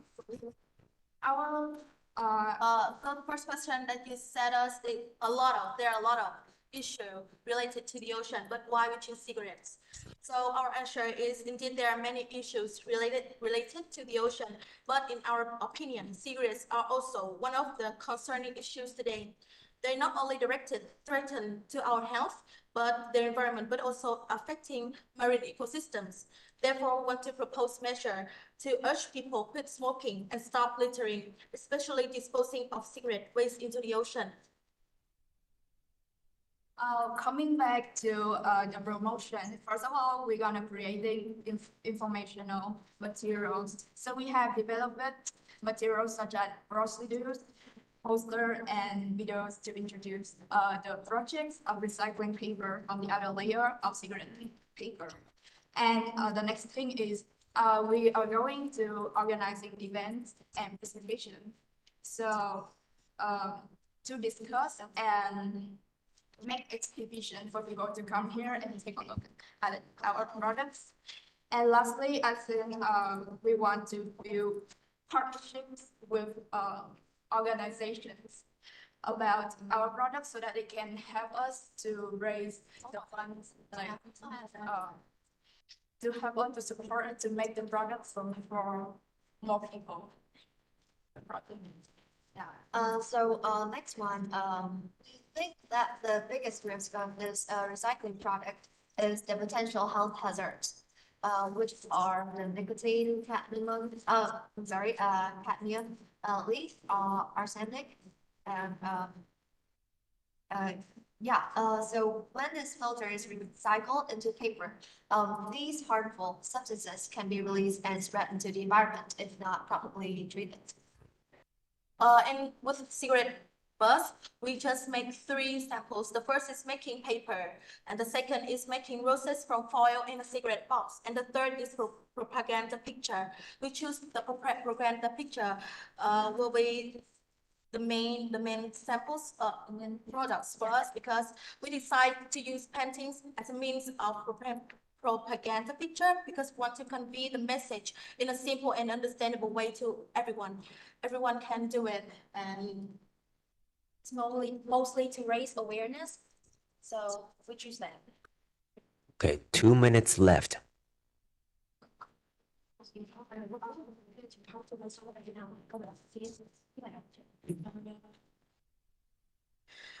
So in the future, our team will continue to supplement and develop the recycling of cigarette filters into paper. We aim to raise awareness among people about using cigarettes by recycling them and protecting our environment. This will help reduce the amount of cigarette waste in our environment, and we will conduct testing before introducing the product to customers. Our initial goal is to spread the project to a narrow audience, such as students and teachers within our school. If we gain the trust of the community, we will expand to the Vietnamese market and ultimately aim for success in the international market. This is the end of our presentation. Thank you for your listening. Thank you very much to Beacons from Vietnam. Thank you. Bye-bye. Okay, and next we have Guardians of the Galaxy, SEA. Yes, okay, from Malaysia. Let's have a look. 你美丽动人，和蔼可亲。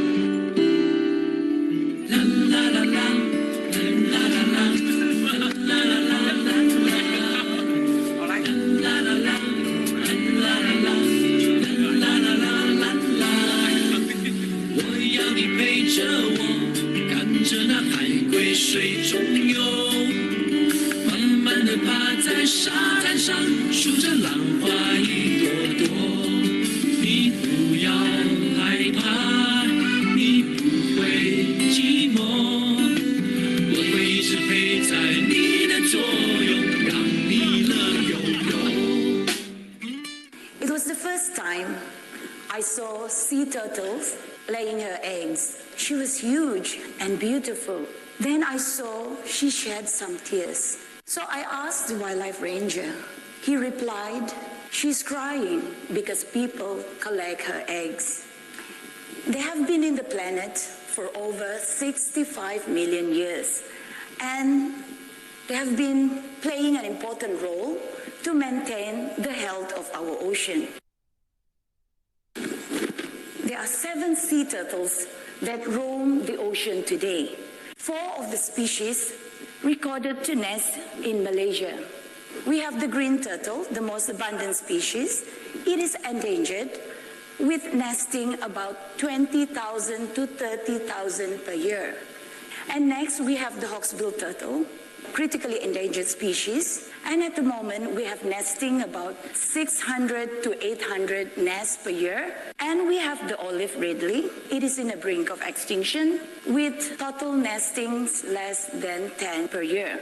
We used to have the giant leatherback, the biggest species of sea turtles. Back in the 1950s, when the government started the conservation of leatherback turtles, only 10% of the eggs were conserved, whereas 90% of the turtle eggs were sold in the market and being eaten. And at that time, back in 1950s, 1960s, we do not have any information about sea turtles. not only in Malaysia, but globally. Hi and good day everyone. We're Guardians of the Galaxy, Team D5 from International category. Our team has proposed a project named Conservation of Sea Turtles by using microwave sensors and application for the detection of sea turtles landing in turtle sanctuaries. As to introduce our project, I'd like to brief you some facts about sea turtles. These are 7 species of sea turtles in the world, and according to Dr. Janita in the video just now, species of sea turtles that have recorded nests in Malaysia are the green turtle, hawksbill, Oliver Ridley, and the extinct leatherback. It is known that sea turtles are actually playing important roles in the marine ecosystem as they maintain healthy seagrass and coral reefs, transport nutrients from ocean to beaches, and they are indicators for health of coastal and marine environment. However, we all have been told that sea turtles have been threatened and endangered by lots of factors. And the factors are actually referred to events such as rapid coastal development, overexploitation, fishing bycatch, and also turtle consumption. Due to these factors, the population size is critically getting smaller.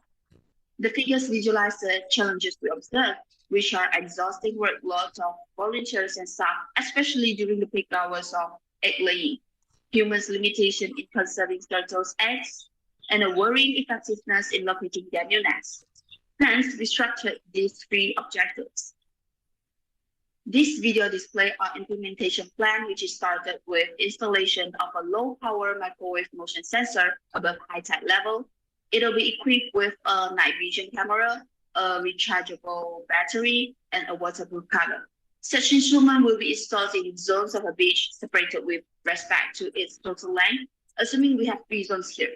The dotted lines show the range of the wave emission, and the curved black lines illustrate the emitted microwave. Now, let's say we have a green turtle entering the detection zone of the sensor in zone B.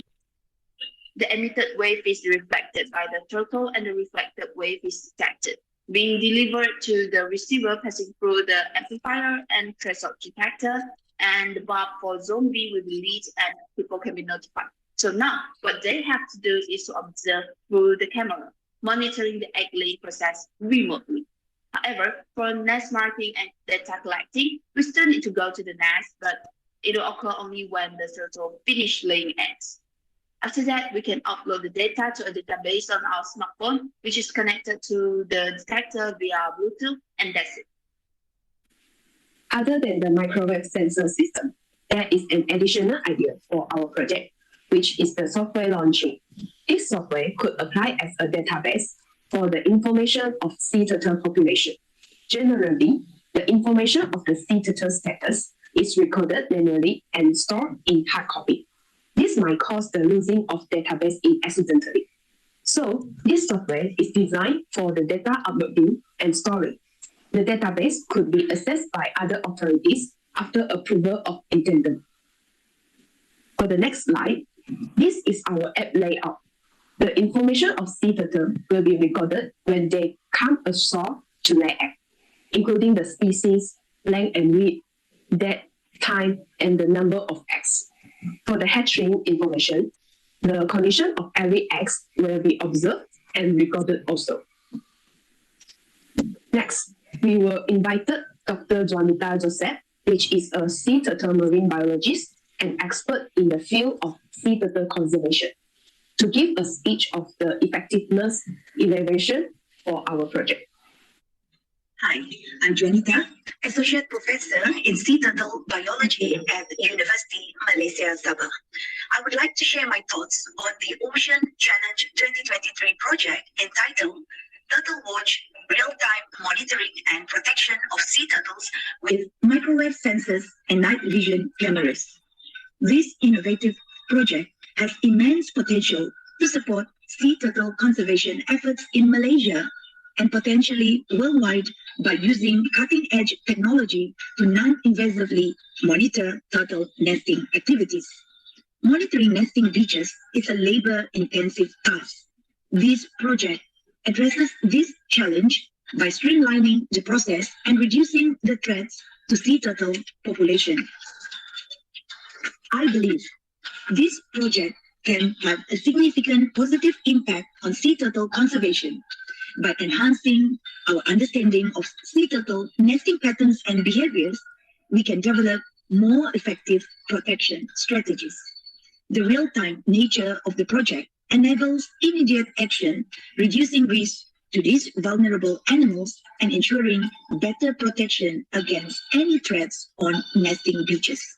In conclusion, I'm excited about the potential of this project and commend the students for their commitment to sea turtle conservation. I'm confident that their efforts will contribute to the long preservation of this species in Malaysia and beyond. All the best. Thank you. Next, if our ideas are implemented, we can collaborate with some organizations such as CITRU, a sea turtles research unit of University Malaysia Terengganu, aiming to restore the threatened sea turtle species back to the stable population size. The reason why we want to make collaboration with CITRU are first, CITRU supports a similar objective with our project, and secondly, CITRU has a high adaptable research stations for our project. Furthermore, we can also collaborate with World Wildlife Fund, WWF Malaysia, which is an international non-profit organization that conserves the world's biological diversity. Our project can be promoted to this NGO because marine organism is one of their focus field, and they are also paying effort in achieving harmony between humans and nature.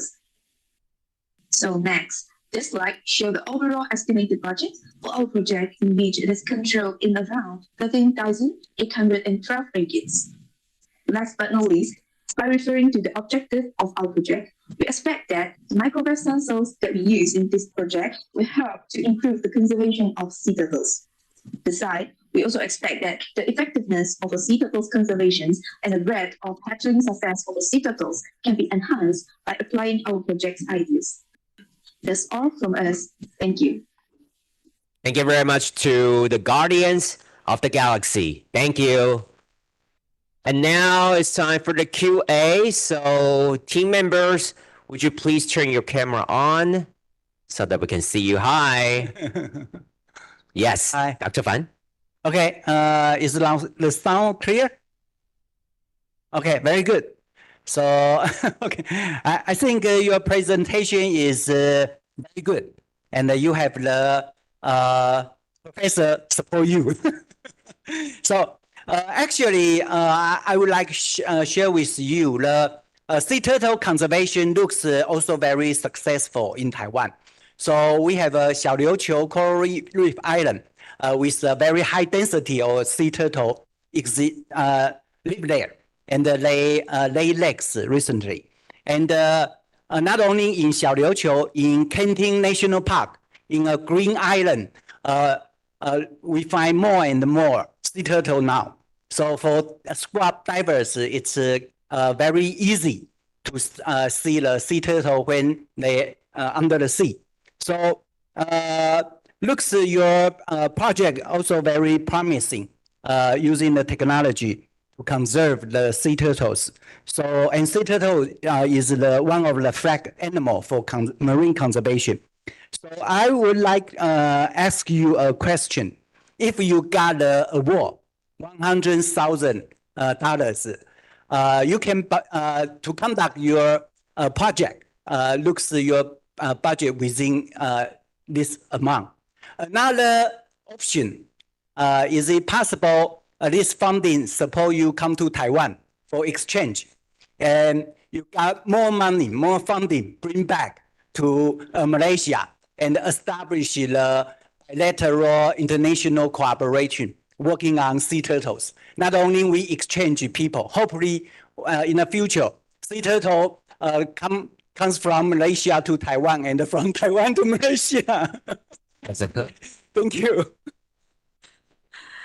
Okay, thanks for your presentation. It's a good, really good presentation. And you try to put everything, but it's very consensus, so it's very good for everyone to understand the background and your design. But I have the two questions for you, and the one question is, I know you try to stand up the different part, and then you can put the microwave on the top right. However, so how close that you need to put the different stand? Because do you think if you put too close, do you think it will affect the sea turtle comes to the shore to lay egg? And the second question is because some of your idea is whenever you detect a sea turtle, try to come ashore to lay legs, and you will try to pull out the legs, right? And then you will put into its 100 among 100 legs, and then you will put on the plane. And it's like the moaji or something like that. But do you think when you put like that, it will help to increase the hatching success? Maybe you change their original behavior and maybe it will decrease their hatching success instead. Thank you. Professor Liu. In the beginning of your presentation, you say your walking site is a sea turtle sanctuary. I don't quite understand because by definition, sanctuary has access control. So, the outsider cannot get in. So my question is, if it has access control, then why do you need to, relocate the egg?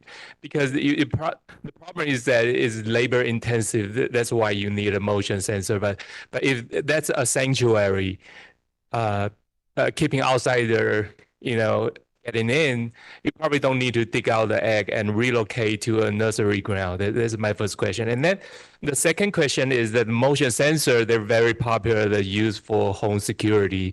And usually they can catch, false alarm.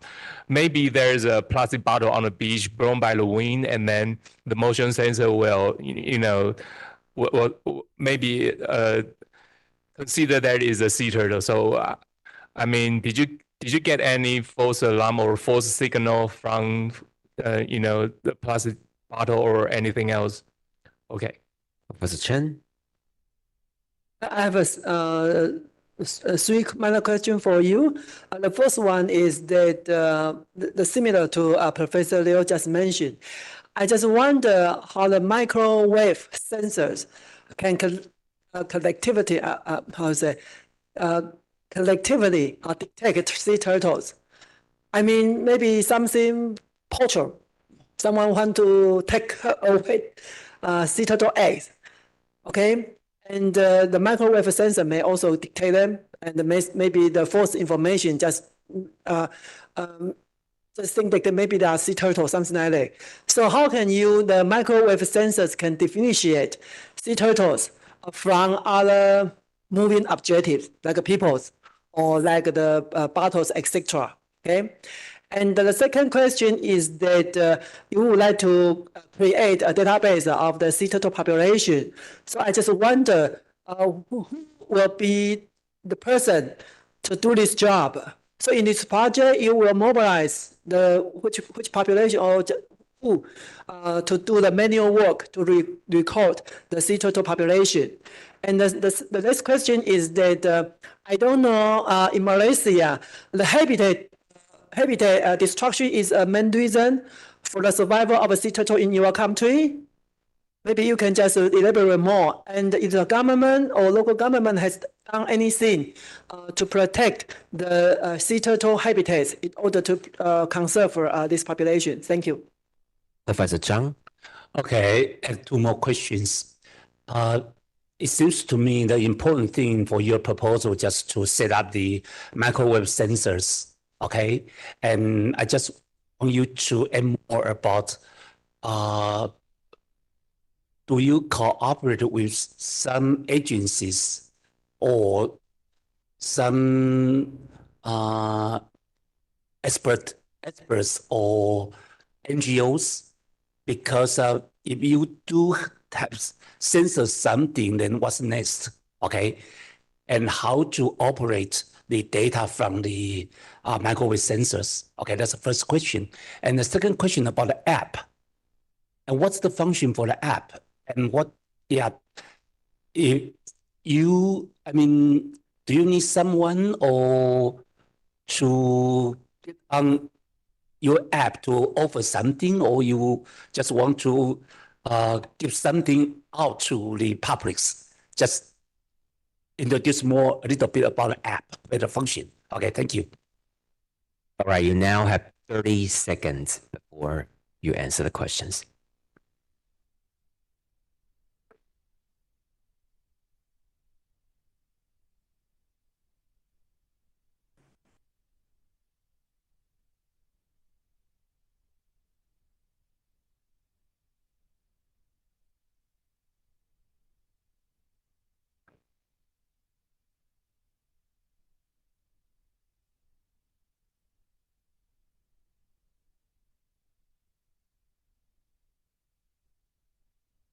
Okay, please answer your questions now.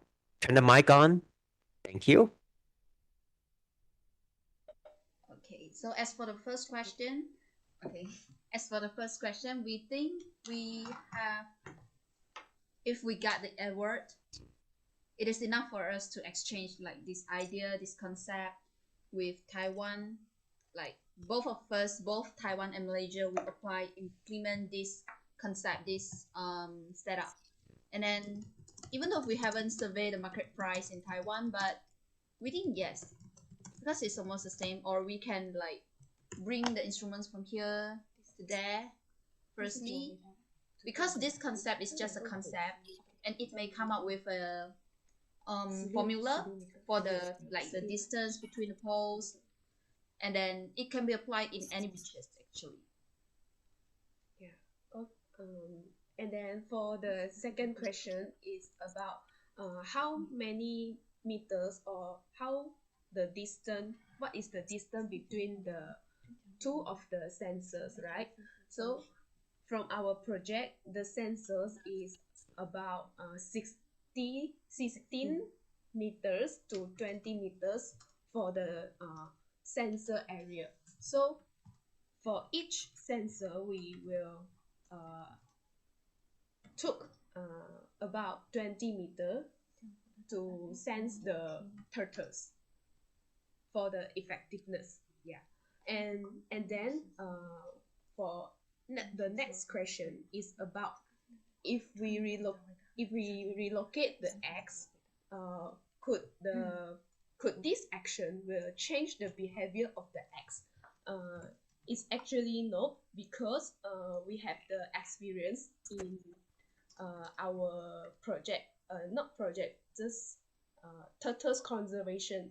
Yeah, in UMT, which is our university, we have a project in Pulau Redang, which is a pulau, and we have successfully to relocate or we conserve the sea turtles. And even we relocate the eggs or we touching the eggs, but it is actually has the high percentage for the eggs to hatch. Yeah, so it is not change the behavior of the eggs. Yeah. 2 minutes left. Okay, for the questions of the professor, what if the motion sensor we detect falsely, like it can detect the human? Yes, for the microwave sensor is very sensitive, because one piece of a leaf maybe it will detect also, but this can be solved by using the sensor calibration, which is by using the programming. The sensitivity of the the motion sensor, it can be adjusted to a larger matter. Maybe it can detect the animals except for the sea turtles, such as the water lizard. But we also have installed the night vision cameras, which is 360 degree, that will monitor the animals that the sensors detect, so that we can accurately detect that is a sea turtles come abroad, or that is another animal such as a water lizard, which are landing on the beach. And then for this in Malaysia, there's a lot of government and also the local organizations deal with sea turtles, in the conservation of sea turtles.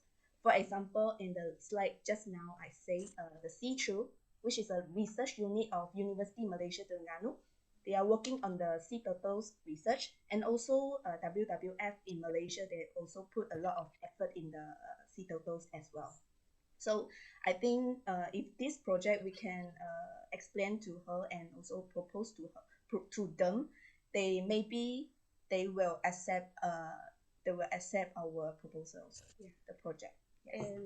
And then for our project, we will not only using the sensors and the technicals, but we will arrange the volunteers team to manage it and to maintain the success of the project. Yeah. So not just use the technical, but Time is up. Please wrap up in 10 seconds.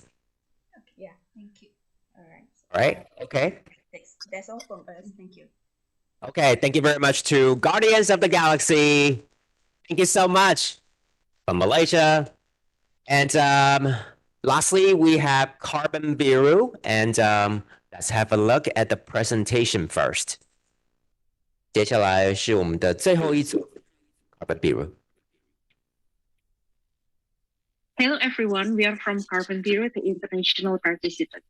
Today we will bring up something really important to the table, which is, does this look normal to your discussion? So does this look normal to you, this whole pictorial image? Let's zoom in a little bit. We are not talking about this practice pond. We know this is a regular pond for fish or stream farming or for other cultivation, but we are talking about this side and also this side, this open area. If you still say yes, we seriously, literally need to talk, because that naked area is very prone to wave, wind, erosion, and tsunami. And we are not talking about the stream or the fish. We are talking about people living in the area, the wildlife, and we are talking about you. So imagine you are chilling on the area, then having a sunbathing and drinking your juice, and suddenly something approaching, like tsunami. So the goal is, let's come up with as many solutions as possible. The long-term one, and tangible and affordable one, not just cleaning up the mess. So let's explore. We come up with the first solution by putting a fence, like this gray infrastructure. Or second, we elevate the land high. Sorry for the terrible illustration, but we put the land high so the wave cannot go towards us. Or the last one is planting mangroves or trees. So if you consider the last or planting mangrove as the most tangible solution, we are on the same page. Because currently what we do, Carbon Bureau, is we are planting blue trees. We are not planting the ordinary green trees, but the blue trees. So why blue trees? Because first, blue trees can store 5 to 10 more carbons than the green trees. And its dense roots able to dissipate wave. So this is not a trade-off. For conserving blue trees, we need to drive out all the indigenous people or the coastal people to the other area. But we can couple the blue trees with other solutions such as wastewater treatment and aquaculture. And by doing so, by protecting the area, by building the blue forest, we can protect the coastal people and also the biodiversity. However, despite all of these benefits, mangrove has been deforested at a very alarming rate. And therefore, we are exposed to these climate change problems and also storm surges, sea level rise, and other problems that arises. So yes, this presentation will be continued by my colleagues, Lina. We know our blue forest is part of our life, and we have to rebuild and protect our blue forest as soon as possible before it's too late. 83% global carbon cycle circulate through the ocean means if the mangrove disappear, it's a public health consequence related to changes in pollutant, sediment, and carbon cycle. Coastal habitat only cover less than 2% of Earth's ocean area. 55% carbon capture and sequester by the coastal ecosystem. That's why we run our pilot in Indonesia. Reviving our forest isn't going to be easy, but science and technology will help. Because our people see mangrove as a weed that blocks the horizon with no economic value, we want to utilize the blue forest as constructor wetlands for silvofishery by harvesting the seaweed, seagrass, algae to create mangrove belt near the coastal area and give economic value to society, so our society will protect our blue forest. In our current state, we have rebuilt the blue forest as nature-based solution and doing things such as carbon offsetting, wastewater treatment, and silver fishery, ecosystem services, and coastal protection. We aim to build with nature, and we don't want to be late to protect our blue forest. We can use technology like drone and satellite imaging to plant mangrove because right now we still do it manually by humans. This method needs a lot of time and cannot cover all areas, but with drones could be a promising way in mangrove planting seedlings, for example, vivipary seed mangrove. And for the next step, it will help a lot in monitoring stage.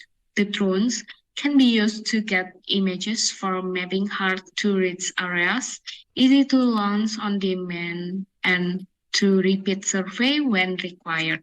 The recent development of satellite for nature, Copernicus and Galileo synergy will boost integration and synergies around the world. In the blue forest sector, for example, from this satellite, we can get data that provide information on crop health, soil moisture, and other important indicators, while GNSS data provide high precision positioning data, and together this enables farmers to target irrigation, fertilization, and other operations to where they are most needed, powering precision forestation solution.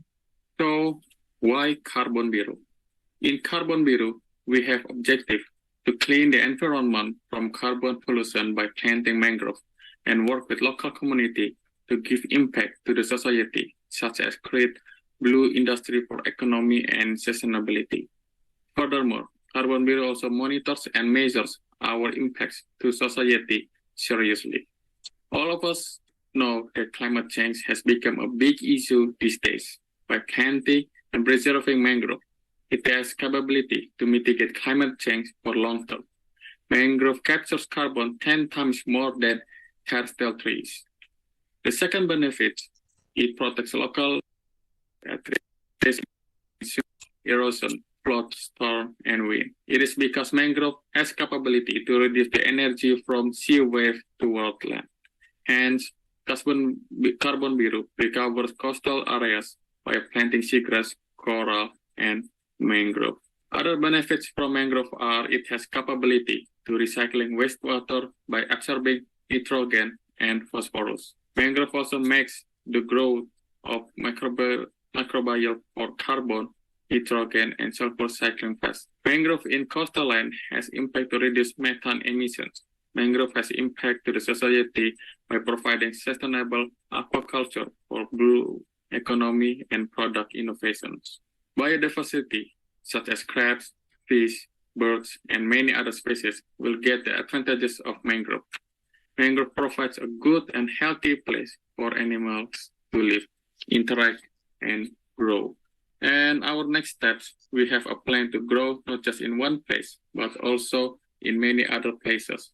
Thus, it opens chances for Carbon Biru to new opportunity. We induce international and national discussion for progress. Also, we collaborate with different sectors such as tea, chocolate, and many more for product innovation. Carbon Biru integrates system and lifestyle with human. Carbon Biru is under guidance of notable organizations such as Worldwide Fund for Nature or WWF, CNN Jawa Post, Erasmus Program for the European Union, and many more. From the timeline in the right, in second quarter in 2022, Carbon Biru won Sustainability Challenge from Worldwide Fund for Nature in Netherlands and started its journey in Indonesia.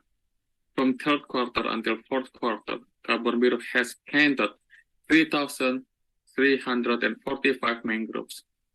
In 2023, for fourth quarter, we have a plan for satellite imaging and drone germination. Carbon Biru also has a plan to expand to Pakistan and Colombia. So that's all our presentation about Carbon Biru and what we do. We hope our presentation could bring impact for environment. Thank you. Thank you very much, Carbon Biru. And now We'd like to have the people of Carbon Bureau. Please join us online. Yes, we have Yulia here. And we'll go to the questions. Firstly, Dr. Fan. Okay. Hello, can you hear me? Yes. Yes, And very is good. my audible? Okay, your presentation is very good, and I think this is a major trend. People trying to using the nature-based solution, try to restore the lost coastal biological community. To plant mangrove is one of the contribute for the blue carbon. That's the theoretically. In real world, it's very complicated. For example, in Taiwan, several years, biologists encourage you to restore the mangrove. They are very successful. So the mangrove occupy a lot of coastal area. Then recent years, local people find the mangrove occupy the intertidal muddy area. So the local invertebrate community degraded. So what's your situation when you're trying to, if the mangrove very successful, but other biological community degraded caused by the mangrove, they repress them. So what's your suggestion? Okay, thank you very much. Professor Ko? Okay, thanks for your presentation as well. And also I feel glad that you try to link to the recent issue about the blue forest and the nature-based solution. However, it's also another question that, and also you mentioned about the local resilience. So I think these several keywords are so important recently in the world. But as Professor Fans just indicate that you choose planting mangrove.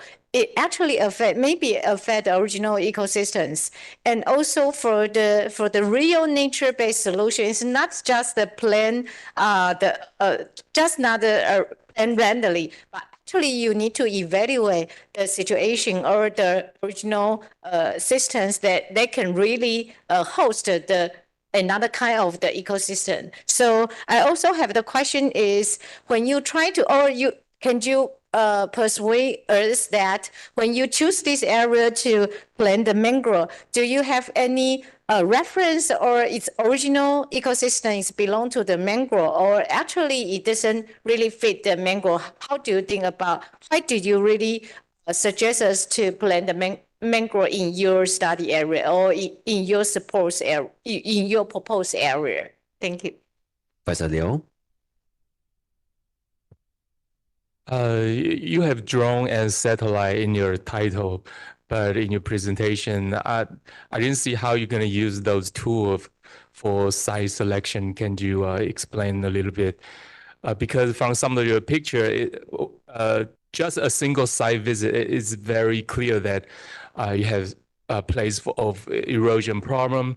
But if you use drone and satellite, it probably can help you better select the site that you want to plant the mangrove.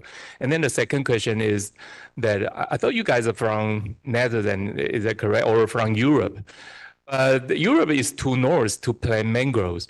So if you get the project, where did you want to plant the mangroves and how many mangroves? Because our reward is limited, only like 100,000 Taiwan's dollars.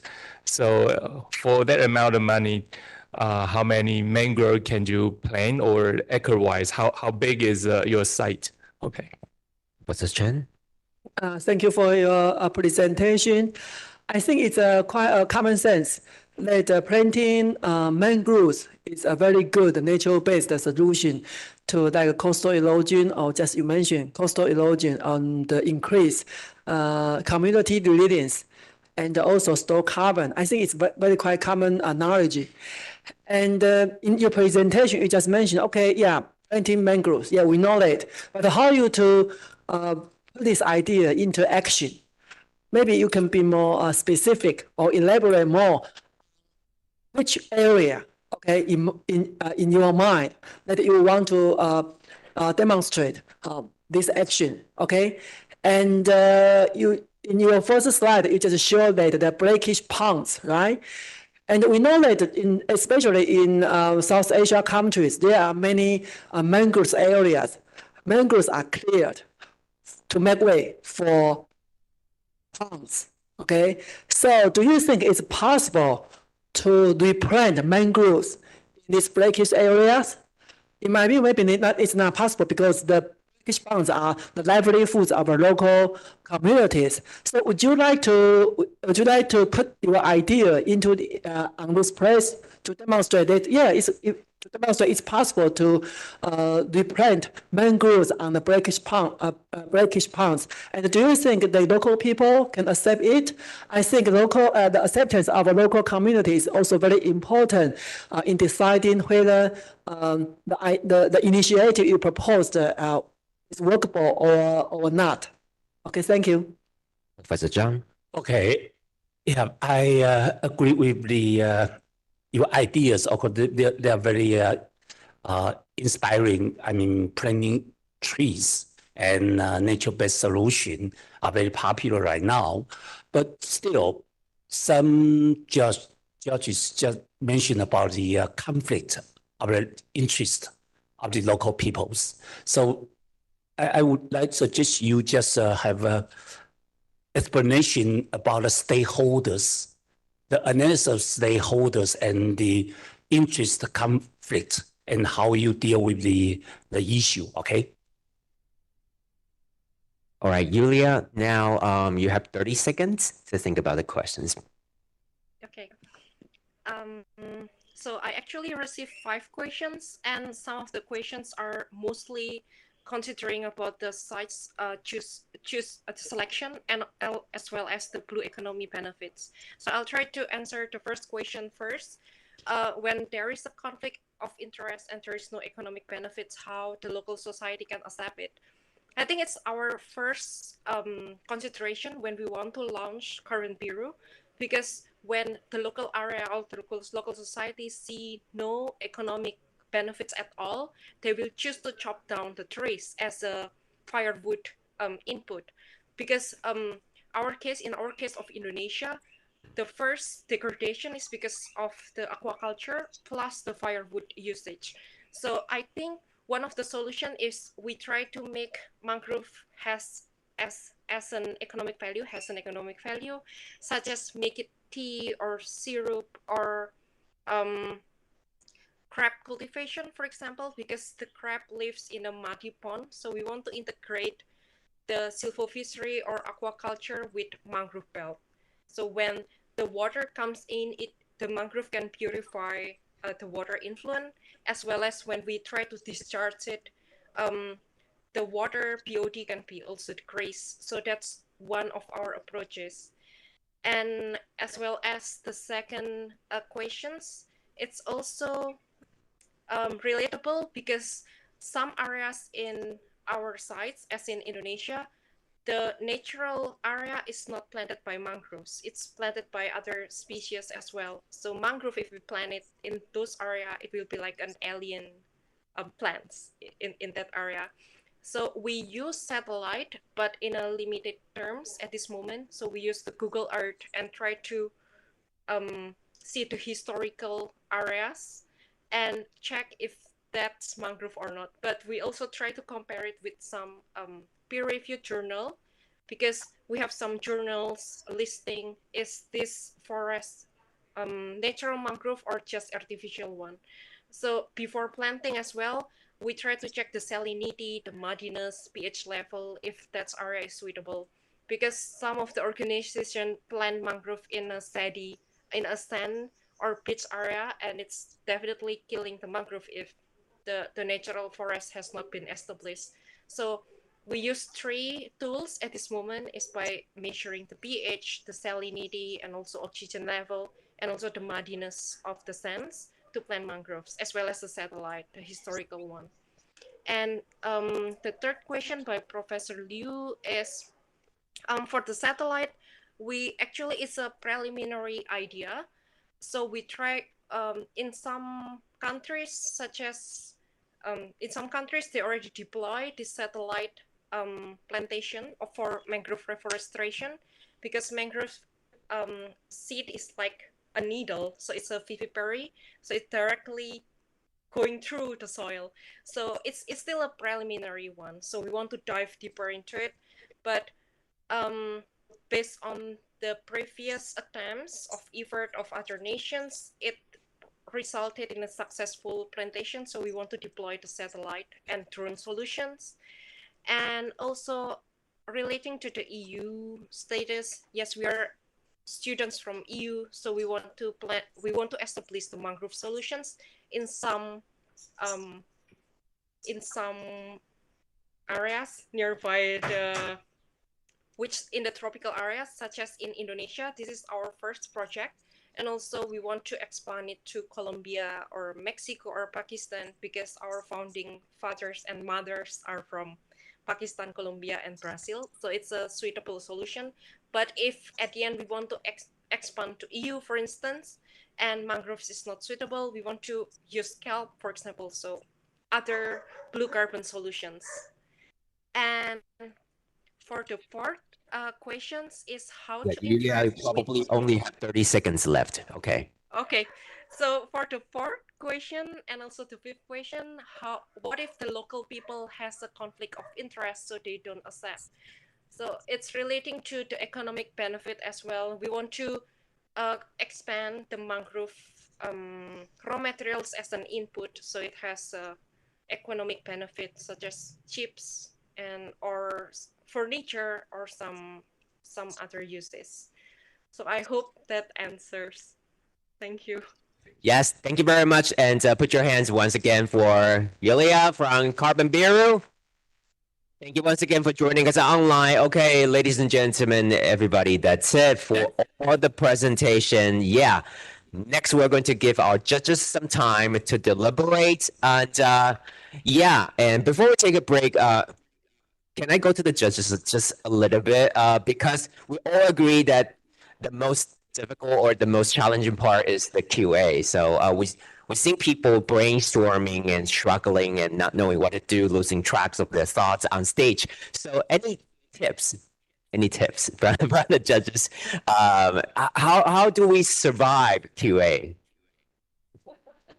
Yeah, just my if I really don't know how to answer the questions, is it a good strategy just to say I don't know, or just be honest and just admit something that you don't know, and you're going to work on it? All right. Okay. So thank you to the judges, ladies and gentlemen. Next, we're going to have a break, and we're going to give our judges 30 minutes, and then when we come back at 4:10. We are going to reveal the results. All right, have a break, and we have food ready on the second floor too. All right. 好，那接下来我们就休息一下，让我们评审有时间呢，再来讨论一下。等一下4:10回来呢，就是最后我们揭晓名次以及颁奖的时间了。一样，2楼我们还有一些茶点，请各位贵宾享用。等一下4:10回到会场哦。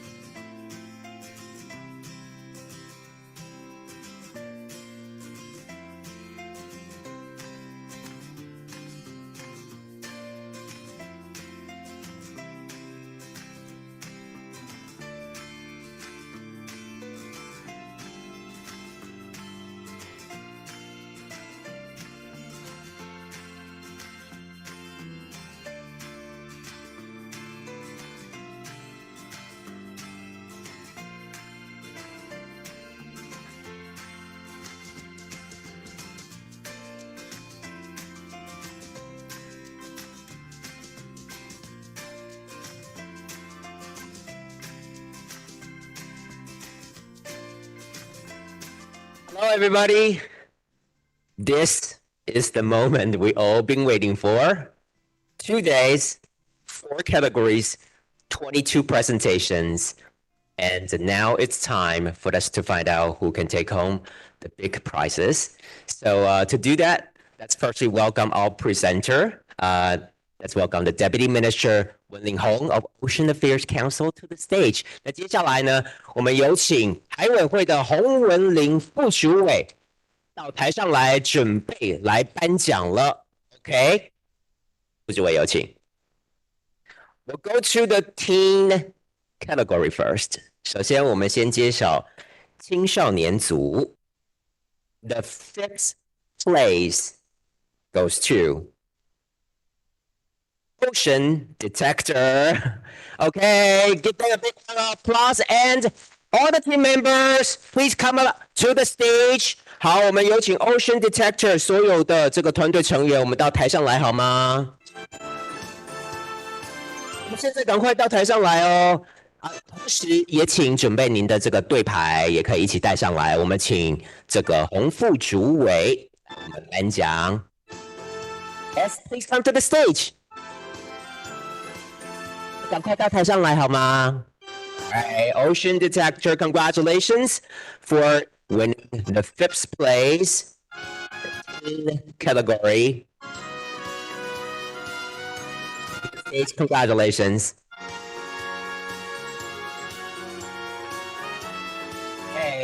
Deputy Minister Hong would like to present a certificate to Ocean Detector. 诸位要不要站在中间 ？Right. 好，我们看向前方的镜头合照。Let's have a photo together. 好 ，3, 2, 1. Congratulations to Ocean Detector. 然后呢，我们还有一个板子，邀请这个第5名，邀请洪副主委继续为我们颁发一下，再合照一下。OK， 一起拿，好不好 ？3, 2, 1。好，再给 Ocean Detector 一个掌声，请洪副主委留步。那 Ocean Detector 得奖的代表，我们可以先行回座喽。我们从，谢谢。The 4th place teen category， 接下来继续揭晓的是青少年组的第4名。第4名的 4th place goes to 得奖的是安东华。安刚刚好像有什么东西滑进去了，恭喜！团队成员们，我们一起到台上来好吗？可以把您的这个对牌拿着哦。All right, congratulations！ 一起获得第4名，我们到台上来，请洪副主委准备来为我们颁发奖状。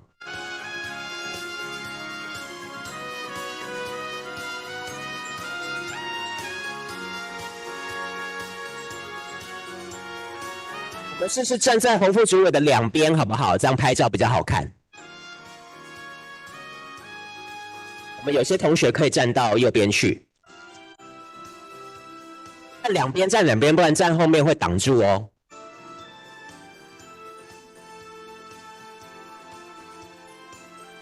好，先颁发奖状。All right。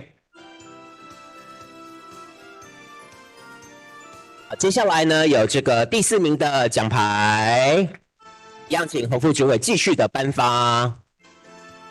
好，我们再合照一张哦。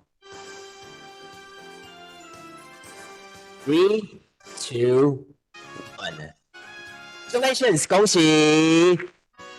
回座，那请洪副主委呢继续留步。接下来是青少年组的第3名，可以获得奖金1万元。The 3rd place in the teen category, and they could also take home prize money, 10,000 NT dollars. The 3rd place goes to Aqua Guardians. Congratulations! 恭喜！好，我们请第3名，我们的团队呢一起到台上来，请洪副主委继续来为我们颁奖。也获得奖金1万元。一样，我们同学要多一点，我们站两边。Congratulations to Aqua Guardians. Right, the certificate first. 好，先颁发奖状。同时呢，也有我们这个第3名获得奖金1万元的奖牌。好，看向前方的镜头。OK. 3, 2, 1. Hear it for Aqua Guardians one more time. Thank you so much and congratulations. 接下来呢就是第2名了 The second place in the teen category. 第2名可以获得奖金2万元 the prize money for 20,000 NT dollars. The second place goes to Plastic Chaser. Congratulations. 2名，我们恭喜塑化猎人队，我们上台来一起跟洪副主委合照，并且领奖。Congratulations！ 好，我们站在洪副主委的两边，站在两边哦。All right. Okay, the certificate and the second place. Prize money $20,000. Congratulations to Plastic Chaser！ 恭喜，恭喜，请回座。Hey, the first place in the teen category， 好，青少年组我们剩下这个一个名额，第1名，奖金呢有台币5万元 for the prize money $50,000 NT dollars. The first place goes to The Waldo Sea. Congratulations， 恭喜威德尔海获得了第1名。好，我们台上来准备领奖，也请洪副主委继续我们颁奖。Congratulations to the Waldo Sea. Yes, congratulations.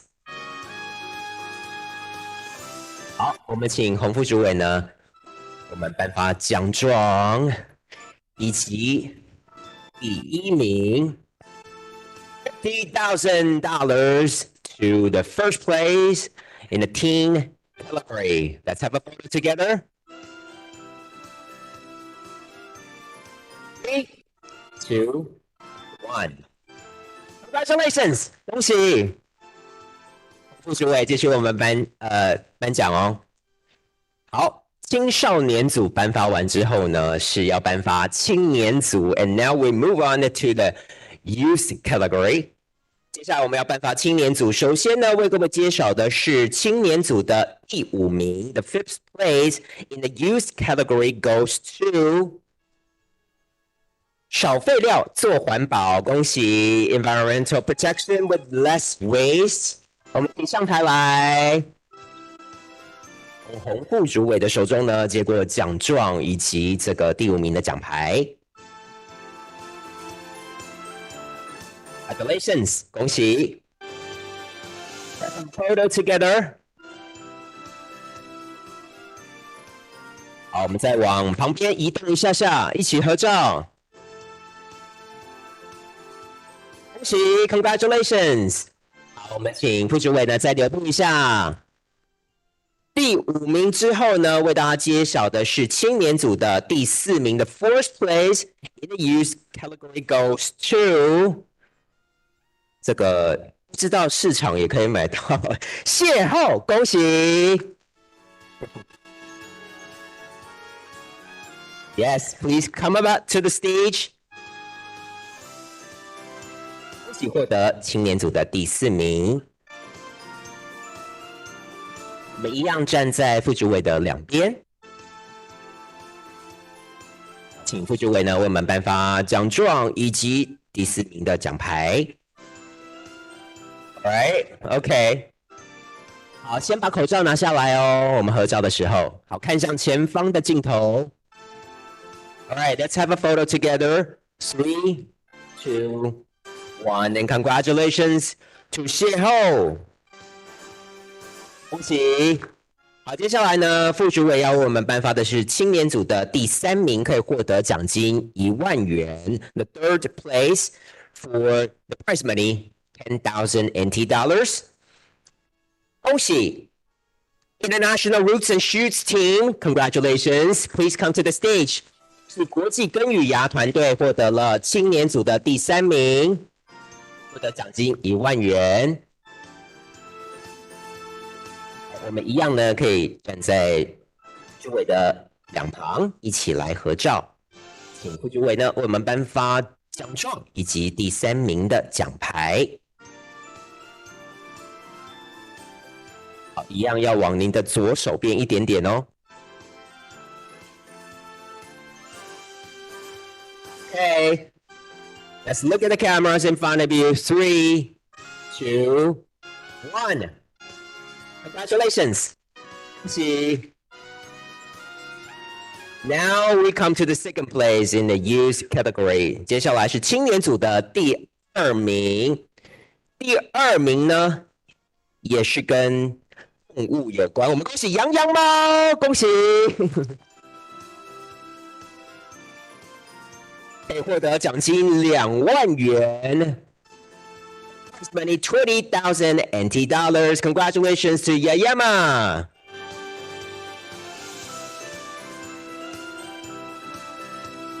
我们站在两边哦。好，副主委请颁发奖状。那同时呢，还有获得第2名的奖金2万元。Congratulations to Yayama. 恭喜！接下来呢，请副主委为我们颁发的就是青年组的第1名的 first place of the youth group goes to the drum roll. Okay. Green Future. 恭喜迈向绿能未来，获得奖金5万元。Congratulations on winning the first place in the youth category. You can also take home the prize money 50,000 NT dollars. 我们站在两边哦，一起合照。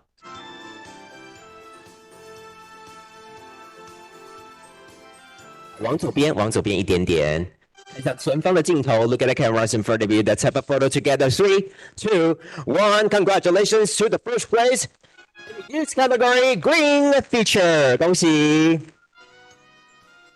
副主委继续帮我们留步一下。接下来呢，我们要颁发社青组哦。社青组呢，只有最后4组是进入决选，所以我们颁发的就是前4名哦。那这个第4名呢，得奖的是王爷与他的快乐小伙伴，但是呢，他的代表已经有事情先回去了，所以我们在这边呢，恭喜王爷与他的快乐小伙伴 ，Congratulations to Grace Wang for winning the 4th place in the professional category. 好的，那接下来呢，我们就颁发前3名了。社青组的第3名得奖的是城阳环境顾问，恭喜 ！Congratulations to Enago Waters Institute for winning the 3rd place in the professional category. And you can also take home the prize money, 10,000 NT dollars. 一样获得第3名的奖金1万元。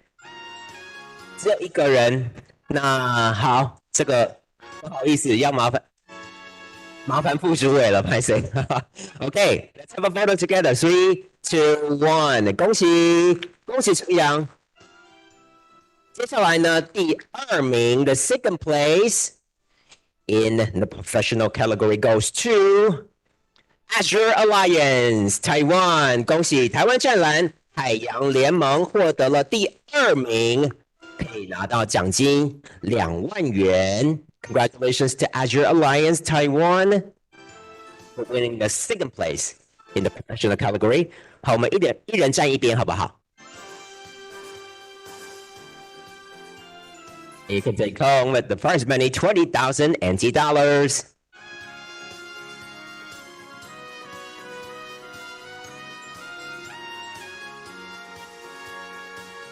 恭喜台湾湛蓝海洋联盟，恭喜！ All right, and the first place in the professional category, guess who? Okay. 我们都知道 ，OK， 魔镜之魔术师 Magic Membrane winning the first place in the professional category。恭喜社青组第1名是由魔镜之魔术师呢 Magic Membrane 就抱走，可以获得奖金5万元。不好意思，要再请这个副主委帮我们拿一下。OK， let's have a photo together。看向前方的镜头哦 ，3, 2, 1 Congratulations！ 好的，那我们降一下荧幕哦。这个很可惜，国际组的副主委再留步一下，我们还有国际组要颁发。国际组呢，他们没办法来到现场哦，所以我们的方式呢，就是秀出这个团队的这个照片，然后跟我们副主委合照。OK， 以资证明他们获得了这个前5名。All right, and now we're going to present from the 5th place to the 1st place in the international category. All right, and we'll show their faces, and they can have a photo with Deputy Minister Hong. OK， 好的，这个国际组呢，得第5名的是 the 5th place goes to。哎，你怎么可以在我还没讲之前就秀出来？我梗，麦安呢 ？OK， 好，第5名是 TSJB。好，这副主委，我们是不是已经站在这个定位了吗？好，我们跟这个第5名的 TSJB 一起合照。3, 2, 1。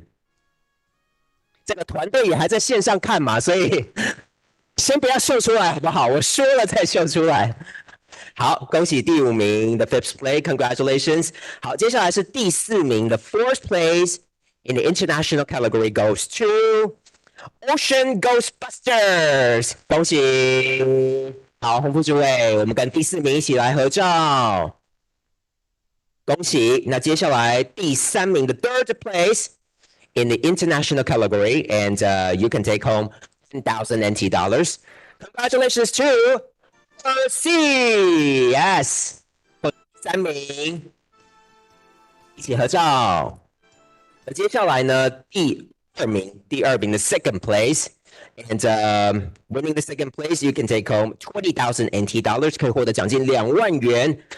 讲的是 the second place goes to Carbon Bureau yes， 一样请洪副主委跟这个我们的团队一起合照。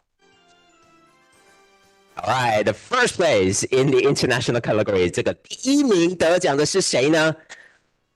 The first place goes to Guardians of Galaxy, and they are taking home $50,000 NT dollars， 可以获得奖金5万元。好的，4个组别都颁完之后，还有最后一个大奖哦。最佳提案奖要请这个副主委呢继续留步，我们颁发。We have one final award left, the Best Proposal Award, and the prize money for this one is $100,000 NT dollars, 10万元 ，OK， 10万元 ，Yeah, starting fund, OK， 用这个10万元可以去实践你的这个提案嘛 ，OK。那这个得奖的是谁呢 ？The Best Proposal Award goes to 有没有？大家可以出声音呢 ？Yes, the Best Proposal Award goes to the Magic Membrane。魔镜之魔术师获得了最佳提案奖，有10万元的这个提案的实践。经费 ，OK， 恭喜，恭喜！好，副主委先帮我们颁发奖状，还有这个最佳提案奖的实践经费10万元 ，Congratulations！ 好，我们是不是也再次的掌声，谢谢洪副主委，我们颁奖。Thank you once again to Deputy Minister Hong. Thank you. All right, ladies and gentlemen, Ocean Challenge 2023 has come to an end. We'd like to thank all the judges. Let's hear it one more time for all judges. 再次谢谢我们的所有的评审。And of course, thank you very much for sharing so many creative and innovative ideas with us. Give yourselves a big round of applause. Okay? 给自己一个掌声。And thank you so much for your participation. And for the winning teams, don't forget to collect the prize money at the front desk. Okay? Ocean Challenge 2023 closes here. Thank you very much. Ocean Challenge 2024. See you next year. Bye, everybody.